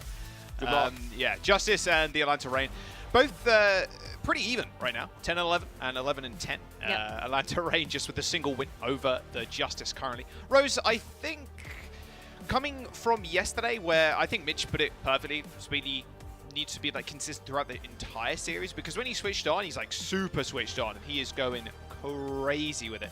But can they topple this Decay and Assassin like DPS line? Because they've also been looking pretty clean, and we've seen how much Tracers can do. Yaki couldn't have done more in that last series. I mean, you can put your entire team on your back if needed. You really can, and I think the biggest differentiating factor here too is that Assassin Sombra is one that could be very contentious for Atlanta Reign to deal with. You know, Assassin has been playing a lot of that hero, and he's going to be in the starting lineup for the Washington Justice for this match, and it's when you put that Sombra and that Tracer together, especially as good as Kalios has been getting at like the Diva, to be able to dive in with both of those heroes, it's a really well-oiled, succinct dive coming through from the Justice, and that Sombra might also make it more difficult for a Speedily Echo if that does come out, or even Hawk's Diva if we, see that frontline battle. Yeah, I do really like the Echo, but it can be fairly tough to run sometimes. I mean, I'm thinking back to the game yesterday, Rose, the Atlanta Reign, and just how unbelievable the Echo can be, and it like forces the other team to try and like counter it or like run your own kind of Echo. There were lots of like, there's the sick copy and then recall to stop the self-struck going off. They picked up on that on the desk, but the Echo being something that just kind of rolls Diva if she doesn't have that matrix up to eat those sticky bombs. It can be quite kind of tough. Although Kalios probably going to run the horse. We are going to Oasis first, by the way. There's your starting lineup for the Atlanta Reign: Ultraviolet, Vigilante, Hawk, Speedy, and Venom. Venom had was on struggle streak though of this weekend. His I would love to see like first elim rate, because Venom is definitely up there for the Atlanta Reign. But then someone has to die first, right? So Yeah, but it's usually take that with what you will. But it's usually not your Tracer. That's the key difference there, is it's really usually not the Tracer, the self-sustainable hero that's typically the one to die first in this meta. You would look at Ultraviolet or Vigilante, or on the flip side of things for Washington Justice, Krillin or Opener as one of the first to go down, because you are looking at more dive-centric comps. So yeah, Venom might have to pick it up this series and not get too caught out by something like an Assassin Sombra. All right, we're going to head into the game. Oasis, our first map. We are heading to some familiar ones a little bit later on too. Yeah, so the Venom Decay matchup should be pretty fun to watch. There you go, Oasis Icon Brother, Route 66 Coliseum Nepal if we need it. And Danny already said, look, if we go to Oasis, probably going to see that Orisa, or was it Mitch? Someone said it on the desk. We might, absolutely. We are going to University as our first map. We could totally see it here then. Oasis. So yeah, we could very well see it. We kind of picked up on the strengths and weaknesses of the Orisa in this map yesterday. There's so many walls you can kind of pin people to with the spear. But the point presence is not amazing for the Orisa. It doesn't have that like constant shield. But sometimes you don't really need that, especially if the other team's also playing something like a Diva. Or Zarya? We have, for Kalios, we've seen mostly Orisa and D.Va be played for him, and then Hawk has been a little bit more flexible in terms of what he's decided to play. We've seen a lot of the Orisa and D.Va as well, but we've also seen the Sigma on select maps like Circuit Royale. But it would be interesting to see the Zarya if this does stick, since we haven't seen a whole lot of Hawk Zarya this season. But when you know that you're going to be contending with someone like Assassin, Sombra, then maybe you have the ability to go for like a quick bubble to save somebody in your backline if Ultraviolet and Vigilante can't fend for themselves, or Venom might need something to go dive in the backline too. A little flank. Double, make that a double. As the Rain also do the same kind of thing. Spotted out Vigilante. Yeah, those energy javelins, quite deadly, especially if you're on that side of the map that the Rain's currently sitting on. You can get thrown off if you're not careful. Titake can get speedily already. High ground control for the Justice support line is going to be proving quite beneficial. Venom determined not to go down first or second here, as he does hit that recall, but Krillin was there to match him as the Justice end up finding the first cap, and being on the wrong side of the point, not so great. It looks like Hawk's having to back up. Same with Kalios, to be fair. Yeah, Kalios is going to have to give a little bit of space to this, because you don't want a Zarya with energy running at your face, or, yep, speedily with the Discord Orb either following up onto your back line. Oh, Speedy just right-clicked, left-clicked, or right-clicked, went in there, got the reset, jumped straight back out again. Opener is in a little bit of trouble now. Speedy receives a nade, a long-range one, from his Ana to keep him alive. Opener dies. Sashin should be dead here, maybe. There's a lot of defense, but he's 1 HP. Oh, the deflect does a little bit of damage, but Vigilante finished him off with an orb. So a big reset here for Justice, and in the chaos, Atlanta Reign are going to be able to get the capture, start building up that progress as well. And you know, right now it's about Reign trying to get this Transcendence online to deal with Assassin's EMP. But even before that, can Decay get into the backline to deal a decisive blow to Reign? Not before the Nano gets used, though. I mean, there's nothing you can do about that. Especially as your tank and the rest of your DPS are kind of moved up already. You're just on your own little island with no raft to sail away on. I mean, that was That's what Rain was... still holding the point. Yeah. Okay, Assassin just roundly dies. I mean, Alrighty. super smart pace setting here from the Reign. They're going in and contesting the Justice before Justice are really able to get into a position to make this work. And like, look, you can see Venom kind of sniff out Assassin's translocator, I guess, onto the hacked health pack, and then just dove after him. But Justice are back. This is last fight for them, though. They need to be able to flip it here, and you'd hope they'd be able to with 5 ults on the board. Venom line another pulse. Looked like an easy one. Oh, Opener gifted him that kill, I think. Jumped right into it. And momentum can't be stopped when you're in the air, so rather unfortunate. Pulse one from Decay goes wide as Vigilante sends out a quick kick. There's the Terror Surge. Woo! Gets 1 kill, but results in Kalios' own death. As a grab, they still have a blade, and it's looking like almost a clean sweep here for the Atlanta Reign. Can Justice touch? Overtime is triggered, but Opener dead. Same with Krillin. Yeah, looking unlikely. A flattening by the Atlanta Reign there on round 1. Just felt like Justice didn't know how to contend with the Zarya. You know, Kalios looked really scared playing the Orisa, just kind of walking up to the point. And if you lose this first round of University, like if you lose the first fight and you're playing the Orisa, we've seen a lot of other teams, especially in the APAC region, just switch off of it right away. It's a lot more difficult. It's kind of like the Tales of Old, right, Jack? Like if you have the Orisa, you're trying to get back onto point with it. It doesn't work as well as if you're already holding point. I know there's no shield involved this time around, but I still feel like teams are playing it a very similar way. So Kalios just didn't quite know what to do there. We're not going to see the Orisa this time, and in fact, both tanks for both teams switching it up. Kalios on the Zarya, and Hawk now going to be on the D.Va.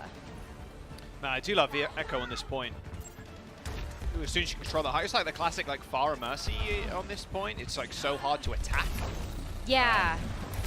Echo can't stay in the... Well, you can stay in the air for quite a while, but not as much as the Pharah can. You can hug the skybox for pretty much eternity if you have good fuel management.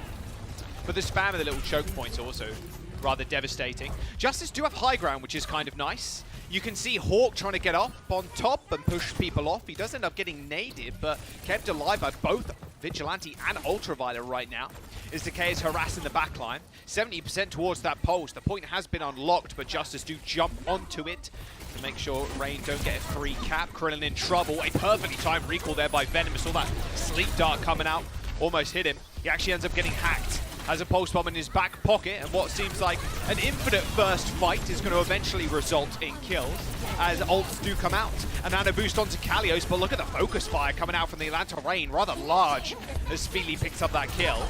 And now is the slow dwindling members of the Justice eventually going down to the Reign as they get the cap. I think a lot of the work that Vigilante put into that first fight is being felt. Not only is Vigilante gonna have Transcendence online for this next fight, but those Orbs of Discord have been so impactful for Rain to follow up on that damage. Kalios was like perma-discorded, and the focus as well, even with Krillin's Nano, it just wasn't enough to keep him alive and keep him doing damage. But I mean, look at how long the fight went. Look at how many ults are gonna be online just for this like second fight. Oh, no way. Fortunate Transcendence. Might make it worth it though. Graviton Surge, that was a brave one. Straight in front of Hawk on top of his mech. That beam's going to finish off Opener is isolated. Graviton Surge did get Hawk, but they didn't find the kill at all. And yeah, kind of another flattening by the Reign. They have what they have to do. They have don't have Transcendence anymore, but they got Nano, Self-Destruct. This is looking rather rough for the Justice unless the CMP is meaty. Yeah, well, at least, you know, they forced out the Transcendence from Vigilante already, so that's not there as a response, but it feels like Decay hasn't really been able to land a Pulse Bomb either into the backline, so I'm looking at that to really open things up too, on top of the EMP. But Justice have to get into a position to use both of these ults, and Rain aren't really letting that happen with the pace that they're setting. EMP is available. Everybody's lined up. It's a 4-man. Ultraviolet in trouble. He's 1 HP. Decay's going to be able to clean him up quite easily. Nano went on to Vigilante to try and save him. But still, Atlanta Reign just committing more to this fight. Double Diva on the field as Speedy gets the copy. He takes care of Krillin and even a free self-destruct. Gets a cheeky remake kill? No. Almost went for the default dance there on top of Kalios' dead body. 85% for the Atlanta Reign. Justice. Where are they? In Where spawn. are they? Are they on the map? Nope, they're in spawn, and then they're trying to come back right now with a speed boost from Opener. They don't have much to go off of this, though. Maybe a Nano onto Kalios, but oh my gosh. Like, how do you come back from this when you're not all there as 5 yet? All right, they touched at least. They did get antied, and there's the Nano. The last savior for the Justice, unless Decay lands a big pulse bomb. He does get the stick onto Ultraviolet as Kalios is sent for a quick nap. And manages to survive too somehow. He needs some help. He's got it. Krillin's there with a nade at his feet, but all the rest of those shots were eaten by Hawk's mech. I mean, Kalios, he's got hope and a prayer. Luckily, he's got backup. Justice do manage to claw their way back onto that point. They do find the flip, but it wasn't 99%. Okay, Decay. Finally, we see a Pulse Bomb, and we see it be really effective as well. I mean, just being able to take out both of the sources of healing on the Reign single-handedly did allow Justice to get back into this one. And so when it mattered and when it counted, there you go. But Venom's going to Pulse Bomb up 2. But can't make it to help A little overeager. A little overeager. Dies him with 3 people there. Had to recall that hack. Didn't want to get hacked and instantly killed, but died anyway. Rain, it feels like it's just a quick reset here, Rose. Nothing to see. Nothing to see. I'd be just waiting. At this point, too, I don't think Rain are too fussed about what kind of ultimates Justice are going to have online either. Kalios with the remech potential, but that's kind of it. Assassins just trying to get this EMP online, but Rain have 3 ults going into this fight. Yes, they do.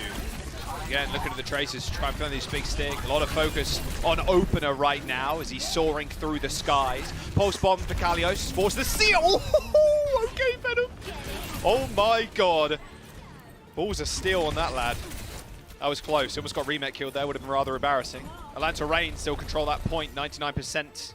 They did find the flip in the mid-fight. A Transcendence not available. It was not needed. That nano boost saving Vigilante's life from Decay's pulse bomb. 99% is Kalios jumps in onto the points, and that should just be it. Atlanta Reign, quick 2-0. Super impressive stuff from the Reign as well. I think, you know, with the questions that loomed over Speedly's Echo and maybe Venom's Tracer, it feels like Reign have cleaned up what they needed to after that loss to San Francisco. I think we just watched Overwatch. Not sure. Not sure. That sure was some Overwatch. Something happened. I felt my eyes glazed over a little bit there. That was, yeah. That felt really quick. Quicker than a normal 2-0. Oh, come on. Control. After the Glad's New York game? Just a little before this? Maybe yeah, my this brain feels is fast. still scrambled. Yes. Yeah, my brain's pretty scrambled from that series. We'll see what Justice have got for our next map. We're going to Eichenwalde. Can Rain carry on the streak? We'll see.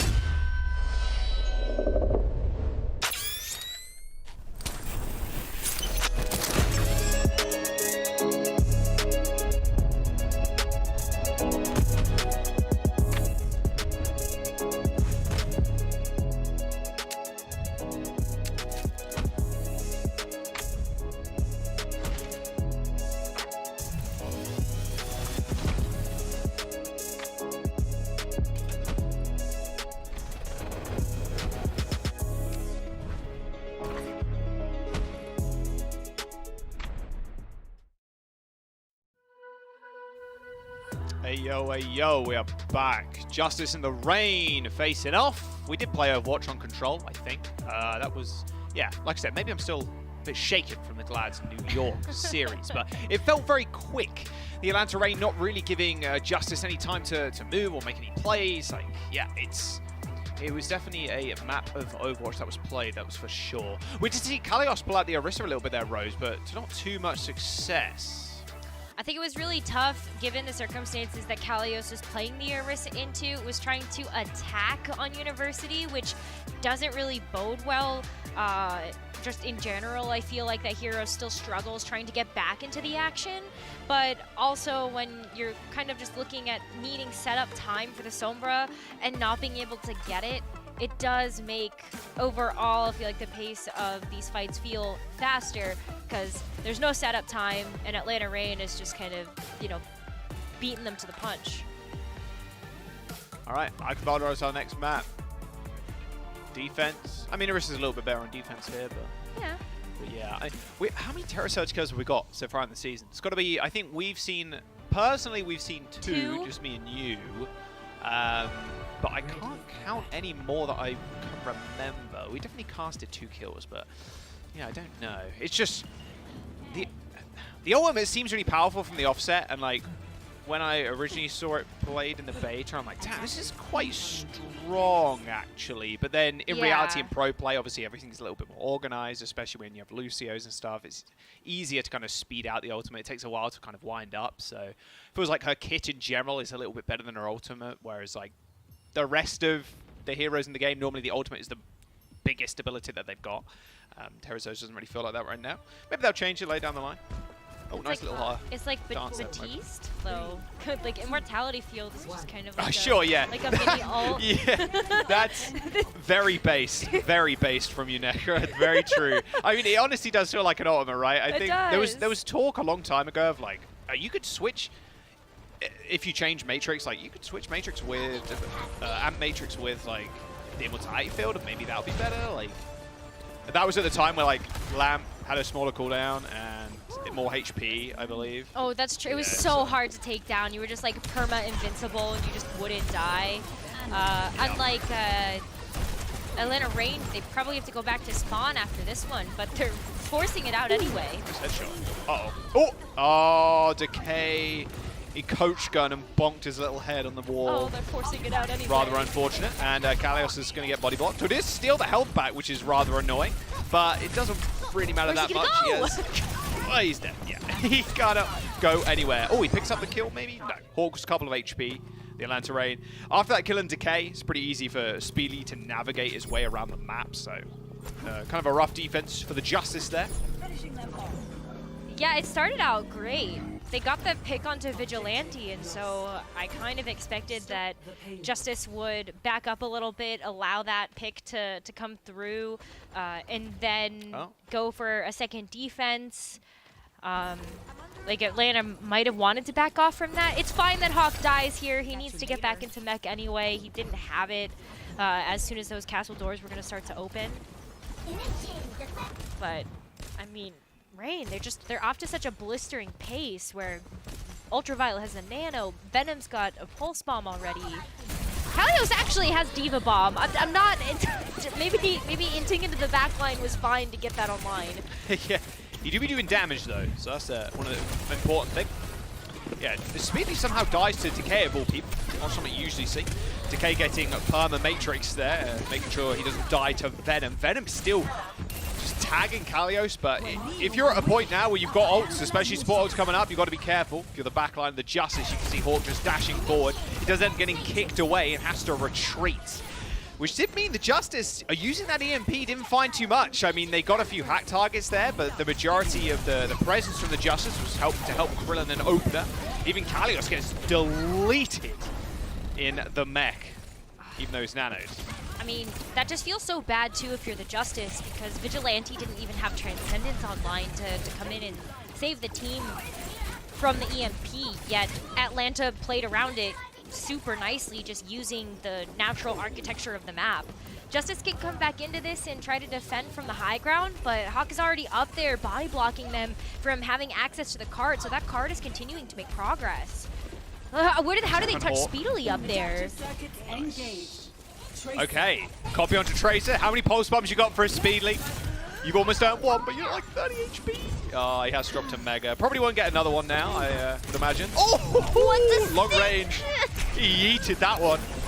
Should go to the Olympics as a shot put player. All right, Transcendence Force. The Justice do have a hope. With that Transcendence, they should be able to push it back ult to points, but with Decay dying, not good. All right, Atlanta Reign still keeping their pedal to the metal. Yeah, Justice really haven't had a defense. They've been throwing in ults here and there, but it doesn't really feel like, Rose, there's been a full 5-on-5 fight at this point, which is not unusual, especially for the heroes they're running, like Tracer and Sombra are pretty, you know, solo heroes, but it doesn't really feel like there's been a big fight.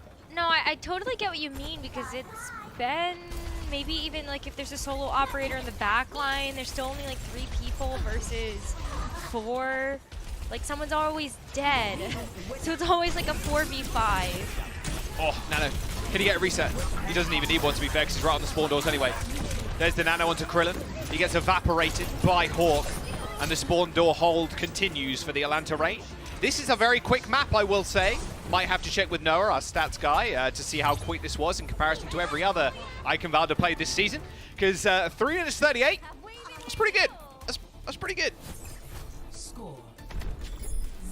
Yeah, that's pretty good. Yeah, they lost, how many seconds is that they lost? 22? That, oh no, 32?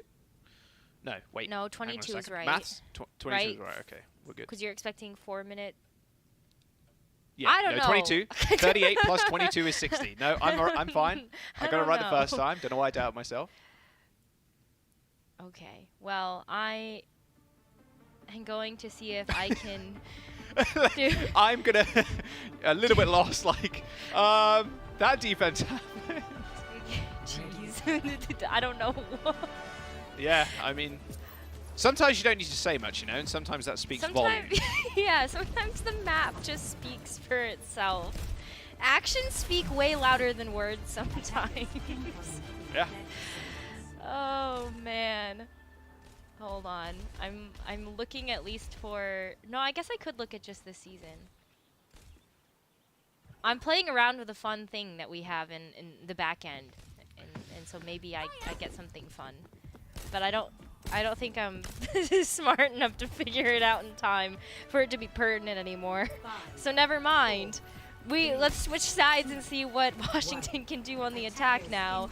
A yeet and a prayer here for Ultraviolet's Bionade. Looks like it doesn't hit anybody. Where is Washington going? Do a little flank. A little flank. That's kind of cute. A flank on the first on Icon Vault. Yeah, classic, a classic. All right, Krillin just got diffed there. A little right-click action from Vigilante. I mean, you can't push this far out, to be fair. I mean, Venom has a nade on him, plus the orb. That's like infinite healing, pretty much. Couple little staggers. Oh, the Orisa Terror Surge, if anybody was curious on how many we've seen this season so far. Currently, the Overwatch system has counted 19 Terror Surges. Terror Surge kills. Oh, that's just a... Yeah, wow. Ooh. Very nice solo kill. Yeah, that hurts. We're going to see Washington attempt this again. I still think they need to figure out a way to deal with Speedly's Echo. I mean, that's how San Francisco found a lot of their success in their match versus the Reign, and Justice don't really seem like they've been able to do much against this at all. And in fact, like, it just doesn't feel like there's been focus fire. Like, Assassin can't get into a position to get a hack onto anybody. Even if he throws the translocator into the backline, that's been getting sniffed out by Venom more often than not. The pressure. Yeah, I mean, at least they got a trade, I suppose, but it's only going to grant them a little bit of space. Ultimate's been online super early for the Atlanta Reigns, since the damage they've been doing is immense. Another backline for the Justice. No more once again. That just keeps happening. Self-destruct remake for Hawk, as half the time bank has gone. mean, that was just a nice aggressive play from the Rain too, where Hawk had remake available, got the nano from Ultraviolet, is still managing to get away, does get hacked. Kalios eats a pulse. Okay. All right, okay. Justice finally cracked this open. Assassin can throw the EMP on top of this too if they need. Let's go, Justice. Okay, what you got for us? Everybody's coming back from spawn now, so you've got to be careful. Speedly with the copy almost online as Kalios dies as he goes for the remake. Vigilante hitting him with a couple of orbs to the face. A Transcendence to get rid of that EMP damage as now Opener is alone on the sidelines. A copy onto the Arnett, trying to hit him with the diff. But that Transcendence from Krillin will be enough to keep Opener alive, at least for the time being. Pulse bomb for Decay might not even be needed at this point, as the kills are going the way of the Justice. Kalios back on the Doom, but Venom's still killing people. No recall though, and no hope. Justice do end up getting that first point. Okay. Whew. Finally happened. The payload is on its way. It's definitely not as fast as what Atlanta were able to sink that payload into the third point with, but it's still progress. It's kind of a good thing that Decay didn't use the pulse bomb there. He went down without having the chance to use it, but now he gets a chance to kind of work through the outer castle, see if he can maybe sniff out Venom or hopefully Vigilante. That would be a great target here to just kind of delay the progress of getting that Transcendence back online for Assassin's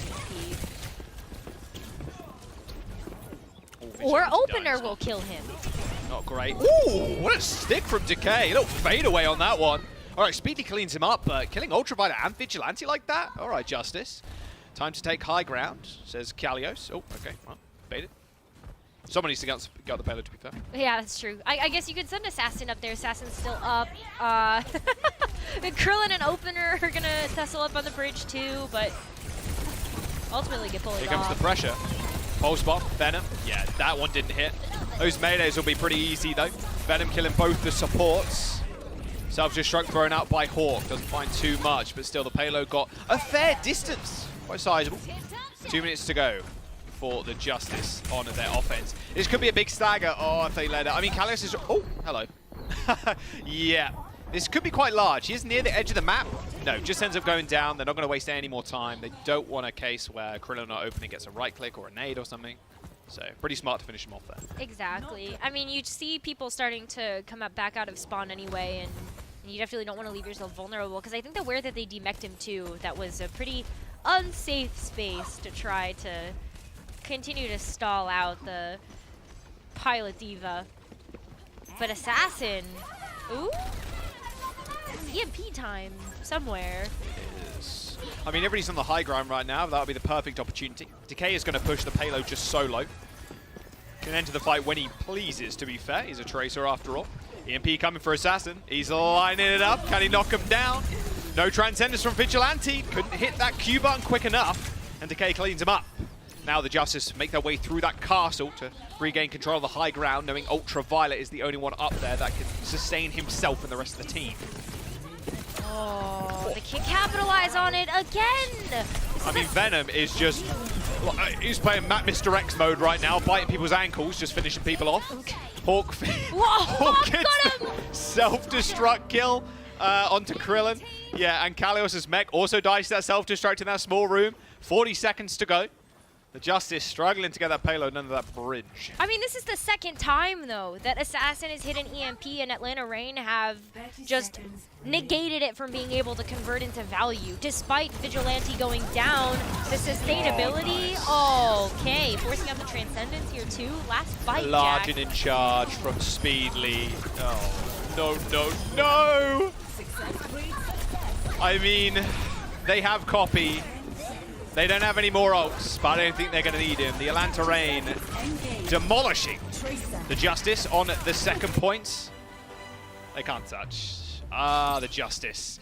The Atlanta Reign take 2-0 in the series. Still kind of a flattening. Just getting rolled out like thin crust pizza dough right now. They had a few bright spots. I think Assassin's EMPs were pretty good. He managed to catch Vigilante off a couple of times there, and Decay and Assassin have always been very good at kind of capitalizing on those EMPs, setting up the dives pretty well, but the Atlanta Reign just in a different kind of form. they feel super good.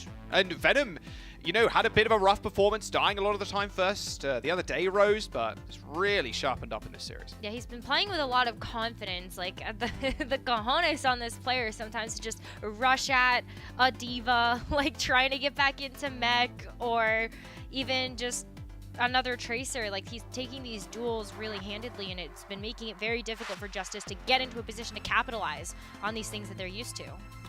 Yeah, that's true. We saw some Giga Chat attitude from Opener in the interview yesterday. I need that back, Opener. Step up. You got the chin for it. It's all good. Right, the Justice. Can they come back? Atlanta Reign up 2 maps. We'll have to wait and see.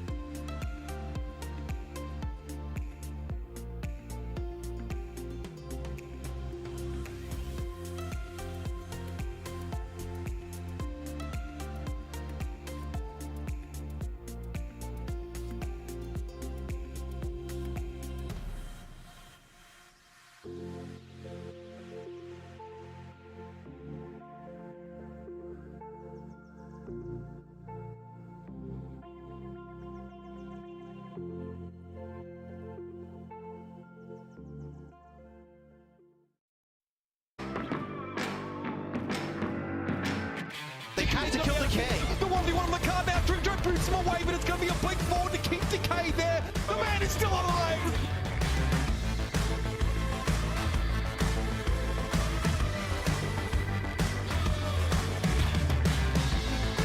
Look at this opener. And out. Look at that too. They got sent to the skies.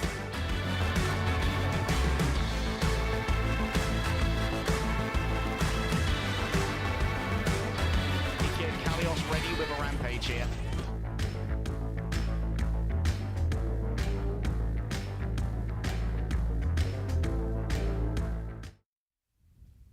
Happiness is just a legendary Genji skin away. Grab Happy Genji, the Summer Showdown legendary skin for just 200 League tokens. Don't miss your chance to own a piece of Overwatch League history. It's on sale right now. Right now. Right now for 200 League tokens. Yeah, so go grab that one. You can even grab it in the break. You can just boot up Overwatch real fast, and yeah, it's gonna be a good time in a couple of days. Of course, Overwatch 2 is releasing. I'm gonna cry on stream. It's gonna be crazy. Washington Justice and the Atlanta Reign. I think Justice maybe a couple of tears in their eyes right now. That was a kind of a brutal first couple of maps. We'll see what they can do as we go to Route 66. There's Escort, because the Reign right now looking like the Reign on top 4. This match has just been so tough for the Justice to carry out their game plan. You know, Reign totally understand right now the setup that is required for Assassin to get into a position to get a hack, for Decay and Kalios to be able to follow up on that with the Tracer and the D.Va, and they're just not letting them do that. You know, Hawk is going in and bullying the front line, sometimes even 1v1ing Kalios. Maybe a little bit unfairly, because Hawk seems to always have an Orb of Harmony, and Kalios does not. But yeah, like, it's just been really, really difficult for Justice to do what they want to, and maybe it's going to require them switching up the composition. Just maybe not the Sombra and Tracer. Try something a little bit more unique here. Let's wait and see. Well, so it'll be Atlanta Reign on the defense first. No Speedly Echo or anything, just going for the Sombra. It's kind of nice on this map with the health packs you can hack away. Always prefer that on I mean, that makes it even more difficult, like if Justice want to go for the composition that they have been this entire series, too. Yeah. It's harder for like Decay and Assassin to navigate around that, because you're like, well, I can't use that health back, can't use that health back, you know, because they're all hacked away, so it's kind of annoying in that front. Exactly. So I do wonder how Washington are going to, if at all, kind of respond to that choice with their team composition or something. But the close hold here from Reign, usually you don't see this type of forward hold unless you feel confident with a rush composition that you can just kind of hold at the door, but no, they just want to play this aggressive. Reign just want to shut the cart down here, hold them on first. Oh, changes? They're going back to change. Oh, that's the response we want. Okay, Kalios, Zarya, Krillin, and Opener have switched it up too for Ana and Lucio. So Opener and Krillin are going to be a little bit harder to kill now, especially with the Lucio booping people away. And now Kalios wants energy, and he wants it bad. Someone give him energy. He got no energy from that bubble. Feels very bad. I mean, shooting at a D.Va, where especially when she has the armor and just all the HP, yeah, it's kind of disappointing when you have 0 energy. Krillin ends up going down. That's kind of almost spoke down to existence. Don't worry, they're less vulnerable to dives as Hawk kills them both.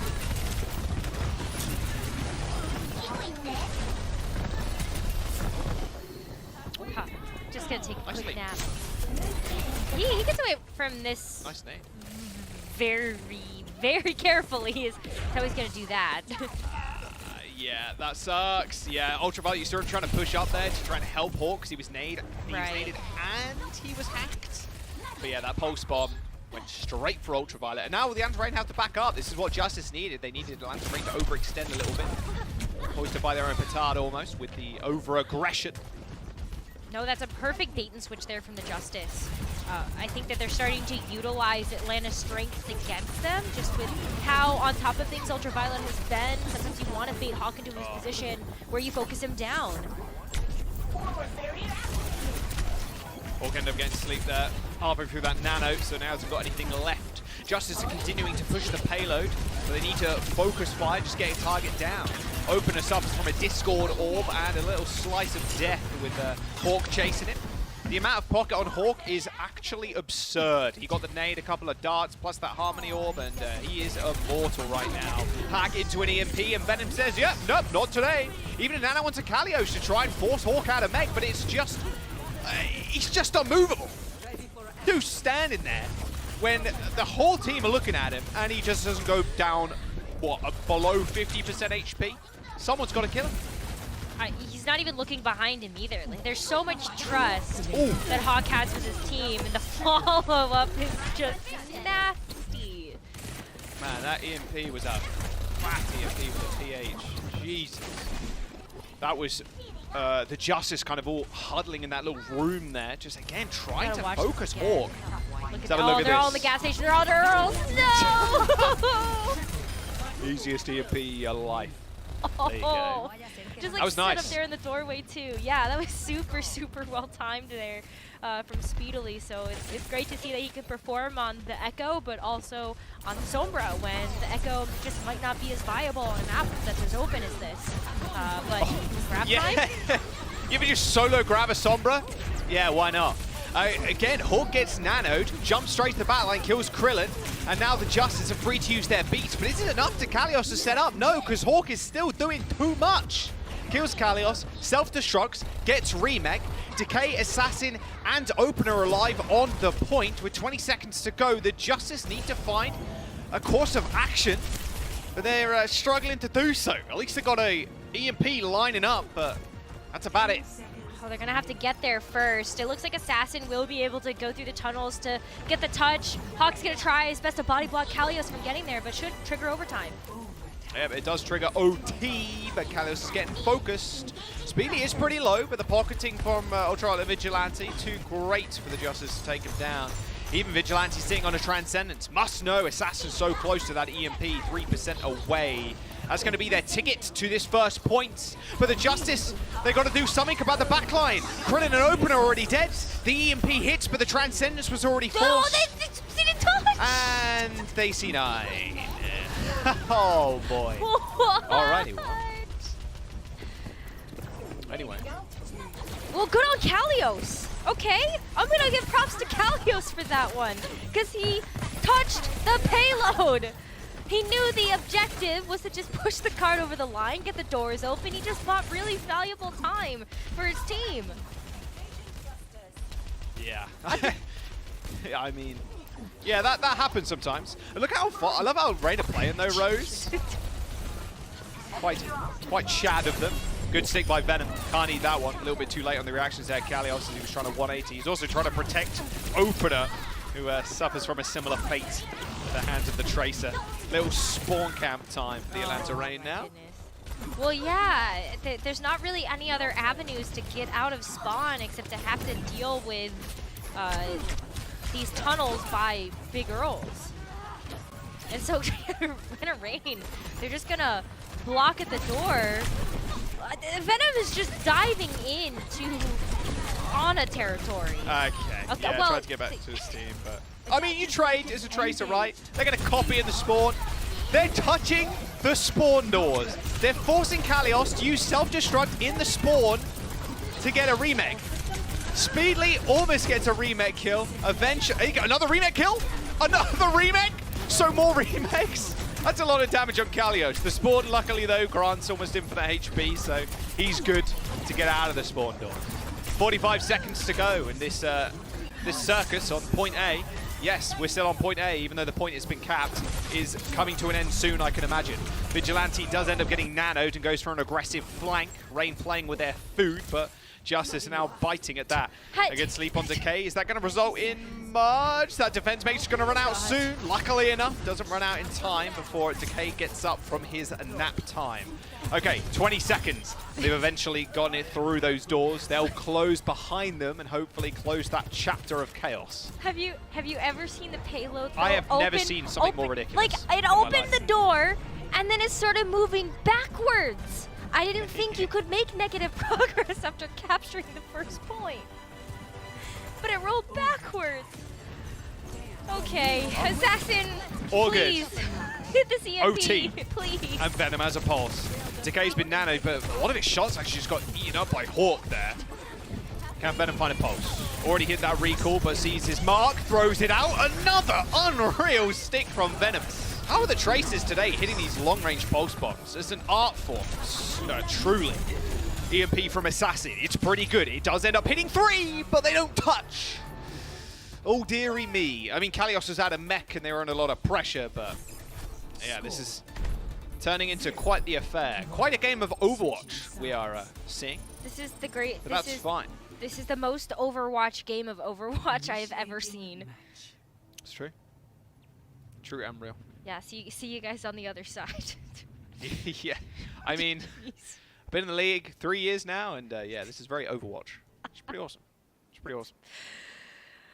What a weird day. Would you have ever guessed that Glads versus New York would go to a map 5, and then we'd get like a clown fiesta of a second point of Route 66? You say second. I don't even know if it first counts as second because point. they were still on first, but the point capped. Yeah.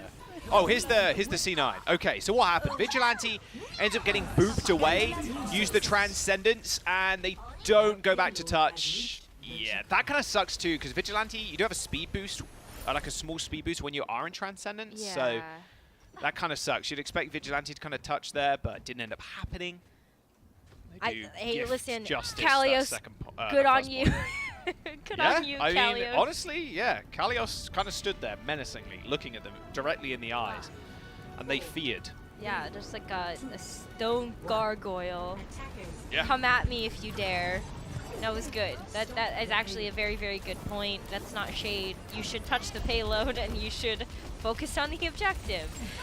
So, maybe Rain can do that on their attack push. I don't know. Same old, same old. It's the Sombra Tracer Diva for Justice. Kalios is slept. Kalios is out of mech. Kalios is dead. Yeah. That is what happened. It do be like that. It's a good push so far from the Atlanta Reign. Yeah, I mean, pushing this far up is super nice. Just take, as long as you have the high ground with the, obviously high ground equal good, right? But if you have it with the Echo, it's so punishing for Justice to move out of these choke points, because those sticky bombs do a ton of damage. And then Hawk can kind of sit on the high ground too. They do end up getting pushed off, as the Discord Orb was just too much damage for Hawk's mech. And the Justice are able to kind of regain control of the point for the time being. I mean, this is a good position to be in. They need to capitalize on Hawk not having his mech, but he does get back into it. He does. Decay throws out the pulse to try and demech Hawk again, but it is a full HP Diva against that pulse bomb, and he's had a lot of that support, so he should be good. There's a nano onto Hawk and Krillin. An E from Kalios stops Opener from going down, as Vigilante also gets killed. Good defense of the Justice so far, but they need to protect their one and only support Krillin in the front line. No Matrix left for Kalios, and yeah, he even gets demeched. Because Atlanta Reign are taking this point unless Justice managed to get back on in time. But there's only Decay there on first. Atlanta Reign now 4 minutes and 40 seconds to move through the second point. Oh, that was such a sick sleep from Opener too. To deny Hawk from getting the rush down onto him at first. And unfortunately, yeah, the defense falls apart a little bit here for the Justice, but they still have some legs to stand on, one of which is going to be Assassin's EMP. I know the first few of this series have not been fantastic in terms of the follow-up, but they've been big. They've been a couple of key members. You just need to be able to capitalize on that. So let's see if Assassin can get the right targets this time. There's both backlines support. That was close. That was close. Yeah, take that. Assassin almost got slept out of EMP. Ultraviolet ends up finishing that kill. Don't need overtime, I don't think. 4 minutes to go, and the Atlanta Reign are nearing that red box of victory. A copy for Speedly. Double Diva on the field. Oh, I want some more remech kills, honestly, but it doesn't look like Speedly's going to get it unless something crazy happens. Does manage to remech. Almost got that self-destruct, has it? Ends up getting nanoed, I think, too. But okay, gets 2 kills. Sure. Why not? Speedly double kill with a copy. Self-destruct. Kills Krillin. That should be it. Atlanta Reign win the series, 3-0. Speedly got nanoed as baby, or the nano onto the mech. That was self-destructing. Doesn't do more damage, but looks cool. The Atlanta Reign with a swift 3-0 in this series. Not the closest of affairs. The Justice not looking like their old selves. They beat the Shock recently. They beat New York recently, and New York have been looking pretty decent over the last couple of days. Yeah, just a little bit absent from this game. That's quite shocking. I thought this would go a little bit further than it did. But, you know, the Reign, we're nearing this playoff scenario, and they've definitely come online. Yeah, you know that they're hungry about playoffs. Like, they didn't make it to Summer Showdown, so this is really where they get to step it up and reprove themselves that they are one of the best teams in the league. And so they do need every win that they can get, and this was a clean one today. Yeah, pretty damn clean from the Atlanta Reign. And I was almost hoping slightly there that both teams would be on 11 and 11 after today. That would require Justice to win. But yeah, no, Atlanta Reign now 12 and 10, and the Justice sitting at 10 and 12. So the playoffs, there's a couple of slots obviously left open there. However, you know, you're still vying, you're still vying for those spots, because play-ins, especially in the mid-table right now, which you have Justice, Reign, and the Toronto Defiant, you're still kind of vying this a little bit of a rumble happening, Royal Rumble, if you will. I think with how the Atlanta Reign are playing, if they just kind of carry on this kind of dominance and what the Des were talking about, and Speedy being consistent throughout the entire series, which what we've seen right now, they're going to be in with a pretty damn good shot just snagging one of those playoff spots. Yeah, I think so. I think that they're looking good for it, and they do have a couple more matches coming up over the next 2 weeks to solidify their position. So we'll see how it goes. But there was one player that was super effective this match, and that is, of course, going to be our player of the match, Venom. Yeah, Venom, Tracer, a little bit lackluster with all the first bloods onto him yesterday, but made up for it in this series by a long shot. Like, his pulse bombs looking rather clean, and what we expect Venom to do. He came in as this big Tracer player that everybody was kind of expecting him to permanently play, and when you have a meta where you get to play your Tracer player and it being at the caliber of Venom, you're feeling pretty happy with yourselves. Atlanta Reign's hero pool with the DPS is quite large, but having more of this kind of specialist player in Venom is going to work wonders for them. I'm curious how the meta does end up shifting into playoffs. We'll see where Venom kind of lies there, if he is going to continue to play, but stats are looking pretty good, Venom. I'm not going to lie to you. 12 final blows per 10, 8k damage per 10 this match, and very few 3.1 deaths per 10. That's ridiculous. Yeah. Feels I mean, good. You expect that Tracer, of course, will have like maybe an average of 5 per 10, just how survivable the character is by itself, but Venom got so much done every single map without taking too many L's. And yeah, that's insane. So much damage. Leading the server in final blows also, just total, across like the series. Yeah, we got an interview with Venom after the break, so yeah, we're going to jump right to that, and we'll see you in a bit. The Overwatch League is brought to you by Upper Deck, the official trading card of the Overwatch League. And by TeamSpeak, the official voice supplier of the Overwatch League.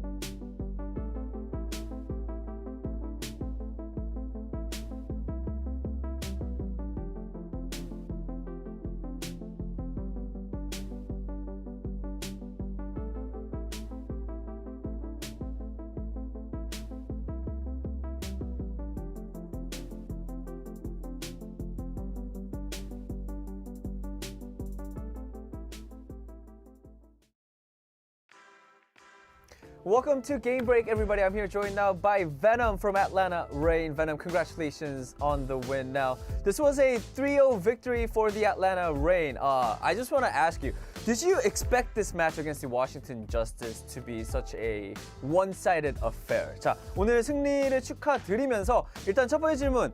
어떻게 보면 3대0으로 굉장히 빠른 시간 안에 승리를 거두시게 되셨는데요. 베놈 선수가 보셨을 때도 오늘 경기가 이렇게 좀 빠르게 진행이 되고 좀 어떻게 보면 좀 더 쉽게 승리를 거두실 거라고 좀 예상을 하셨나요? 저희만 이제 하던 대로 잘 할 수 있다면은 쉽게 이길 수 있다고 생각했고요. 제가 최근에 이제 뉴욕 경기전 이후로 손목이 아팠어가지고 제대로 스크림도 뛰지 못하고 이렇게 대회 하는 게 너무 조금 오늘도 그렇고 이제 힘들었던 것 같아요. 그거 빼고는 네 저희 팀이 워낙 잘해줄 거 알고 있어서. Alright, so I mean, definitely going into that match, going into today's match, I knew that if we played how we always played, I knew that it was going to be an easy win for us. Other than that, for me personally, after our New York Excelsior match, my wrist started to hurt a little bit, so I couldn't get a lot of scrim time. I couldn't get a lot of practice time, so it was a little bit more difficult. But other than that, I think. I knew that all of our teammates were good, and we were actually sort of very good at this meta as well. So I think I sort of expected this win against the Washington Justice. Is your wrist right now, Venom, getting better, or are you still sort of struggling? 방금 이제 손목 부상이 살짝 있다고 말씀하셨는데 지금 좀 괜찮으신 건가요? 아니면 아직도 지금 회복 중이신 건가요? 이제 조금 이제 게임 할 수 있을 정도로 괜찮아졌어요. 아직은 통증은 조금 있고요. Okay. I do still feel a slight bit of pain, but I mean it's not something that's major because I could still play the game, so I'm getting a lot better. All right, Venom. I mean, hopefully I'm praying that your wrist gets better, but I think it's even more surprising that even with the wrist injury, you got the player of the match and you were phenomenal on that Tracer against Washington Justice today. And along with you, I think you have a new DPS partner, Speedly. So I want to ask you about that. How is it like playing with Speedly in these matches? 자, 두 번째 질문은 일단 질문에 들어가기 전에 베놈 선수 빠른 쾌유 바라면서 이제 요즘 들어서 이제 스피들리 선수와 이렇게 딜러 듀오를 이렇게 이루고 경기를 이제 치르시고 있는데 좀 이제 스피들리 선수와 이렇게 경기하는 게 좀 어떠신가요? 되게 좋은 것 같아요. 처음부터 이제 스피들리 선수가 되게 똑똑하고 이제 잘하는 선수라서 처음부터 되게 잘 맞았고요, 저랑. 이제 앞으로도 이제 뭐 딜러 차이에 대한 걱정은 전혀 안 할 것 같아요. Alright. Definitely, it's been really good. I mean, Speedly is a very smart and a very mechanically talented player. So from the beginning, we had no problems. And I think for us right now, for the Atlanta Reign, for as for the DPS sort of situation, I don't think we have any problems going forward as well. All right, Venom, thank you so much for your time. And again, big congratulations on the win. 자, 오늘 인터뷰 감사드리면서 여기서 마치도록 하겠습니다. 베놈 선수 감사합니다. Thank you. 감사합니다. What a game! Look, of all the games today I thought would be so one-sided, this wasn't it. We did ask of the Atlanta Reign to see their DPS line especially stand up. But someone to me who's just astonishing again and again is Hawk. Oh, yeah. 3 deaths for the entire series. 3? 3 deaths. 3 deaths. And now Diva players not a map, just the whole series. Okay. Now, Diva players normally die less, right? Obviously, because you get demeched and a lot of the time they leave you or whatever. But that is still astonishing. And in fact, Venom has less than 10 over the course of the series. So does Ultraviolet. So that might say more about the Justice's ability to put them under pressure. I was going to say it. You did. We have to go there because this was honestly, it looked like a really clean showing from Atlanta in this series. Oh, yeah. Absolutely. I mean, when it comes to Hawk specifically, I think he definitely has a case when it comes to being voted, for example, like Roll Star and stuff like that, right? The problem is that we have players like Hanbin and Smurf, leading the pack in that regard. And if we're only going to have 2 Roll Star, roles this time around because we cut 1 tank short, it's going to be very tough for Hawk to win that. But he's definitely in that conversation because he is so prolific when it comes to the Diva play. By the way, remember when we had those power rankings on roles, stuff like that? I mean, Hawk was he was a top 5 tank in the league back then, right? So historically, Hawk is a fantastic diva. This year, he's done an incredible job of stepping into the single tank role, sometimes flexing over to the Winston when have to, not this series, but like in the past on Dorado, for example, right? So I think Hawk is a sensationally good player, and we give him his credit is due. I gotta cash in my little clout here. I'm on clout 9 with Venom popping off this series, right? I said in the pre-show, right? That's right. The talent was right there, and he popped off. He turned up in a big way, all right? There's nothing that says 8th or 9th in rankings when it comes to this performance right here. He was off the goop. He was performing like crazy, just beating down the Washington Justice. Decay didn't stand a chance, right? The Atlanta Reign with a really impressive performance here. This is really good for them moving into, competing, vying for that playoff spot that we talk about all the time. But also the Washington Justice, I gotta say, brutal loss for them. This is not the way you want it to go down against the Atlanta Reign, but they're still pretty much clearly in the play-ins, right? And this is not the match you have to win. Learn from this loss. Take something with you moving forward. It's not over for them yet. Yeah, it's pretty guaranteed that this team is, solidly locked into those play-ins. Falling out of there at this point is pretty unlikely. But we need to see a lot more from them, right? Because we talked, like when we saw this Justice team get those wins so far earlier. If you think earlier on in this tournament, we're like, this is a great time for this team, right? The role assignments look like they work really well for them. Kalios was always a question mark, but it looks like he was finding some niche heroes to get value out of. But Danny, the Justice looks like they're not quite where they need to be right now. It is true. I mean, like you said, we have Decay on Tracer, Assassin on Sombra. It should be the meta for them, but it's just, I feel like they're always just falling short. And even for today, I expected this to be a lot closer, but Atlanta Reign just seems unstoppable right now. Like, the Diva, Hawk's Diva is honestly, I would say that he's my favorite Diva. And their DPS lineup's looking good. Their support line is looking good. I think Atlanta Reign in the Countdown Cup is going to go far. Can I add something else as well before we move on to the next match here? It's something that we haven't really discussed at all, and something that we sometimes don't want to admit to ourselves. But Washington Justice, this is a franchise that made a lot of roster moves, throughout the year, and we don't really know what their plans is, moving forward towards next year, etc. So in many ways, some of these players, right, they're pretty much secured for the play-ins. But they're playing for like their Overwatch League future as well, right? Like who knows what's going to happen to this franchise next year and what their directions are, right? And I like some of these guys, I like Decay. When Decay is at his best, he's so much fun to watch. He's a sensational player. Same goes for Assassin. When he played Genji earlier this year, like you can see the potential that this guy has, right? College as well stepped in.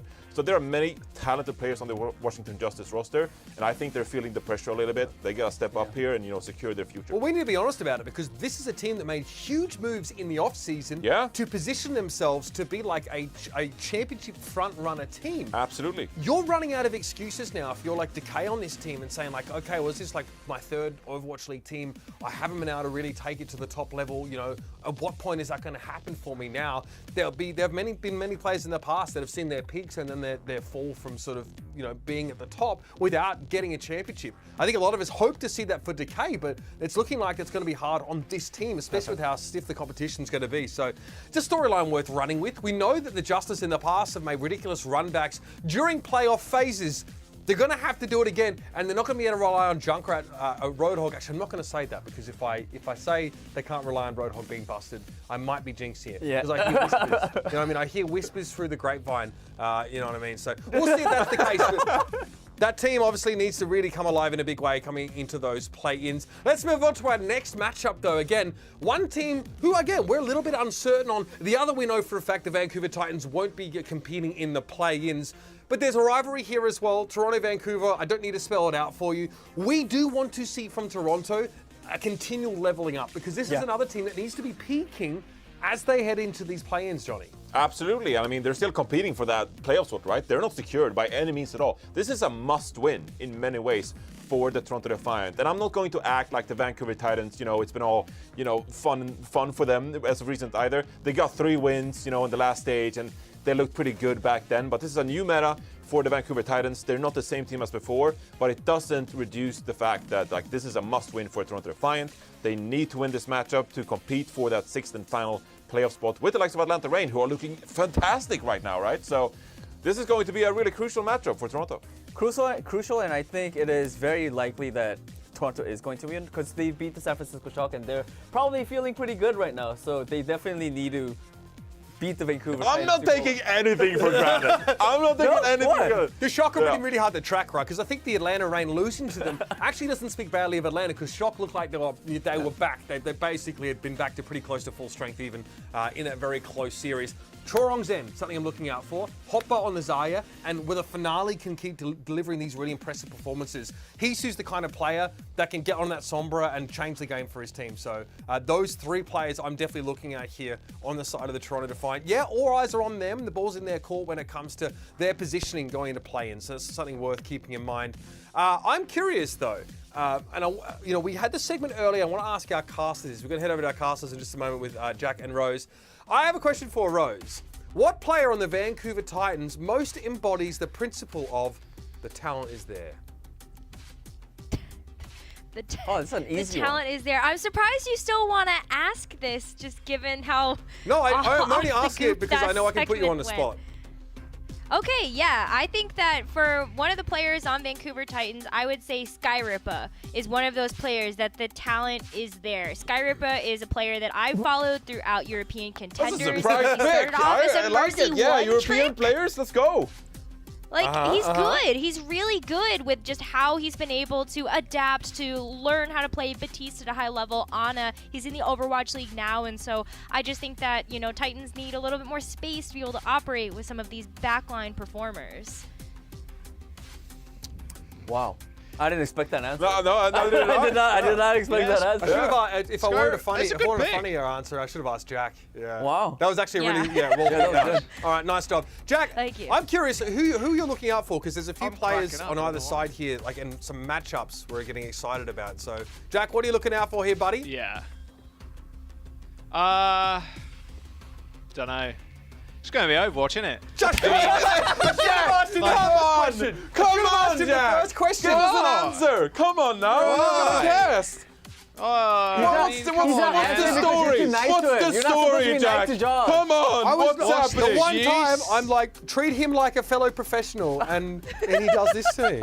Treat him like a fellow professional. I'm like well, how gracious of you, finally. It's a mistake, Mitch. Oh, dude, it's only taken you how many years? Christ alive, bro. Look, my boy Never again. Never again. All right, see you in ranked, buddy, while I'm sniping you in the queues, bro. I'll dip to your level, it's no problem. Sniping diamond players. Captain Planet, please don't ban me, thank you. Please don't ban me. No, these segments are getting weirder and weirder. I don't know. Maybe the day is long and we are all tired. Not sure. We've had a lot of Overwatch today. It's been a weird day too, hasn't it? Off the back of a 5-mapper between Glads and New York. I don't know what happened in the match previous to this one, but Jack, it's the Clash of Canada, the Canada Clash. Woo! Yeah, it's exciting. Let's go! I'm looking forward to this. Like, Vancouver Titans don't really have a lot to lose here. They're not going to go to the play-ins or the playoffs, so they're playing for a lot of pride here. Pride for Canada, but also thinking to next season, I think, is what's on the players' minds right now. Couldn't tell you, not telepathic, but if I could imagine. Ideally, you want the best performances possible right now, because going into a new season, obviously not necessarily a new game, or obviously they've been playing Overwatch 2 for quite a while now, is quite important. I think Aspire is going to have very good prospects. Even King came in quite late to the Vancouver Titans. Has had some really good performances on the things like Genji. So I'm looking for the Vancouver Titans to stand out individually, try and conquer the Toronto Defiant right now. Although Toronto, they do have the Heese, and they do have Finale on Tracer, and they do have my man Hopper. So, and Chorong. There's a lot of talent in this roster. And Twilight, exactly, yeah. I mean, just no one listed can really all forget of Twilight, the right? Toronto roster. No, you're absolutely right. And it's not just pride here for Toronto Defiant either. Pretty sure they're still in contention to make a playoff spot. They're right in 7th seed. They're right at the cusp. It's Atlanta Reign that did just get a win over Washington Justice, gatekeeping them right now. And so to match that record of 12-10, Toronto Defiant need a win here to stay a part of the conversation, or just solidify themselves as a play-in team. But they just want to make it to playoffs. And Jack, they had a rough first few matches. Those map 5ers were devastating after coming off of such a hot performance at their own LAN. Yeah, that was a heck of a run. at their land. It was super exciting. Obviously, the crowd just fully behind Toronto. It was honestly quite a pleasure casting in front of a home crowd and making it all the way to the final day too. Felt super good, and that was it felt like a turning point almost for Toronto to fight. Like, yeah, they are quite literally like in the middle of the pack right now. They are 11-10. The Vancouver Titans 3-18. So you're expecting Toronto Defiant to just continue that run, maybe hit it with a 12-10, sorry, after today, matching the Atlanta Reign. But on the other side of things, Vancouver Titans, like I've already said, they can't make it to play-ins mathematically or the playoffs. So they're playing for a lot of pride here and just for themselves. You know, you want to prove to everybody still that you have good prospects going into next year. I will be surprised if we don't see a lot of these players playing in 2023. Which is almost also an insane number to say. 2023, dude. Has anybody recovered from like 2019 or 2020 yet? No, like, we're heading into 2023. What are those years? Yeah, it's been a blast. Where It's did been those go? a wild journey. Yeah. Yeah, so like I said, Aspire and King, they've already shown up huge for the Vancouver Titans. Instrumental in their wins that they got. I mean, this is such a young roster as well. You have half rookie talent, half talent that are in their second, third, fourth year. Masa is definitely the veteran on this roster, and you can see how much he's able to support the backline. But I think that where, you know, we keep saying the talent is there, is that there's something that a lot of other teams are making it difficult for Titans to follow through with their game plan. I think when I focus in on Skyrippa, for example, it's because he's getting focused all the time from Sombras in this stage, and he's dying very frequently, very early on, and makes it seem like he's not able to show off his best. But you know it's still a team effort as well, and you could say that individually for a lot of the players in the Titans. I mean, Jack, this roster did go undefeated for a short while this season. Yeah. 3 matches is crazy. Yeah, which is... It sounds ridiculous, right? It's like, that's crazy, like 3 matches in a row, but remember, this team was winless at one point, and they had just such a good streak of victories. And that was after Deepe joined the roster as the coach, so... You're kind of again expecting or hoping the Vancouver Titans show up today against the Toronto Defiant, maybe go to a map 5 or at least take a single map off Toronto. But Toronto kind of hit their stride. Hopper's on off-tank characters that he kind of wants to play, you know, this Diva or the Zarya, and Hisu and Finale also being in. A very good, like an extremely strong all-rounder in Hisu. Finale has been exceptional on the Tracer. We'll see how they're wanting to run this. Of course, we are seeing Vancouver Titans, like they've always kind of been, just playing their own thing. Mira is on Junker Queen of all picks. It was either going to be Arisha or JQ, and it is JQ. I like this look from the Titans, though, because they should be just playing things that they feel they are good at. And a lot of the meta that we've seen so far, and what I love about how healthy it is that it does allow for this type of flexibility. You know, so seeing the Junker Queen in tandem with King's Mei, you can use those Mei walls, you can make sure that you're rushing down a target that you've isolated with that cooldown, or just knifing people. Maybe this allows Mira to stay alive like Punk was playing the Junker Queen earlier on this stage. What a wall. Yeah, you can't defense matrix that axe. Skyripper does end up falling. Not good for Vancouver Titans, although they are on the point capping currently. There's Aspire with a double kill. No tank for the Titans now. That disruptor shot still doing a lot of work. The wall from King, and then Aspire just kind of shooting people and laying down that disruptor shot is doing an immense amount of damage. It's a 2v1 on the point. Aspire doesn't stand a chance though against Twilight, who picked up his own double kill. And they didn't even get a cap, unfortunately. No, oh, that's so disappointing. I mean, at least they send Hoppa for a reset, and with Masa on the Lucio, Titans can definitely rush back into this one. And Defiant are going to have to pay respect to that.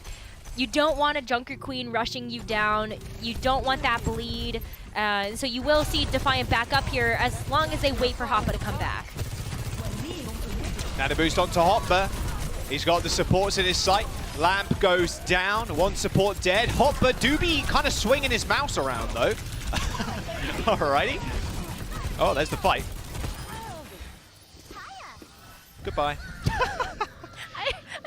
I'm curious what Hopper was kind of doing there. Like, he was kind of swinging his mouse a little bit.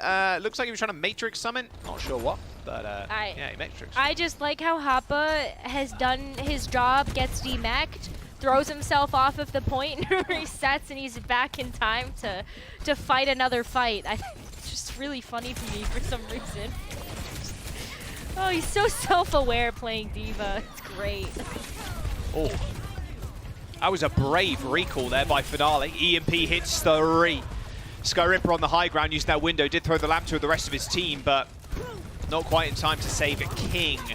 The Vancouver Titans trying to make a play off of this. Oh, no. The pulse bomb and the rest of the damage getting flung at them. Like a trebuchet over 300 meters. It's doing a lot of damage. Imagine if Hoppa just like sends it too with the mech. After everything that we've seen so far today, I wouldn't be surprised to see a D.Va actually use self-destruct as some type of aggressive ultimate. But, you know, Defiant still have to play really smart here. Gonna have to play around King's pulse bomb. Oh, Twilight's already down. Twilight's dead. Oh, a yeet from King. Doesn't quite land the stick, but a Spire. Of course it's a Spire. Kills 3. Jesus. That was that beat used from the Titans to help them win that fight. They do cap with 99 to spare there for the Defiant. Okie dokie. Now the Titans using everything in there. They've only got that Rampage left from the Junker Queen. So look what happened. Yeah, that replay is absolutely wild. So the Disruptor shot actually forces... Good beat. Oh my gosh, Twilight and Hoppa out of mech to fall to it. And it was the way that the Titans kind of just surrounded Defiant and forced them into that position. But then the overclock too, yeah, Spire just able to shut down all of these avenues. King is dead though. He tried. That's not good. He did try. There's Hopper. He's got the Nano. Aspire or Skyripper. Take your pick. It's a buffet for you, Hopper. There's so many people around you. Just all you need to do is just hold down that left click. Mira gets an axe kill with the help of that Rampage, but the Toronto Defiant have hit overtime. Mira's picked up Finale too. Hopper still alive is quite annoying for the Titans, of course. Him getting dislodged could be quite difficult, and this time it is Mira's turn to carry, not Aspire. They do manage to win that fight just off the back of that Rampage. That looks so good for Hopper, Rose. He had 2 people in his sights, and with that nano boost on top of that, looked like an easy play for him. Mira gets pulse bombed and stays alive using that commanding shout. A little bit of a brawl happening, but Hopper eventually gets demeched. Oh, they're still killing. Oh, they're still going. Hoppa's gonna try to get back into mech too. Gets stuck though. Yeah. Yeah. Still though. They're in the fight. I mean, with Hisu and Finale being there, even an aggressive EMP, this fight just hasn't ended. The Titans did end up capping. Mira's going to switch over to the Zarya to come back to the point, but they've stalled out for quite an impressive amount of time. 75% for the Vancouver Titans as Toronto find the flip. Hopper is back on the field. And it's up to Mira now to try and demech Hopper. He is pretty low. He does end up finding that demech in the end. And the beat from Master might be good enough to end this fight. Finale still alive and well, doing damage, but forced to recall. A lot less support now for the Toronto Defiant to try and stay alive. Oh, look at that too. King's gonna have to be careful. There doesn't really seem like there's a lot of focus fire, but if Mira is able to get a little bit more charge and beam somebody down, that could be big. Oh, Coalescence too. Yeah, buffet back open, but Skyripper's taken a large plate for himself. A double kill pot. Oh no, the remake. What was that? Oh my god. The Vancouver Titans, they try and push out and try and punish Defiant, using that Coalescence, right? But Hopper finds a double kill and then a remake kill at the very end. Very nice stuff. God. What is with these divas today? Okay, I don't know. Can we even count Speedily as a diva? Because it was an echo copy? I don't know. Jeez. Divas do sure. today. Oh, here you go. Okay, so... Okay. Boom. Oh, the boop from Chorong was kind of large. Yeah, I'm not sure they would be able to escape, but the boop definitely secured it. That was super nice too. I like the play from the Titans, to be fair. Like I said, it was a bit of a buffet there for Skyripper as he used that Coalescence in front of all of the Defiant, right? You want to capitalize on that, but yeah, Hopper on the Diva once again comes up rather large. Now, we go, next round is upon us, and I like Mira's change to the Zarya, much more what seems to be the meta now, Rose. Yeah, I mean, Mirror's shown off this look before. For the most part, it's really been Orisa and Doomfist, though. So to see Mirror go on to a few of the, I guess, more meta heroes that False was able to bring out last week, that was really cool. How did King survive? 2 HP. Had deflect up. Anything would have killed him at that point. Titans, yeah, without the Jungle Queen, they're looking a lot better just off that initial fight on the Zarya. Well, Zarya too, like, what does Hoppa do against that? The defense matrix is so good to be able to pick off any of the damage that would be coming in from a projectile. Like, I think it can stop Gracie? I'm not entirely sure about that one, but you definitely can't defense matrix a Zarya beam. Aspire too, already with a pulse bomb, so Finale and Aspire are going to be dueling in the backlines. A couple of pulse bombs, see what Tracers can do. Finale is getting half checked. Nice bubble, bubbles run out just in time. Nice reactions from Mira, but Finale was just waiting for that one. Chorong and Finale on a flank currently. Yeah, Chorong not with his team. That's a true Chad Zen player right there on the flank with your Tracer. 51% for the Vancouver Titans. Not bad at all. They got Nanoblade and that Graviton Surge up. That'll be fun to watch because, you know, does Hoppa eat the Grav? That is something you can eat from the Zarya. We've seen some really impressive pulse bomb mitigations here for the Divas, but not too many Grav eats. So maybe Mirror can land this one and just, I don't know, smack people in the face. There's not a whole lot else to pair with it right now. Nice sleep. Could be a free grab if they want to use it fast, but no, look at Toronto Defiant's position. They back all the way up, knowing Hop was there not to get the attempted eat. Nano Blade into the back. He gets naded, but that Transcendence is good. He does get slept too. Oh, Twilight does not miss those. He tried to dash back to their health pack too, but Hisu's there with the finish. Mirror's Graviton Surge was mildly effective, but it's actually the finishing kills here is what they require. Pulse Bomb on the floor from Finale. Sky Ripper trying to escape from the rest of his team, runs straight into it. The Vancouver Titans still with numbers on the point, and having Mirror on here too with high charge means Hopper is toast. The Defiant may have owned that point, but the Vancouver Titans end up finding the flip. So much chaos happening in that fight too. I mean, it's just kind of bonkers to me that Mirror used the Grav. There was so much going on that I think it only got a single target, but he also has 60% towards another one. That's just wild. Like, that's so much damage, and Masa and Skyripper just being able to keep him alive to be able to get this done. I mean, we could be in final fight soon. Aspire could also just shut it down here with a quick pulse. Oh, what a nade. Oh, the nade was so fat from Skyripper. It hit 3, but no one from Defiant went down. Mad right click there from Chorong. He's getting matrixed currently by Hopper, but ends up falling even with that nano. Both supports dead for Defiant. They got to come back to that point ASAP. Oh, King. He's just watching the rest of his team die as he's walking back from spawn. It's only Hopper left on the point as Mirror survives once again. 99% an OT. Not quite triggered by Chorong. So close there. But King just stopping him out the door. We got a third round on our hands. That Zarya looked way better for Mirror than the Junker Queen. You know, we had written Junker Queen off just based on the nerf to Commanding Shout at the beginning of this stage. Boston Uprising was a team that brought it out anyway. We saw a couple of teams at APAC do the same thing. But since then, it really feels like the meta has settled to the point where Junker Queen just isn't a part of consideration. So you really are looking at some of these more rush-oriented heroes like the Zarya. If you want to go for that kind of look, if you want to go for a dive, then you're looking at D.Va. But the Zarya definitely seems to be working. I mean, you're going over to Control Center, and you're going to be contending against Hoppa's Orisa. There it is. Yeah, it's important Titans capture this first. You love to see it. You love to see it.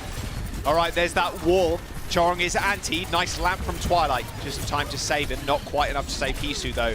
Those energy javelins do a fair bit of damage, but King is the one you got to look out for if you're Toronto Defiant right now. He's already had a couple of kills and make it some more. Titans kind of recoiling a little bit there, just knowing that the lamp was out. They bought enough time for it to run out. Yeah, is King's double kill. Yeah, ridiculous ridiculous. Oh, full HP. Oh, the charged Nice up rail shot deflect. Very nice. Yeah. See what I mean? I kind of bigged up King and Aspire at the top of the show. Like, King's come out of the gate swinging, especially as a player that's come onto a team that had like limited wins, and that was being generous right at the middle of the season. It's good to see King still doing really well. Absolutely. I mean, it looks like it might be falling apart a little bit here, but that's because it's Defiant. They switched off the Orisa. They're coming back on the Zarya, and Hoppa sure is charged and ready to go. Assuming you've got a Lucio that's as proficient at the hero as Chorong, you're definitely going to be charging in, feeling pretty safe. And I think Titans just got caught off guard by the switch. All right, how do Titans approach this? They ended up nanoing King last time around. I wonder if they're going to do the same thing. Of course, they have got 10% towards that blade. Oh, good start. Isu dead at Aspire's hands. Finale could end up evening this one up with a pulse bomb. The beat comes through, does hit 4, and now Finale sees his opening. There is a beat still on the side of Vancouver Titans. They do unleash it finally. Finale being rather cautious and patient with this pulse bomb, but a little too much so by the looks of it, as the Vancouver Titans don't need to use their blade or grab in that situation and end up finding the flip on that. That's actually really big for Titans as well. I mean, Mir can hold on to this if he wants to. He can even use it aggressively at the door. There's not a whole lot of ways for Defiant to deal with it except to kind of get stuck. And if you're going to contend in server, then yeah, oh, King could just go in the backline, use the blade too. Blades, no beat of course, as the Graviton Surge gets thrown out by Mirror. Perfect opportunity for King to go in there, but it was actually the combo of the Disruptor Shot and grab that finished off the rest of Defiant. That was a lot of dot damage, or like ticking damage. What do we need to? We need to call that something, because like what Grav and Blizzard Grab is shot, Snow Globe. Disruptor shot, disruptor grab. Yeah, so Disruptor Grav. Can we call it a black Grab hole? shot. I'm calling it a black hole. I mean, Grab's already a black hole, right? I don't. You know what? It's an ultra black hole. I have no idea. That's what I'm going with here. A big one. A big black hole. There you go. Like Hoppa's got one too. Nice Graviton Surge there from Hopper, in fact, but once again, Aspire's E-Key doing the carrying before the Titans. Double kill with the Disruptor Shot, and Vancouver kind of running away with this one. Toronto Defiant switching over to the Diva to get back in time. Can someone touch? It does look like Hisu is back, but can Finale and Hisu keep it alive long enough for Hopper to make his name known on the point? Aspire's got the overclock, but he's looking at Hopper. Now that he's out the way with no Matrix pointed at him, he should have a couple of free shots. Hisu ends up going down. Twilight 2, a triple kill for Aspire as he keeps on killing. Look at that, Hopper just gave up in the end. Jesus Christ, man. Aspire with the Giga carry for the Vancouver Titans at the very end of that one. They take Defiant all the way to that third round and take the first map up from underneath them. Yeah. Wow. That was so surprising. I mean, not because, like, what else do we expect from Aspire? We've been touting this player as a player that can really open things up with the Sojourn, but it finally feels like Titans just know how to play their own thing in this meta. It feels good. Whatever Aspire's getting paid right now, double it. Double it right now. Vancouver Titans with an impressive first map over Defiant, and they're out of the play-ins, and they're just playing a little bit of upset against the Toronto right now. It's the battle for Canada. We're going to continue after the break.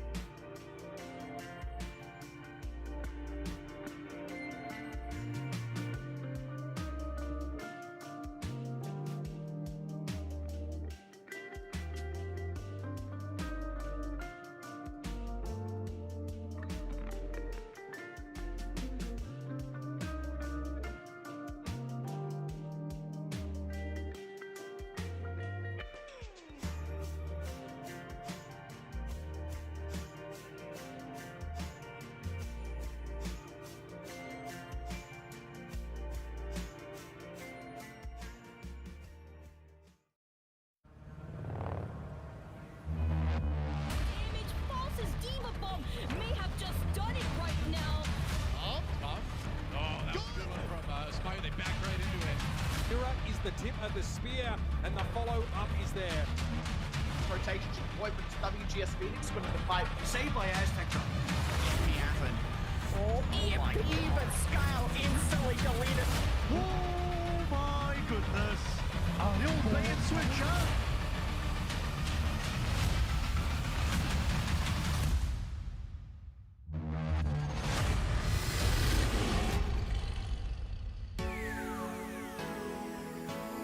What a final map. Yeah, take a sip of that. You need it, Aspire. Not sure if it's water in there or something else, but he is hyped up right now. Jesus. The carry performances out of Aspire have been something special over this season. Here is stats from Lijiang Tower. 5 deaths. A lot of disruptor shot kills. There's 7 of those. 8 railgun kills, 17 final blows. A little bit of damage on top of that. Yeah, Aspire's been such a boon for the Vancouver Titans. And he was when he was playing for the Toronto Defiant. If you remember last year, came in on a short-term contract for Toronto and almost turned the team around. And now we're getting picked up by the Vancouver Titans. You can see why he is still around. The talent is really there. That is, yes, that is the overall narrative for today. The talent is there, and Aspire is one of those talents. Definitely. I think just like the way that the Titans have really evolved over the course of the season has just been pretty spectacular. You know, they were off to a pretty rough start, and I know the series isn't over yet, but I think that knowing that they're out of play-in contention, you can't help but still feel like the team is giving it their everything to try to play upset. Like, there's definitely pride on the line here for the Clash of Canada. And also, you know, get a little bit of revenge, right? They lost this close 5-map series the last time these two played at the start of Summer Showdown qualifiers. And so Titans would love to get a win over the Defiant today. Yeah, would feel pretty good. I mean, playing upset is sometimes quite fun, you know. I mean, you don't necessarily have a lot of stakes in the game because you can't make play-ins or anything, so just kind of poking the bear, if you will. The bear in this instance being Toronto Defiant, like, hey, look, if we upset you, you've got a worse position, you know. You're still, you know, vying for a better position in the standings currently. We not necessarily taking a laid-back approach, but still making it pretty tough for you. Yeah, they're definitely making it tough. I mean, Toronto, they're still going to stick with what they know as Hapa comes out of the defensive spawn with the Diva. The Sombra and the Tracer have been pretty effective here for Defiant as well. I mean, Skyripper and Masa have had such trouble in the backline of the Titans, and Tisu and Finale were such a key to success on Defiant's win on Lijiang Market. So we'll see if they can kind of keep up the pressure here. It works great on the defense, as you can see that Hisu is already, you know, in position. He has to translocate away pretty quickly. Masa sniffed that out. But it's more Zarya here for Titans, but it's going to be False at the helm this time around. More known for those off-tank heroes. Yeah, Mira not playing this one. I think they wanted him for the Junker Queen. I mean, you lined up for that one, Choron. Taking a quick body shot there by Choron after he farmed him. By taking a fair bit of damage. Good start from the Titans. Sniping Twilight instantly. That's exactly what you need. They're going to cut the point. I mean, okay, Hopper gets there in time. Okay, good stuff. All right, carry down. Aspire dead. Hopper very, very low. Twilight unable to heal him. He's still sitting around that corner. But with the Sombra on point, you can imagine it's going to be quite difficult. That sleep from a Skyripper couldn't be capitalized upon. It was a fairly decent one, but Finale gets out in time with a recall. But King being alive and hitting these resets is fairly nice. Even Twilight getting his own nade deflected back towards him. Still, they are halted for the time being. I mean, you got to kill Twilight. Finale's got itself a pulse bomb online already, Rose. Yeah, he's going to be hunting for somebody like Skyripper in the back. Actually, hits and whiffs. Lucky. Oh. Almost turned over. Nano boost onto King. There's a double. And there goes Twilight. And Hopper's chance of defending that point. Point 1 unlocked. Titans get the payload going. That was a scrappy fight from both teams. Skyripper's the Nano. False is actually going to be over on the Diva now. So no more Zarya playing on the high ground makes a little bit more sense here, as False is already going to be able to contest the high ground from Hoppa. But without like a Zenyatta here, there's not a great answer for the EMP from Hisu. Your best bet is if you can hit a sleep onto the Sombra. She like decloaks for the EMP, but I don't know if anyone's going to be expecting this. EMP rather fat, but look at that. Folks instantly turning around, matrixing the rest of his team as Aspire opened it up once again with that railgun. The Vancouver Titans, they've got the payload going, and around this second corner of this the second point, taking the high ground would be nice, but you can taxi it under the bridge for free. As long as Toronto Divine don't kind of jump on top of you, but losing the high ground would be very bad, especially considering the ults that they currently have, that Nano. I mean, it's like, I don't think you're as worried though if you're the Titans. You got out one of the biggest ultimates from Defiant with very little in casualties. The EMP is gone. You can keep playing the card. The blade is out now. Can he get the slash and dash? Oh, he can! He got Twilight through the Transcendence. Nice little slash and dash there from King. Very, very good. See Chorong, he kind of set that up for himself perfectly. He knew Chorong, or had to have known that he had Transcendence, so not using the dash, just waiting for the perfect opportunity to snipe Twilight there. Excellent stuff. And the Vancouver Titans still sitting on that beat, which is even better. Oh, a post bomb! Oh, Aspire staring at his own demise. Masa using the sound barrier here to keep the Titans into this one despite Aspire being down, knowing he can come back. King is just cleaning up. All right, yeah, I mean, with both supports there for the Defiant, you got to stick someone on the payload if you're Titans right now. They eventually do, as Aspire can kind of sit all the way at the back, charge up a railgun shot and fling them in every now and then, but the spawns are so close to Defiant, you really need a lot of payload pressure to get this one over the bridge. You have mostly everybody there, but right now you're really looking at Aspire coming back with this overclock. Isn't able to get, what, 2-3 picks every single time this ultimate's been used, whether it's from the overclock itself or like a disruptor shot. So you're hoping that that'll be enough to get you over this second point line. This ends now. EMP coming up in front of Defiant 2. Oh, good Matrix by Hopper, very nice. Can't Matrix 2 supports at once, so unfortunately, man, King is on a rampage right now. Jesus. All right, self-destruct from False. Forces the rest of Defiant back into the castle walls, but the siege has begun, with False picking up yet another kill. Can anybody stop this payload going?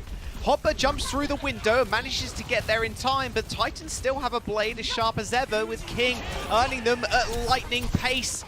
Twilight, no sleep dart, no nade to save himself, and Hopper equally is unlucky as the payload gets to that second checkpoint. The barricade, or the doors I should say, being bashed down with 3 minutes in the time bank. Hoppa's gonna switch over here to the Zarya, so really feeling like that will be better with these close quarters. You can definitely just kind of run down people on the Titans, but I just feel like this... What was that? Finale? Just pretending that one didn't happen, Titans are unfazed. They gotta keep going. Actually caught in 4K. I think we've had a couple of those from the Defiant in recent memory. I think we also had Finale or Hisu do that to a wall the other day too. It's not just Defiant. Don't do him dirty like that. There's so many other teams. It was someone the other day. I can't remember who it was. Eating them at walls. At least you caught it in 4K. Feels good, man. Feels good. Rip. You know, I will say that when we see the Reaper and the Zarya switch up here now for the Titans, I honestly kind of wonder how Chorong's Zenyatta choice is going to fare. It doesn't feel like Defiant has been able to capitalize on the Discord orbs or the Focus Fire at all, just because of how quickly King and Aspire have been taking people out. I think you need maybe a little bit more healing. I don't know, King and False are gonna be rushing at you, that's for sure. Yeah, Spy, you got to open this one up again, I think, for the Titans. You almost got that ultimate too. The amount of pressure he's under is kind of immense. Pulse Bomb even being thrown out. Okay, that one didn't land Finale, but at least you attempted to get an enemy team member. Chorong nanoed. Oh, he's doing a lot of damage. That EMP's good too. Hisu hitting at least a 3-man there by the looks of it, maybe a 4, not sure. Didn't quite look at the kills or the portraits inside, but nevertheless, 60 seconds to go as the Toronto Defiant holding on. They got the grab coming up and the Transcendence, so they're looking pretty decent. It's what King can do with this Nano or even False that will open it up for the Titans, I feel. Yeah, absolutely. I mean, if you wanted to play for an end game of a Graviton Surge and a Death Blossom, then you want to give the Nano over to False because he's going to be trailing behind a little bit getting that back on. Hopper. I mean, yeah. But they're just going to play at the door. Oh, Hoppa just wants to grab them off the side or, like, grab them so they can't touch. Yeah. Oh, King takes a face full of orb there. Pulse. Not one of your 5 a day, I will say. All right, there's the grab. There's the hack on Aspire too. That Pulse Bomb lands straight on False's shield, but he's eliminated before even the Pulse Bomb went off. It felt like there. 6 seconds to go, and there's a 3v5. King hitting that spin to win. Yeah, that Beyblade flinging itself out of the arena. Straight into his teammate's eyes. That's why it was banned from my school back in 2006. Titans not quite getting it to that 3rd point. Toronto Defiant with a pretty admirable defense on 3rd there. They had 3 minutes to defend against. They don't let Titans cap. So, you know, it looked, at least when it got to the gates, it looked a very one-sided affair with Titans being in the driving seat. But, you know, Defiant managing to pull them over. Yeah, Defiant had a great heads-up strategy of switching Hoppa over to the Zarya as soon as that 3rd point got unlocked. When he was exiting out of spawn, he said, I'm just going to give the Diva up here. The Zarya is going to be more effective. And so he was able to build up to that Graviton within that time of defending. And that worked out beautifully. Masa didn't have the sound barrier online. There wasn't sustain from a Baptiste or anything to have an immortality field for that. So yeah, Defiant definitely playing a smart game towards the end of that 1st round. But King's Genji, I mean, this was just absurd. Him and Aspire putting up mad numbers right now. I mean, a lot of that too, like, look at how well False has been able to, oh my god. I didn't catch that. Oh yeah, wow. the memp. A little, yeah, that wasn't even a memp, that was just it getting cancelled straight up. That is very nice stuff from King. Very, very nice. And yeah, King and Aspire looking great so far. Well, they've set the pace car now, so how can Toronto Defiant tackle this one? Also, I just remembered, it wasn't 2006, I think it was about 2002, 2003. Showing my age with the original Beyblades there, but people yeah, still play those, you know. Yeah, I wouldn't be surprised. They still exist. Yeah, not as the same popularity as what I can imagine in the early 2000s. Aren't there like? Could be wrong though. I don't know. I've like never used a Beyblade. So. Oh, well, they were pretty fun back in the day. Okay, I'll take your word for it. I remember Paul. Apart from when they broke, and again, that's why it got banned from our school because it flung out and hit some kid in the eye. Not a great time, I will be real. No. All right, Hopper and Twilight also not having a good time.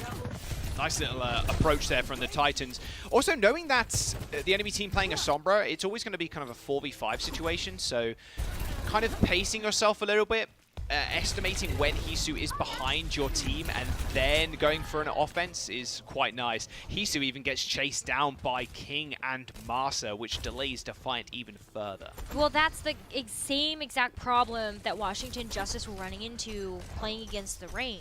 So I actually feel like that match was such a nice warm-up for the Titans to watch, because if Hisu wants to continue to play the Sombra, Titans now know, thanks to the showcase we got from Atlanta Reign, that you just kind of don't let them set up.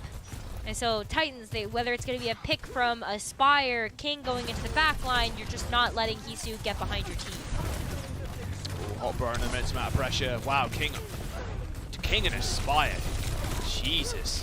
All right, Twilight going down there is disaster for Toronto Defiant. And with 2 minutes to go, these fights, I guess they're wrapping up pretty quickly, which is nice, but you're still just getting run over. King and Aspire just permanently focusing Twilight and Chorong as soon as Hopper moves through that choke, and it's actually forced him to switch over to from the Zarya to the Diva to try and give some additional protection, Rose. Yeah, the defense matrix is just so important. You could see how much damage Hoppa was able to soak up from the shurikens coming in from King's Genji. Oh, the chase Nice down hack. pressure too. Actually just nano him. He's just going to go in. He has the blade, has to now deal with Chorong with the nano, but the focus fire is good enough. The nade on Chorong ends up killing him, and he might not even need to use the blade to end this fight because Hopper's been demech'd. A minute and a half to go, and the Vancouver Titans ult bank looking rather splendid.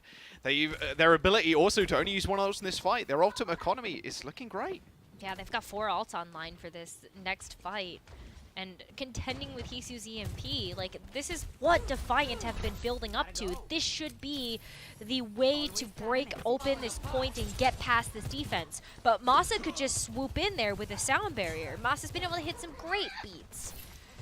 So let's see what Hisu can get done. Yeah, what you got, Hisu? Everybody's a little bit spread out. Hack onto King again as they try and focus him down. No nano to save him this time, so he does evaporate. There is the EMP, but the beat from Master as he dives around the corner to try and shake off the hack. A boop kill onto Finale as Vancouver Titans pacing their ultimates again quite well. Now a Graviton Surge thrown out. Completely whiffs, however. So now only relying on that blade from King. Aspire eventually focused down, and with 30 seconds to go, Defiant are now pushing onto the point. A lamp from Twilight keeps himself in the fight and keeps this competitive as the blade is pulled, but with little support, you have little life to really play with. As soon as the blade is pulled out, Twilight picks himself up a kill, and eventually Defiant ends up capping that first point. Oh my gosh, Twilight's Baptiste is such a treat to watch. Like, it's just so fun to be able to see just the timing and the quick reactions that he has to get those immortality fields up, and then knowing that he has the amplification matrix too.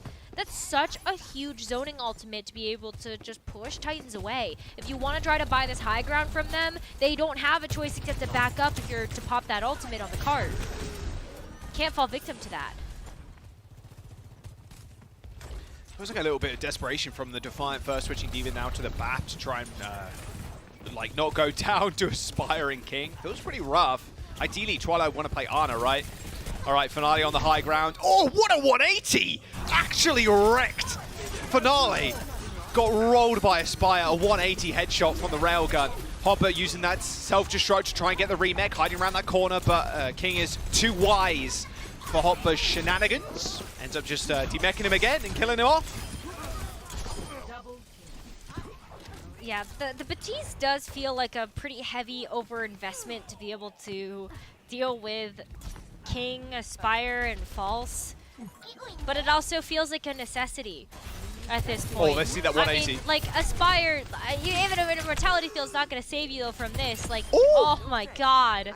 Actually stunted on. That was so clean. But Aspire's been getting picks like this left and right this series. All right, EMP. Let's go. Hisu is in a decent position. He's trying to push people off the high ground. Oh, King gets hacked. Still makes it to high ground, though, so he should be safe for the time being. Hisu forced a recall after False, rather high charge, was able to burn through most of his health. 60 seconds to go. Toronto Defiant have got 3 ultimates, but False with the grab. Ooh, where'd that I'm not sure where that pulse bomb go, but False does manage to bubble it in time. Master with another clutch beat after that EMP did hit 4 of them. And with the overwhelming amount of HP, they're able to survive. That's a lot of HP as well on the Toronto Defiant side. A Transcendence plus the lamp to keep the supports up. Vancouver Titans still holding on, but Chorong taking care of 2. Is not the DPS that are finding kills in Defiant right now. It is Chorong and Twilight. Okay, well, I mean, Chorong had to use the Transcendence there in the Immortality Field to keep Toronto Defiant alive, but now there's only 10 seconds remaining, and that's plenty of time for Titans to come back into this one with a recontest. Aspire has an overclock, King's got a Dragon Blade, no Transcendence. Oh. Gotta be careful now. Aspire's got the railgun. He sees Chorong. He only takes a lick of damage, but Hopper needs healing. The nano, the blade is out. The kills are coming through. King hits him with a triple kill, and that'll be it. Oh, shake it off, King. You've earned it. the Vancouver Titans with 2 maps up against the Defiants in what is the battle for Canada. It's looking at a rather one-sided affair. Oh, he is elated with himself, and so he should be.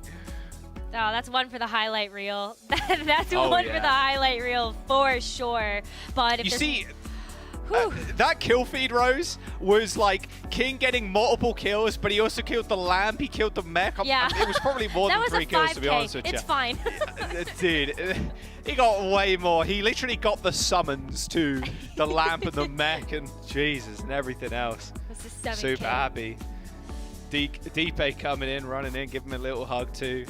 Good stuff from the Vancouver Titans in a match that, for their record, doesn't really mean a whole bunch because they're out, but they're playing mad upset to the Toronto Defiant. You love to see it. We're going to jump to a break. We'll be right back after this.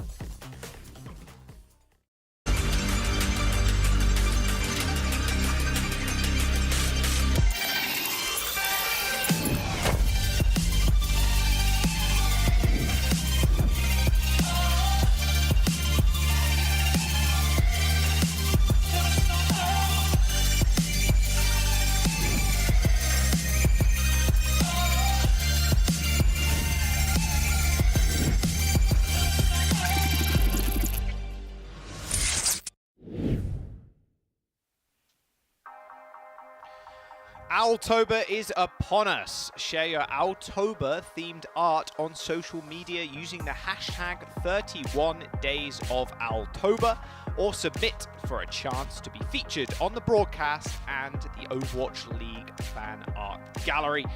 You can see the URL on the screen right now, overwatchleague.com/news/Owltober to learn more. Yeah, so get going, get going. Wow, what a round, what a map, I should say. Oh, Jesus Christ. Vancouver Titans coming out swinging. And at the helm, or on top of the throne, I should say, got a guy called King. His Genji. And, like, it was a Spire map number 1, and now it is King.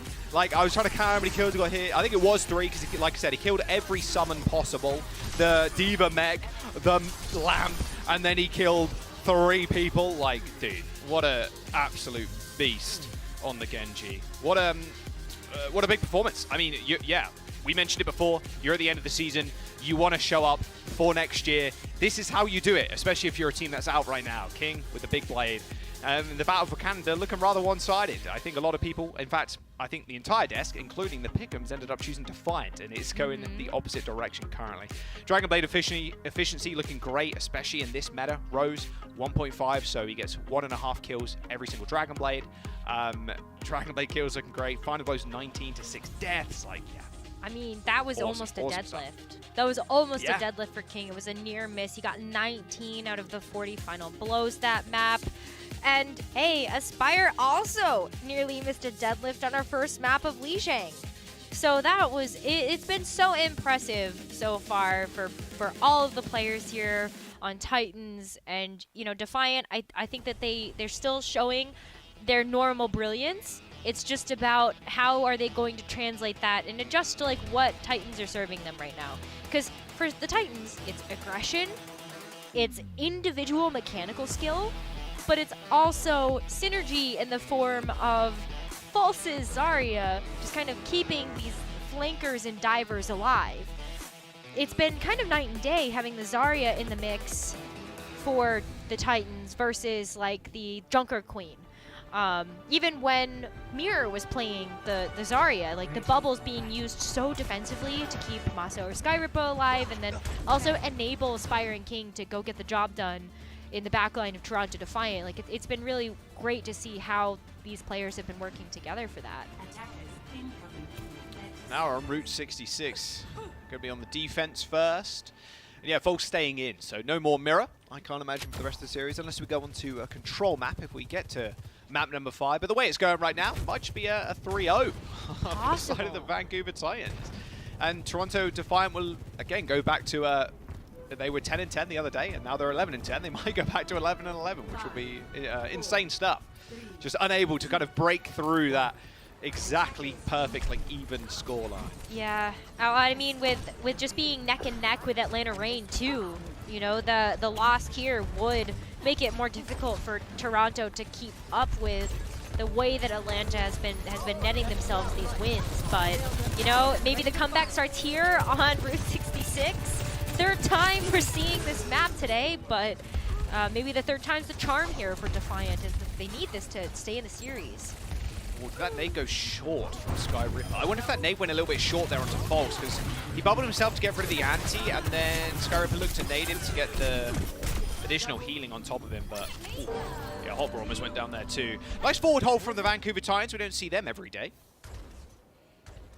Well, with the Zarya, then yeah, you may as well. This is a composition that you can kind of use that space.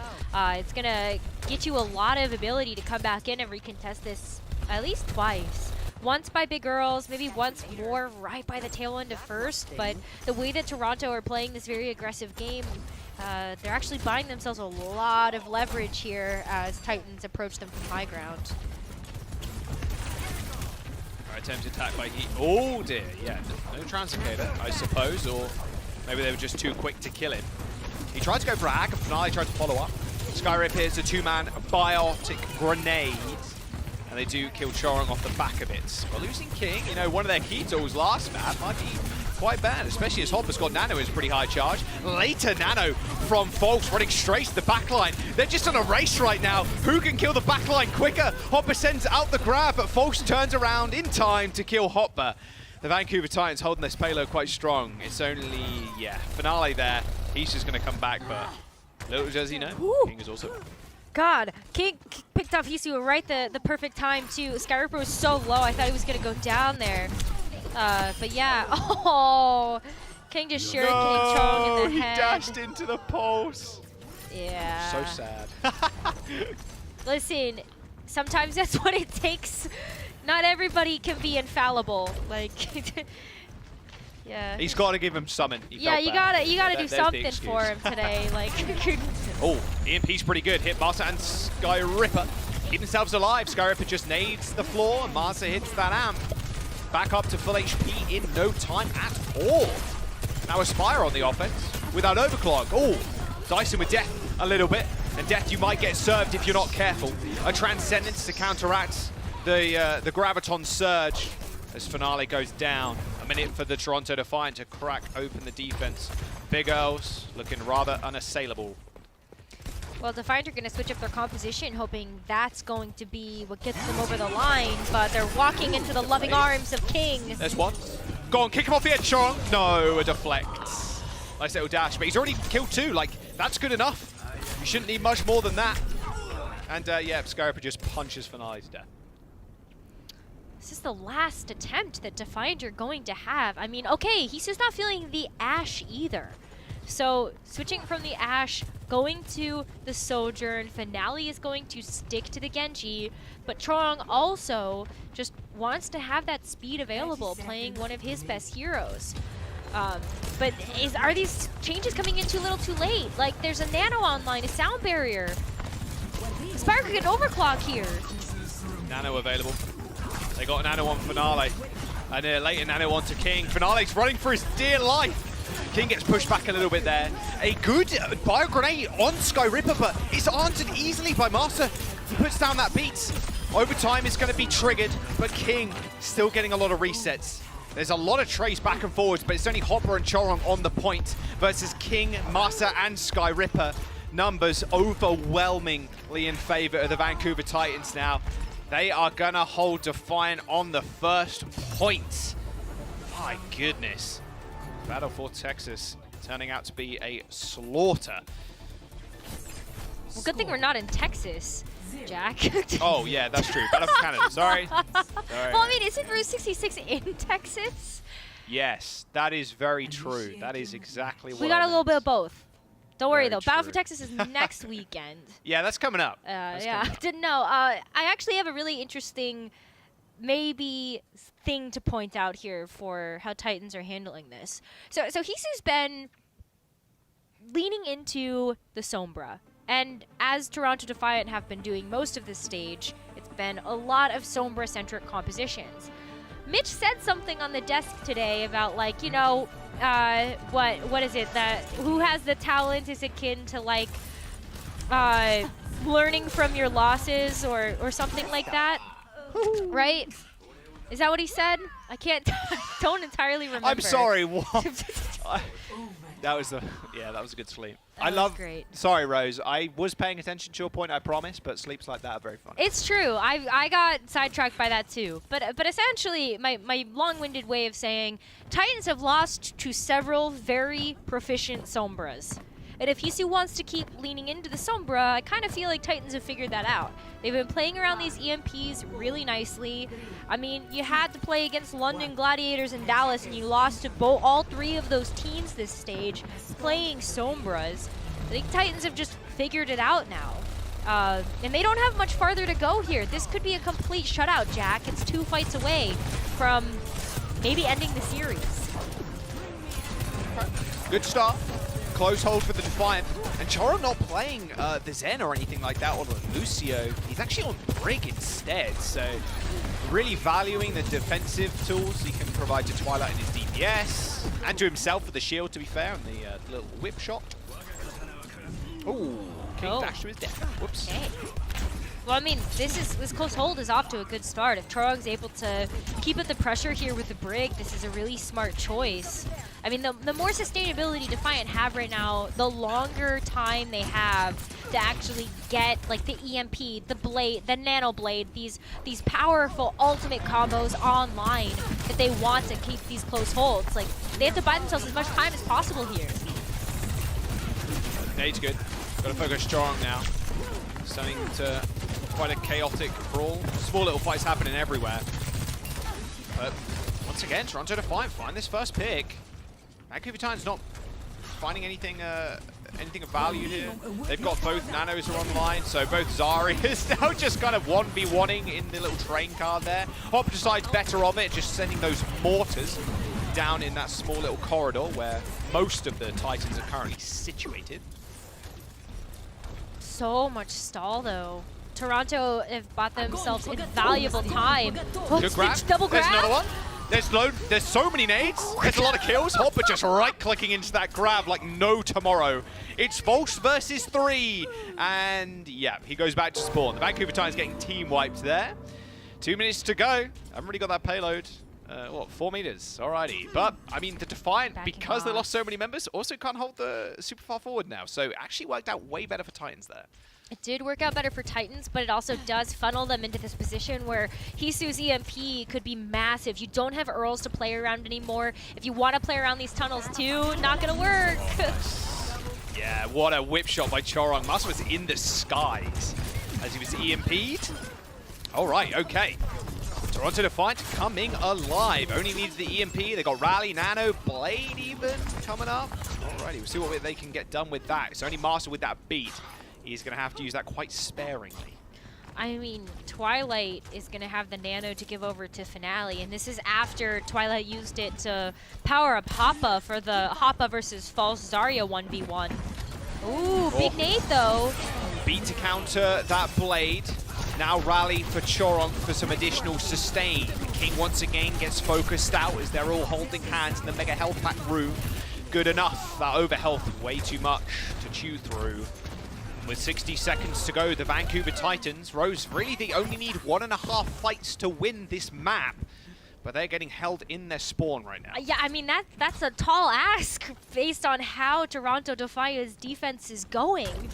They know what's at stake here. And so you love that Defiant is just, you know, giving it everything they've got. They're playing this really well, but hey, Aspire's just switched to the Ashe. Interesting now.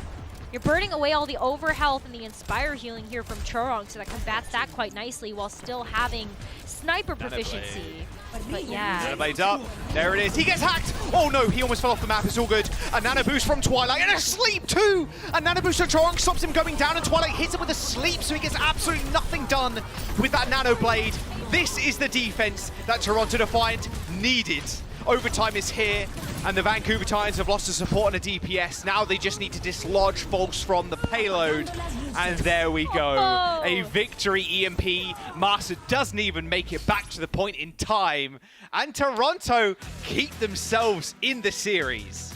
Wow, the Fuller hold? No shot. We got a Fuller hold on Route 66. Like, Yeah. that looked over. Honestly, there's so few teams that would be able to put up a defense like that to stop the impending doom of just like, what, 1.5, 2 team fight wins.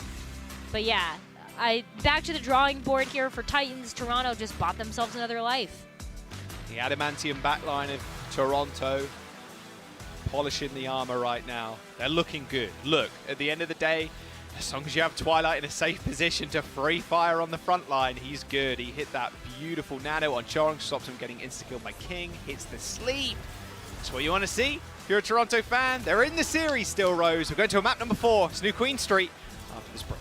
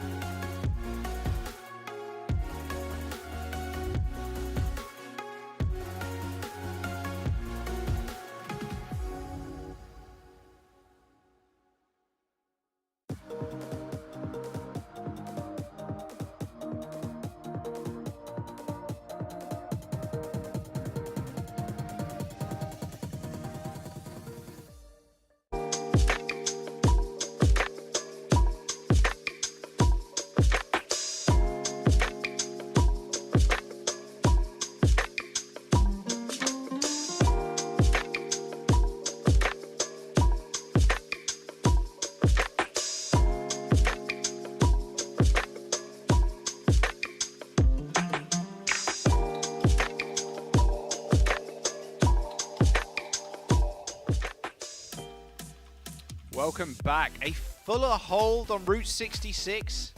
That's not something you usually see every day, but Toronto needed it to keep themselves in the series, Rose. We're going to head to Push, and it's going to be New Queen Street. Woo! All right. Push it is. Another attempt here for Titans to close out the series. You know, last time these two teams met, it was a win for the Defiant, and it was a close 5-map series. Maybe Toronto are starting their comeback here for the reverse sweep, but I don't know. New Queen Street, Zarya versus Zarya, maybe a little bit of Diva. It's going to be interesting to see what both of these teams decide to come out on, but like, I just think about Aspire's Sojourn as being a problem with the sightlines available on New Queen Street. You know when they have those panels behind the players? Yeah. When they move them from side to side, it always looks like they're like sealing them in. You know when you have leftover food and you kind of seal it away in one of those airtight tubs and then you put it in the fridge? That's what, yeah. For the players of the food, and then they're getting sealed in the gaming lab to play Are you Overwatch. okay? I've had some Overwatch today that I've commentated. Yeah, it's been alright. You sound hungry. When things start looking like food to you, I feel like... A little bit. Okay, I'm not saying the players look like food to me. Okay. No, but it reminds you of like takeout. I don't know. It just... Oh, man. I don't even know where to go for that. I am kind of hungry though, but yeah, I mean maybe that's what it is. Maybe my brain has been corrupted, and yeah, my brain parasite is hungering for food. Ah, see, that's probably what it is. I have a fun stat for you though. Okay. Toronto Defiant have won both of their appearances on New Queen Street this stage so far. They took a win over the Atlanta Reign and a win over the San Francisco Shock. So things look pretty good statistically for them to be able to take us to a map number 5. But I think it all depends on Hoppa versus False and how hard Aspiring King decide they're going to pop off this map. Yeah, well, Spy gets to play the Sojourn, and King gets to play that Genji, and they've already come up with a kill. Remember, this is the adaptation Toronto Defiant made earlier on, switching Chorong to the Brig for more defense. Master was almost getting the 1v1 there. No way he just 1v1s Finale. No, okay, King's there to sweep him up. Master almost 1v1 2 people at the same time. That would have been ridiculous. But Vancouver Titans killing Chorong and Hopper first and second. Now they get their control of the bot. Well, I do like the Brig look better from Chorong. You know, we kind of mentioned during Eichenwalde that like when the Zenyatta was at play, it didn't really seem like it was being as effective as you would hope a Zenyatta would be. It's really there to help get more burst damage, and when you have like Hisu Sombra, you're really waiting for the setup and it doesn't always come through, and the healing can be a little bit better for these more solo-oriented heroes. But wow. Yeah, Spy takes 2 with him. That'll do. That'll do, Chief. Yeah, the Brig doesn't save you from headshot railguns, that's for sure. Man. On Toronto's home map. Very sad. Very sad stuff. Checkpoint unlocked in almost record time. Ooh, no. 2 meters to go, and Hisu jumps on the payload, gets that bubble to make sure he doesn't instantly pop. And now the EMP is online. How do Vancouver Titans really navigate this? Oh, a Nano. A hack did come through, but is it going to be good enough? An EMP hits False. Beat from Masters, good for 4, but couldn't get False before he went down. They do trade as King used the Nano to kill Finale, but now Hopper in the front lines throws out that grab. No defensive tools left for the Titans, and that'll be all she wrote. Yeah, at this point, you know, Masa had to use the sound barrier there in order to be able to deal with the EMP, but Hoppa getting the grab online faster than False there. You can see just how much damage Hoppa has been able to do. I mean, the Nano got gifted over to him from Twilight. We're also seeing a change here too from Toronto. Instead of the Brig, Chorong's gone over to the Lucio. So you have a little bit of an easier time to kind of micromanage your position versus the composition of the Titans as well. Oh, there's the blade. Aspire's already out of there. Can they get the defense? Yes, they can. Nice disruptor shot in the window, so Finale was taking a lot of damage trying to get those kills. Everybody was so low on the Titan side, too. Now the chase begins. No way either Twilight or Hopper are going to survive this. Bots firmly in control of the Titans now. Yeah, this should be the first point unlocked now here for the Titans, and that's just huge snowball potential when you look at the other ultimates Titans have in the bank too. Hisu just couldn't get there to be able to decloak fast enough to stop the bot from going into butt scratch mode, but should have EMP, so maybe this is a way that the Defiant can kind of stop this bot from going any further. Oh! Or not. Actually got Uno reverse carded there. Hisu tried the hack on King, but he got the final blow. I don't think there's any hope for the rest of the Defiant here either. They are crumbling. Oh, I don't know if Twilight's going to be able to get away either. Okay, well Hisu is there. King doesn't want to go down here. Has to back off because if you die now, then you're giving up all of that progress you just made. You know, as much as Titans are playing to keep the lead, they're also playing to push it forward. Nice EMP from Hisu. But Chorong and Finale like instantly died as soon as that EMP went off. So with your Genji dead, after that EMP, you're normally going to hit that recall. So Finale's not there to follow up with all that damage. So it just kind of gets nulled out. And now, Hopper has no bubbles left. He has no support. Like Twilight was not healing him at that moment, so he ends up falling, even though he had the Graviton Surge online. The Vancouver Titans almost have the perfect opportunity to finish this map, and with these stagger kills, it's looking even more likely. They actually might just finish the map here. Become one of the elite teams to finish a push map. Hoppa has the Grav. You've seen a big Grav from Hoppa before to stop the momentum from the Titans, but Moss has got the sound barrier. Nice grab. That's really big. The beat does end up going off though, and it hits 5 members of the Titans. A return beat from the Toronto Defiant as Hopper's trying to find a target to shoot at, or beam down, I should say. It's Master for the time, but he's too slippery, ends up walking away. Hopper still alive, and the Toronto Defiant will hold the Vancouver Titans push right here. But it is so close, and with 4 minutes to go, they're over just under 100 meters in the lead. Well, I mean, the problem with New Queen Street too, in terms of just trying to fight in the neutral, is that there's so many different ways that that each team can kind of wrap around. So while Defiant are gonna have to play around this like sky bridge, Titans can just go meet them with the grab. Oh, Hoppa gets solo grabbed. Little solo grab. Oh, they do trade though. They send to the pulse, get folks. Say that 5 times fast. Spire kills his like for like too. All right, the bot is not really going to move that far, especially with these trades. That was a nice pulse from Finale, but it was too little too late. Yeah, that was nice, but now Defiant are starting to run low on resources. Finale's actually going to go ahead and switch back. Yeah, okay, so Genji again looking at the overclock here from Hisu as well, just being able to get some work done. Nanoblade, show us what you got, King. Put on that crown. He's got one person in his sights already, and Nano onto Hisu to make him back off and survive just for a brief moment. Oh, King, he gets nothing done but a bit of damage, and now it's Hisu's turn to come out and play a triple kill with that overclock. Vancouver Titans, that's been their win condition a lot of these fights, that Nanoblade. But a clutch Nano from Twilight saved Hisu's life. Yeah, the overclock 2 here from Hisu as well, just to be able to, you know, really finish the job. Nice shutdown there onto the blade to really force King away. And then just everybody else lining up there for Hisu too. Trades as well as we enter back into Toronto Defiant territory for one of the first times this map. Gotta get some progress though. Titans have put such a deep line in the sand. It is Hisu versus Aspire right now. Yeah. These Sojourns, they're the difference makers currently. Although Hopper could change my mind with a big grab.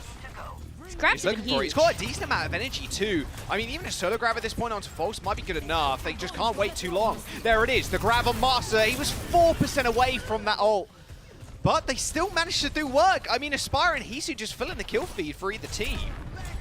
The bot is just going to get jostled between both the Titans and the Defiant, but it does end up as a net win for the Titans because they're just burning that time bank down, Rose. I know, less than 2 minutes here, and Toronto are just trying to fight to get some amount of board presence. Like, where's this fight even going to happen? The bot has just been left alone, and if you're the Defiant, you don't want to push it too far towards the Titan spawn either, just knowing that they might have the overclock available. You don't want to give them these sight lines. Hisu is racing Aspire to be able to get there first, and Finale as well wants this Dragon Blade before he gets taken out. Clutch bubble from Hopper, cleanses the ante. There's no nano for this blade, so he's looking just to force this beat. There's the blade, it's been pulled, the beat comes out. Okay, job well done from Finale. Ends up backing up. It's exactly what they wanted. And now a nano onto Hopper as they try and now push forward for a second time. A Graviton Surge stops him in his tracks, but another beat, this time on Toronto's side. An anti-nade from Sky Ripper is good enough, and False leading the charge with Aspire at his back. Oh dearie me. Toronto Defiant get team wiped and only 50 seconds to go. Look at that. You can see some smiles in those Titans player cams. They can taste the success. They can taste the win here, Jack. They've got King's Dragon Blade. They have a lot of confidence in this player, and Charon just used the sound barrier. This could be it. This could be the final fight, and we have less than 30 seconds to see if Titans come out the victor in this Canadian clash. There's the blade. Twilight's already had a bubble used on him. There's no more bubbles left for Hopper. Oh, Twilight! He ends up sleeping. Even King's surprised about that one. Sky Ripper almost set up King perfectly there, getting the sleep onto Twilight, but he couldn't execute the kill. I mean, there was no nano, so it was going to be pretty tough. OT approaching. Now the Toronto Defiant in control of the bots. They need about 60 meters to call this map theirs. Well, this is where the comeback would start, because they have to be flawless from here. Hoppa has another grab, and that could be good enough to really keep the momentum for the Defiant rolling. They got to use it on this corner, though. Surprise the Titans. They don't have an answer for this if Hoppa gets it just right. Yeah, they have exactly 0 ults right now. Maybe False gets a grab up, but he's so little energy, it's just tickling the team. Finally, he's got some, but he actually just gets grabbed. Twilight with the final blow onto False. This could be what they need, but Titans still only need one fight, Rose. And it is Toronto Defiant having to use resources right now to win these. Yeah, but what if they can keep this pressure moving? Hoppa bought them valuable time. Exactly. Nanoblade online. Hisu could go play a little bit aggressive here, use the overclock if that gets offline too with the poke. And Churong also with another sound barrier on the way. Masa doesn't have the sound barrier yet, so it's all on this Nanoblade combo, and Defiant have to set the pace here. 2 more fights for them, and they got this map and take us to a map 5. All right, Bud Scratch mode done. Nano available for Twilight, Blade for Finale. Does he use it defensively or offensively? Hisu is going to start this fight out with an overclock and kill King. This could be the start of a Defiant turnaround on New Queen Street. Toronto Defiant know that if they overextend here, it could be their doom. Yeah, well, they can't. They gotta prime for this Dragon Nano. Blade. Blade, straight to the back. The beat is good. Finale's health bar dropping also low. A Graviton Surge on the corner, and Hopper is focused down. The Vancouver Titans just have to work their way through this beat from the Defiant. False is taking a quick nap, and now Aspire comes online, but Hisu shuts him down. No more overclock for Aspire and no more teammates for False. It is just him on the point versus 3 members of the Toronto Defiant. He's beaming them, he's doing too much damage, and guess who's back? Sky Ripper with the health, with the backup. Toronto Defiant wiped, and the Vancouver Titans will win the Canadian Clash 3-1. Wow, what a series between these two teams. Titans didn't have anything to play for, really. Being out of play-ins, being out of contention for postseason, but they still played spoiler today, and they still look like such a well-oiled machine, Jack. It's just unfortunate they didn't come online sooner in the season. I would love if Vancouver Titans still had a chance to make play-ins right now with the amount of ridiculous plays that we've seen today. If they only had a chance, unfortunately it was not to be. Toronto Defiant end up going down. What a shock, like straight out of the gate. Like the whole desk, the pick'ems, everybody expecting Toronto Defiant to win here today. But the Titans just showing up. This is like a brand new Titans, but I feel like I've said that before. When they found their first win, it was like, wow, this team is good. Like, they can really put up the numbers. But today, they showed a whole new level. Literally their third stage evolution. We had, like, basic at the start of the season, stage 1, and then stage 2. They've eventually made it. They're fully evolved almost, but it's just a pity it was a little bit too late. Exactly. I mean, Vancouver Titans made the Summer Showdown. We got a chance to see them at the Canadian land. And, you know, it is, again, like one of those teams that, you know, New York today almost played spoiler to the Gladiators. Like, we had some absolutely wild stuff, but congratulations to the Titans. This was a good match for them. It's pain. It is pain, but King made it a little less painful in this series. He's going to be our player of the match. Yeah, it does suck they're out of play-ins, but I mentioned it before. You've got to show up big, show what you can do next season, and King did exactly that. His Genji, him and Aspire, to be fair, could have got a double MVP here, to be fair, or a player of the match here, to be fair with you. This play was particularly nasty on this final fight on the Iconvolt Bridge.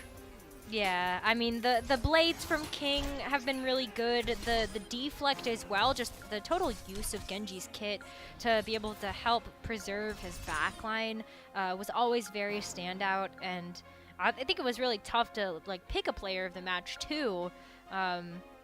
Like Aspire and King just kind of kept going toe for toe for kind of lead of final blows in the server, but yeah, at the end of the day, I think King with like the Dragon Blade efficiency and also just like the number of final blows in general, being able to really clean up fights was what got Titans the win today.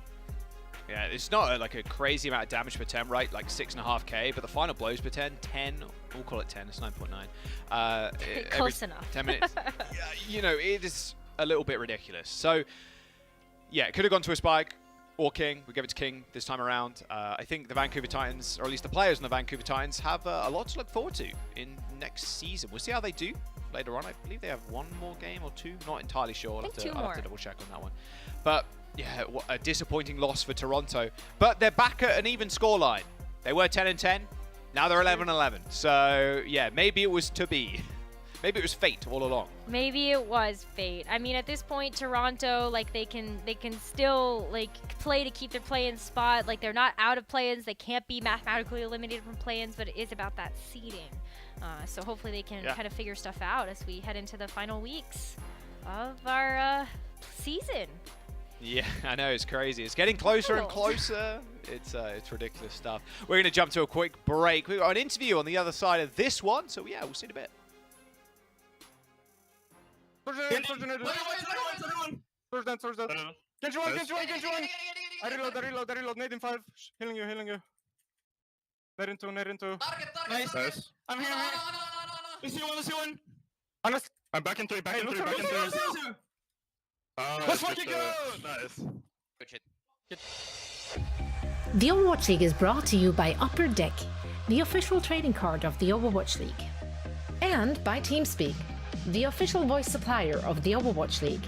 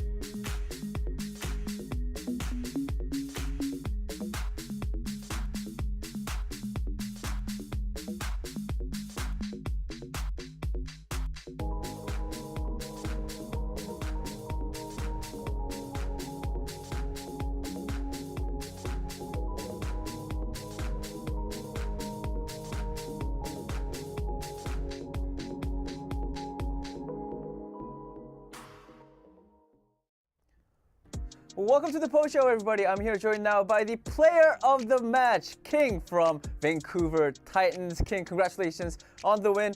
What a crazy game, and of course a huge upset. So I have to start this interview by just asking you, how were you able to defeat the Toronto Defiance, who were the favorites coming into the match? I think mostly it was just we thought about we just had a bunch of dices. We decided what comp to play this week, and we chose the Zarya Genji. So I think that definitely helped a lot. Next week's probably going to be something different, but yeah, I think just that whole comp and just getting down with it is nice. I mean, just judging by your answer, you said that we could expect something different from today. Is it like a totally different comp with like some outrageous DPS heroes? No, we don't have anything cooking. Sadly, we just change comp like every time, just make it work. I don't know. We just pray, I guess. Yeah. Hopefully we get to see more of your Genji, because your Genji play has been crazy this series. And of course, on that icon wall, as we're seeing right now, I wanted to ask you, because after that crazy play that you did on icon wall, I saw on your player camera that you were like super happy. And not only that, your head coach Deepay came in, and he was, I don't know if it was a pep talk, but he was talking to you for a very long time. So I wanted to ask you, what was he talking about? And also, like, you know, what made you so like happy at that moment? He didn't give me a pep talk. He was just telling me things to do for next map. But I think I don't know. I just get hyped that we win, and when I make like a big play, it's just really cool. I think. Not really much. Just was Deepay? Did Deepay just come in and say like, all right, that was good, but hey, calm down. Exactly. Was he sort of like calming you down? Yeah. Oh, really? Yeah, honestly, exactly like that. Yeah, I mean, I guess it helped, because at the end, you guys did clutch out the win against Toronto Defiance. You know, Vancouver Titans, you guys are, you know, this match was really good, but unfortunately, you guys are sort of out of the play-ins. But you guys, it's not over for you guys. You guys still have more matches in the season. So what can the fans expect from Vancouver Titans? You know, I don't know how many more matches you guys have. Probably like 2 more. So what can we expect from you guys for the rest of the season? Yeah, we're eliminated, but we still want to just do the best we can and try to win as much as we can, just to mess with the other teams, basically. But yeah, we're still really hungry to keep winning. So yeah. Hungry for more and also get more wins. I hope to see more, because I mean, you guys seemed amazing today. Very excited to see more from Vancouver Titans and from you, King, as well. So with that being said, I'm gonna end the interview. Thank you so much for your time. Again, big congratulations on the win. Yeah, thank you so much. Thank you. What is it with eliminated teams turning up today and just dominating? Oh, Johnny, this series didn't start looking close. Like, Vancouver were objectively a cut above. We were just talking up this Toronto Defiant team. What is going on? I feel stupid. I was like, hey, they were clearly the favorites. I feel like it's highly likely that Toronto's gonna win, and then they just... So I actually have some good friends who are Toronto Defiant fans. Shout out to Vega, one of my mods. This is normal to them. Look, I think it's quite simple actually. It's a return to mid, all right? They were 11 and 10. We can't have that. Toronto Defiant, we can't have 11 and 10. We can't have positive win records. We need to return to the 11 and 11, the 50-50 equal out to win 0. rate. Okay. Like, we need to return to that. I want to hear no complaints from this team's ownership about their team being called mid. Adamu, I'm calling you out. Your team's mid, bro. Okay? You win the same amount of times you lose. If you don't want to be called mid, how about you win a bit more? That's definition of middle, right? It's Yes. 11-11, well, right on the Just bone-hurtingly mid, Johnny. Yeah, to be fair, Vancouver Titans, they played really well in this series here, and they came out with a composition with an identity that I think that really suit their style as well. Yeah. I also think they're a bit reminiscent of Guangzhou Charge in that capacity. I mean, you got Falls playing the Zarya here for them, and in the APAC The region. Sombra Genji. The Genji Sojo, excuse me. Yeah, that too. And it's this Zarya composition that is a bit hard for some teams to beat, especially if you're Toronto Defiant. I mean, they're trying to play this mechanical skill matchup almost. You got Tracer, Sombra, like really intensive, like dive heroes with lots of mechanical skill to them. Vancouver Titans, they're happy to sort of sit back, use their ultimates. I mean, you got Graviton Surge, very powerful ultimate. You have Nano Blade.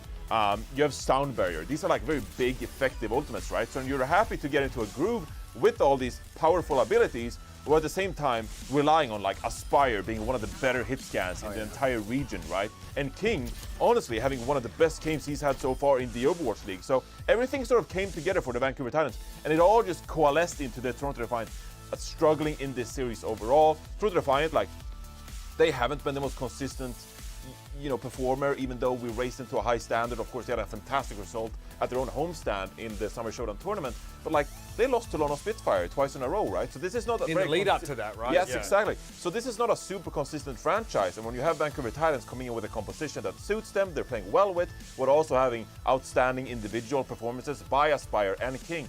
I don't think it's too out of the realm that like Toronto Defiant would lose this match. Maybe we like overlooked that fact. Yeah, and I think like speaking in their defense, the Defiant are pivoting to a stage now where they actually need to look to Finale for a lot of the workhorse performance at DPS, as opposed to Although and in many cases Hisu, right? Because Hisu was what really helped them in the Junker Queen meta.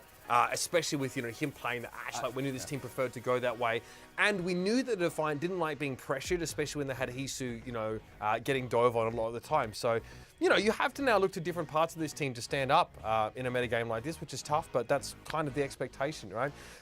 Dallas have been able to do it pretty comfortably. Doha comes in now and allows Edison to, become now just like really high capacity sort of damage dealers. So you have to be able to do that. I think Toronto now have some really key lessons to take away from this week going into those sort of play-ins. Yeah, and I mean, as you said, like just play-ins, like they're coming up on this play-ins battle. Like, are they going to qualify for the top 6? Are they going to directly qualify for the playoffs? This loss certainly doesn't help. I think they're out of the top 6. They're out, right? yeah. All right. Well, then you got playoffs coming up, or play-ins coming up rather.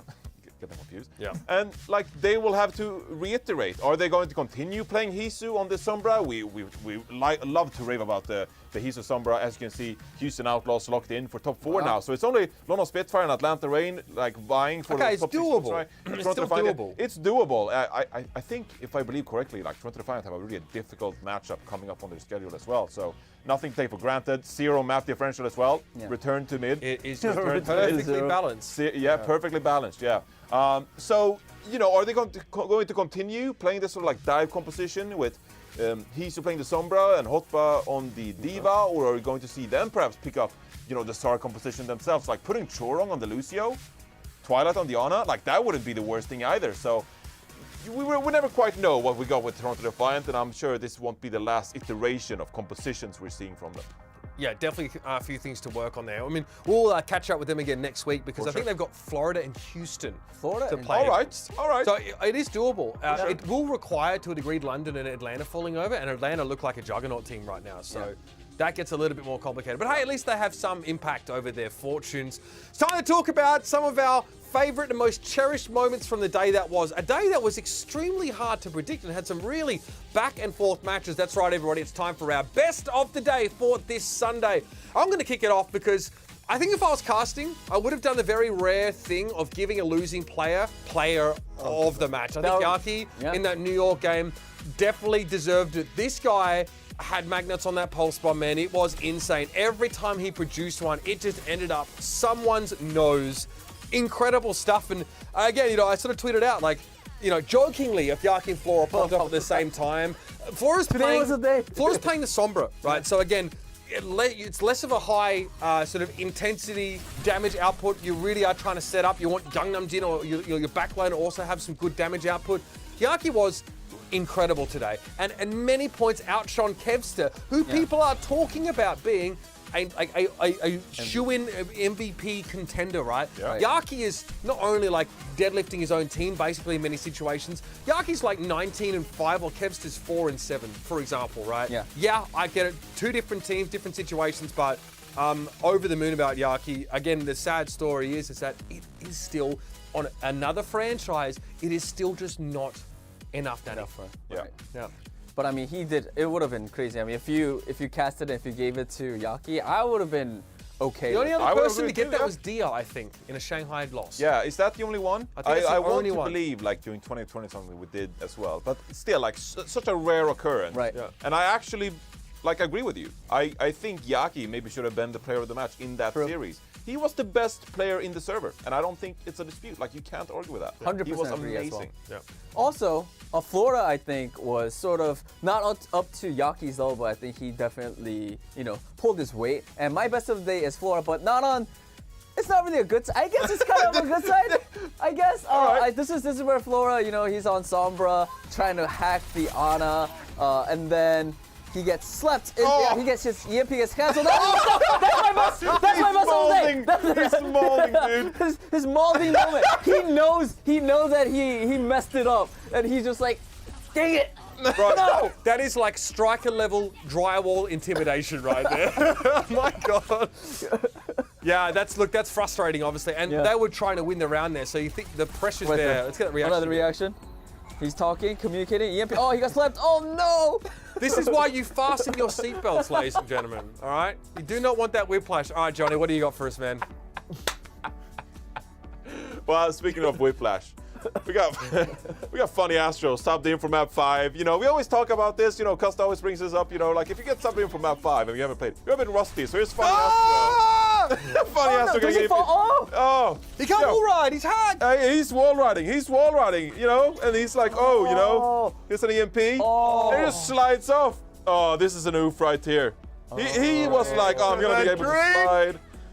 He knows. Look at him. He knows. Like, Yo. Funny Astro, literally on the way down. Punching air. Punching air right there, dude. Oh my goodness. What a brutal part of the map to get caught out with that EMP. Oh goodness. That series was whack as well. I mean, we didn't even really get a chance to talk about the Glads. I'm sure that'll come up and plat chatted probably in the next few days and seeing how crazy a last day of matches it's been. On that note, it's been a damn pleasure. Let's have a look at our schedules going forward and see what is in store for us next week. Remember, for APAC, things are starting to wrap up there, so definitely the week you want to keep your eyes on to the Eastern region on Friday. It's all happening. We will be busy playing Overwatch 2, but make sure to make time for these matches. Hangzhou take on the Seoul Dynasty, but I mean, the most exciting one for me, it's the Guangzhou Charge take on the Los Angeles Valiant. Can the Valiant get off the bottom there? Can they get into play-ins? That would be huge. What a glow up for a team that is having their best stage in, I think, what do we say, 2 years. So keep your eyes on that one. I know it's, Sparrow's fart for those of us on the in Pacific time zone, very, very early, but if you have a kid like me, you might end up watching it. Let's talk about the Western region though, because we talked about Toronto, right? A couple of these spots are still up for grabs. So we definitely want to see what Toronto have for us next week. Remember, they need to go up against Houston, they need to go up against Florida, so bear that in mind. But that's your East Region games for next week. And on a personal note, I want to thank everybody for bearing with us here over a very chaotic time in the truck. Here's your Western Region matches. Paris Eternal versus Houston. Houston solidifying their spot. All these matches are starting an hour earlier on Friday. Keep that in mind. Traffic. Let's go. 11 a.m. PT is Houston versus Paris. We have Boston and the Justice, and then the Vancouver Titans can continue to play spoiler because Florida are technically still in it as far as we know. So there's your matches to look forward to. Sorry to interrupt you, Mitch. I just know that Boston-Washington match is going to be an absolute banger. I don't know if it's going to be a good banger or a bad banger. It's going to be a barn burner of a match. It's just going to be chaos. Map 5, Boston, Washington. I just want to see more Vancouver pulling teams down, dragging them down. Exactly. They love playing spoiler. You can see King was looking pretty sheepish. But yeah, thanks for having me in the truck. Yeah, man. Mitch, I had a blast. Yeah, I got to say, pooing on broadcast. That's twice now, I guess. That no one noticed, which is awesome. Been great to have you this week. See you next week for more Overwatch. See you next week. Flip the table.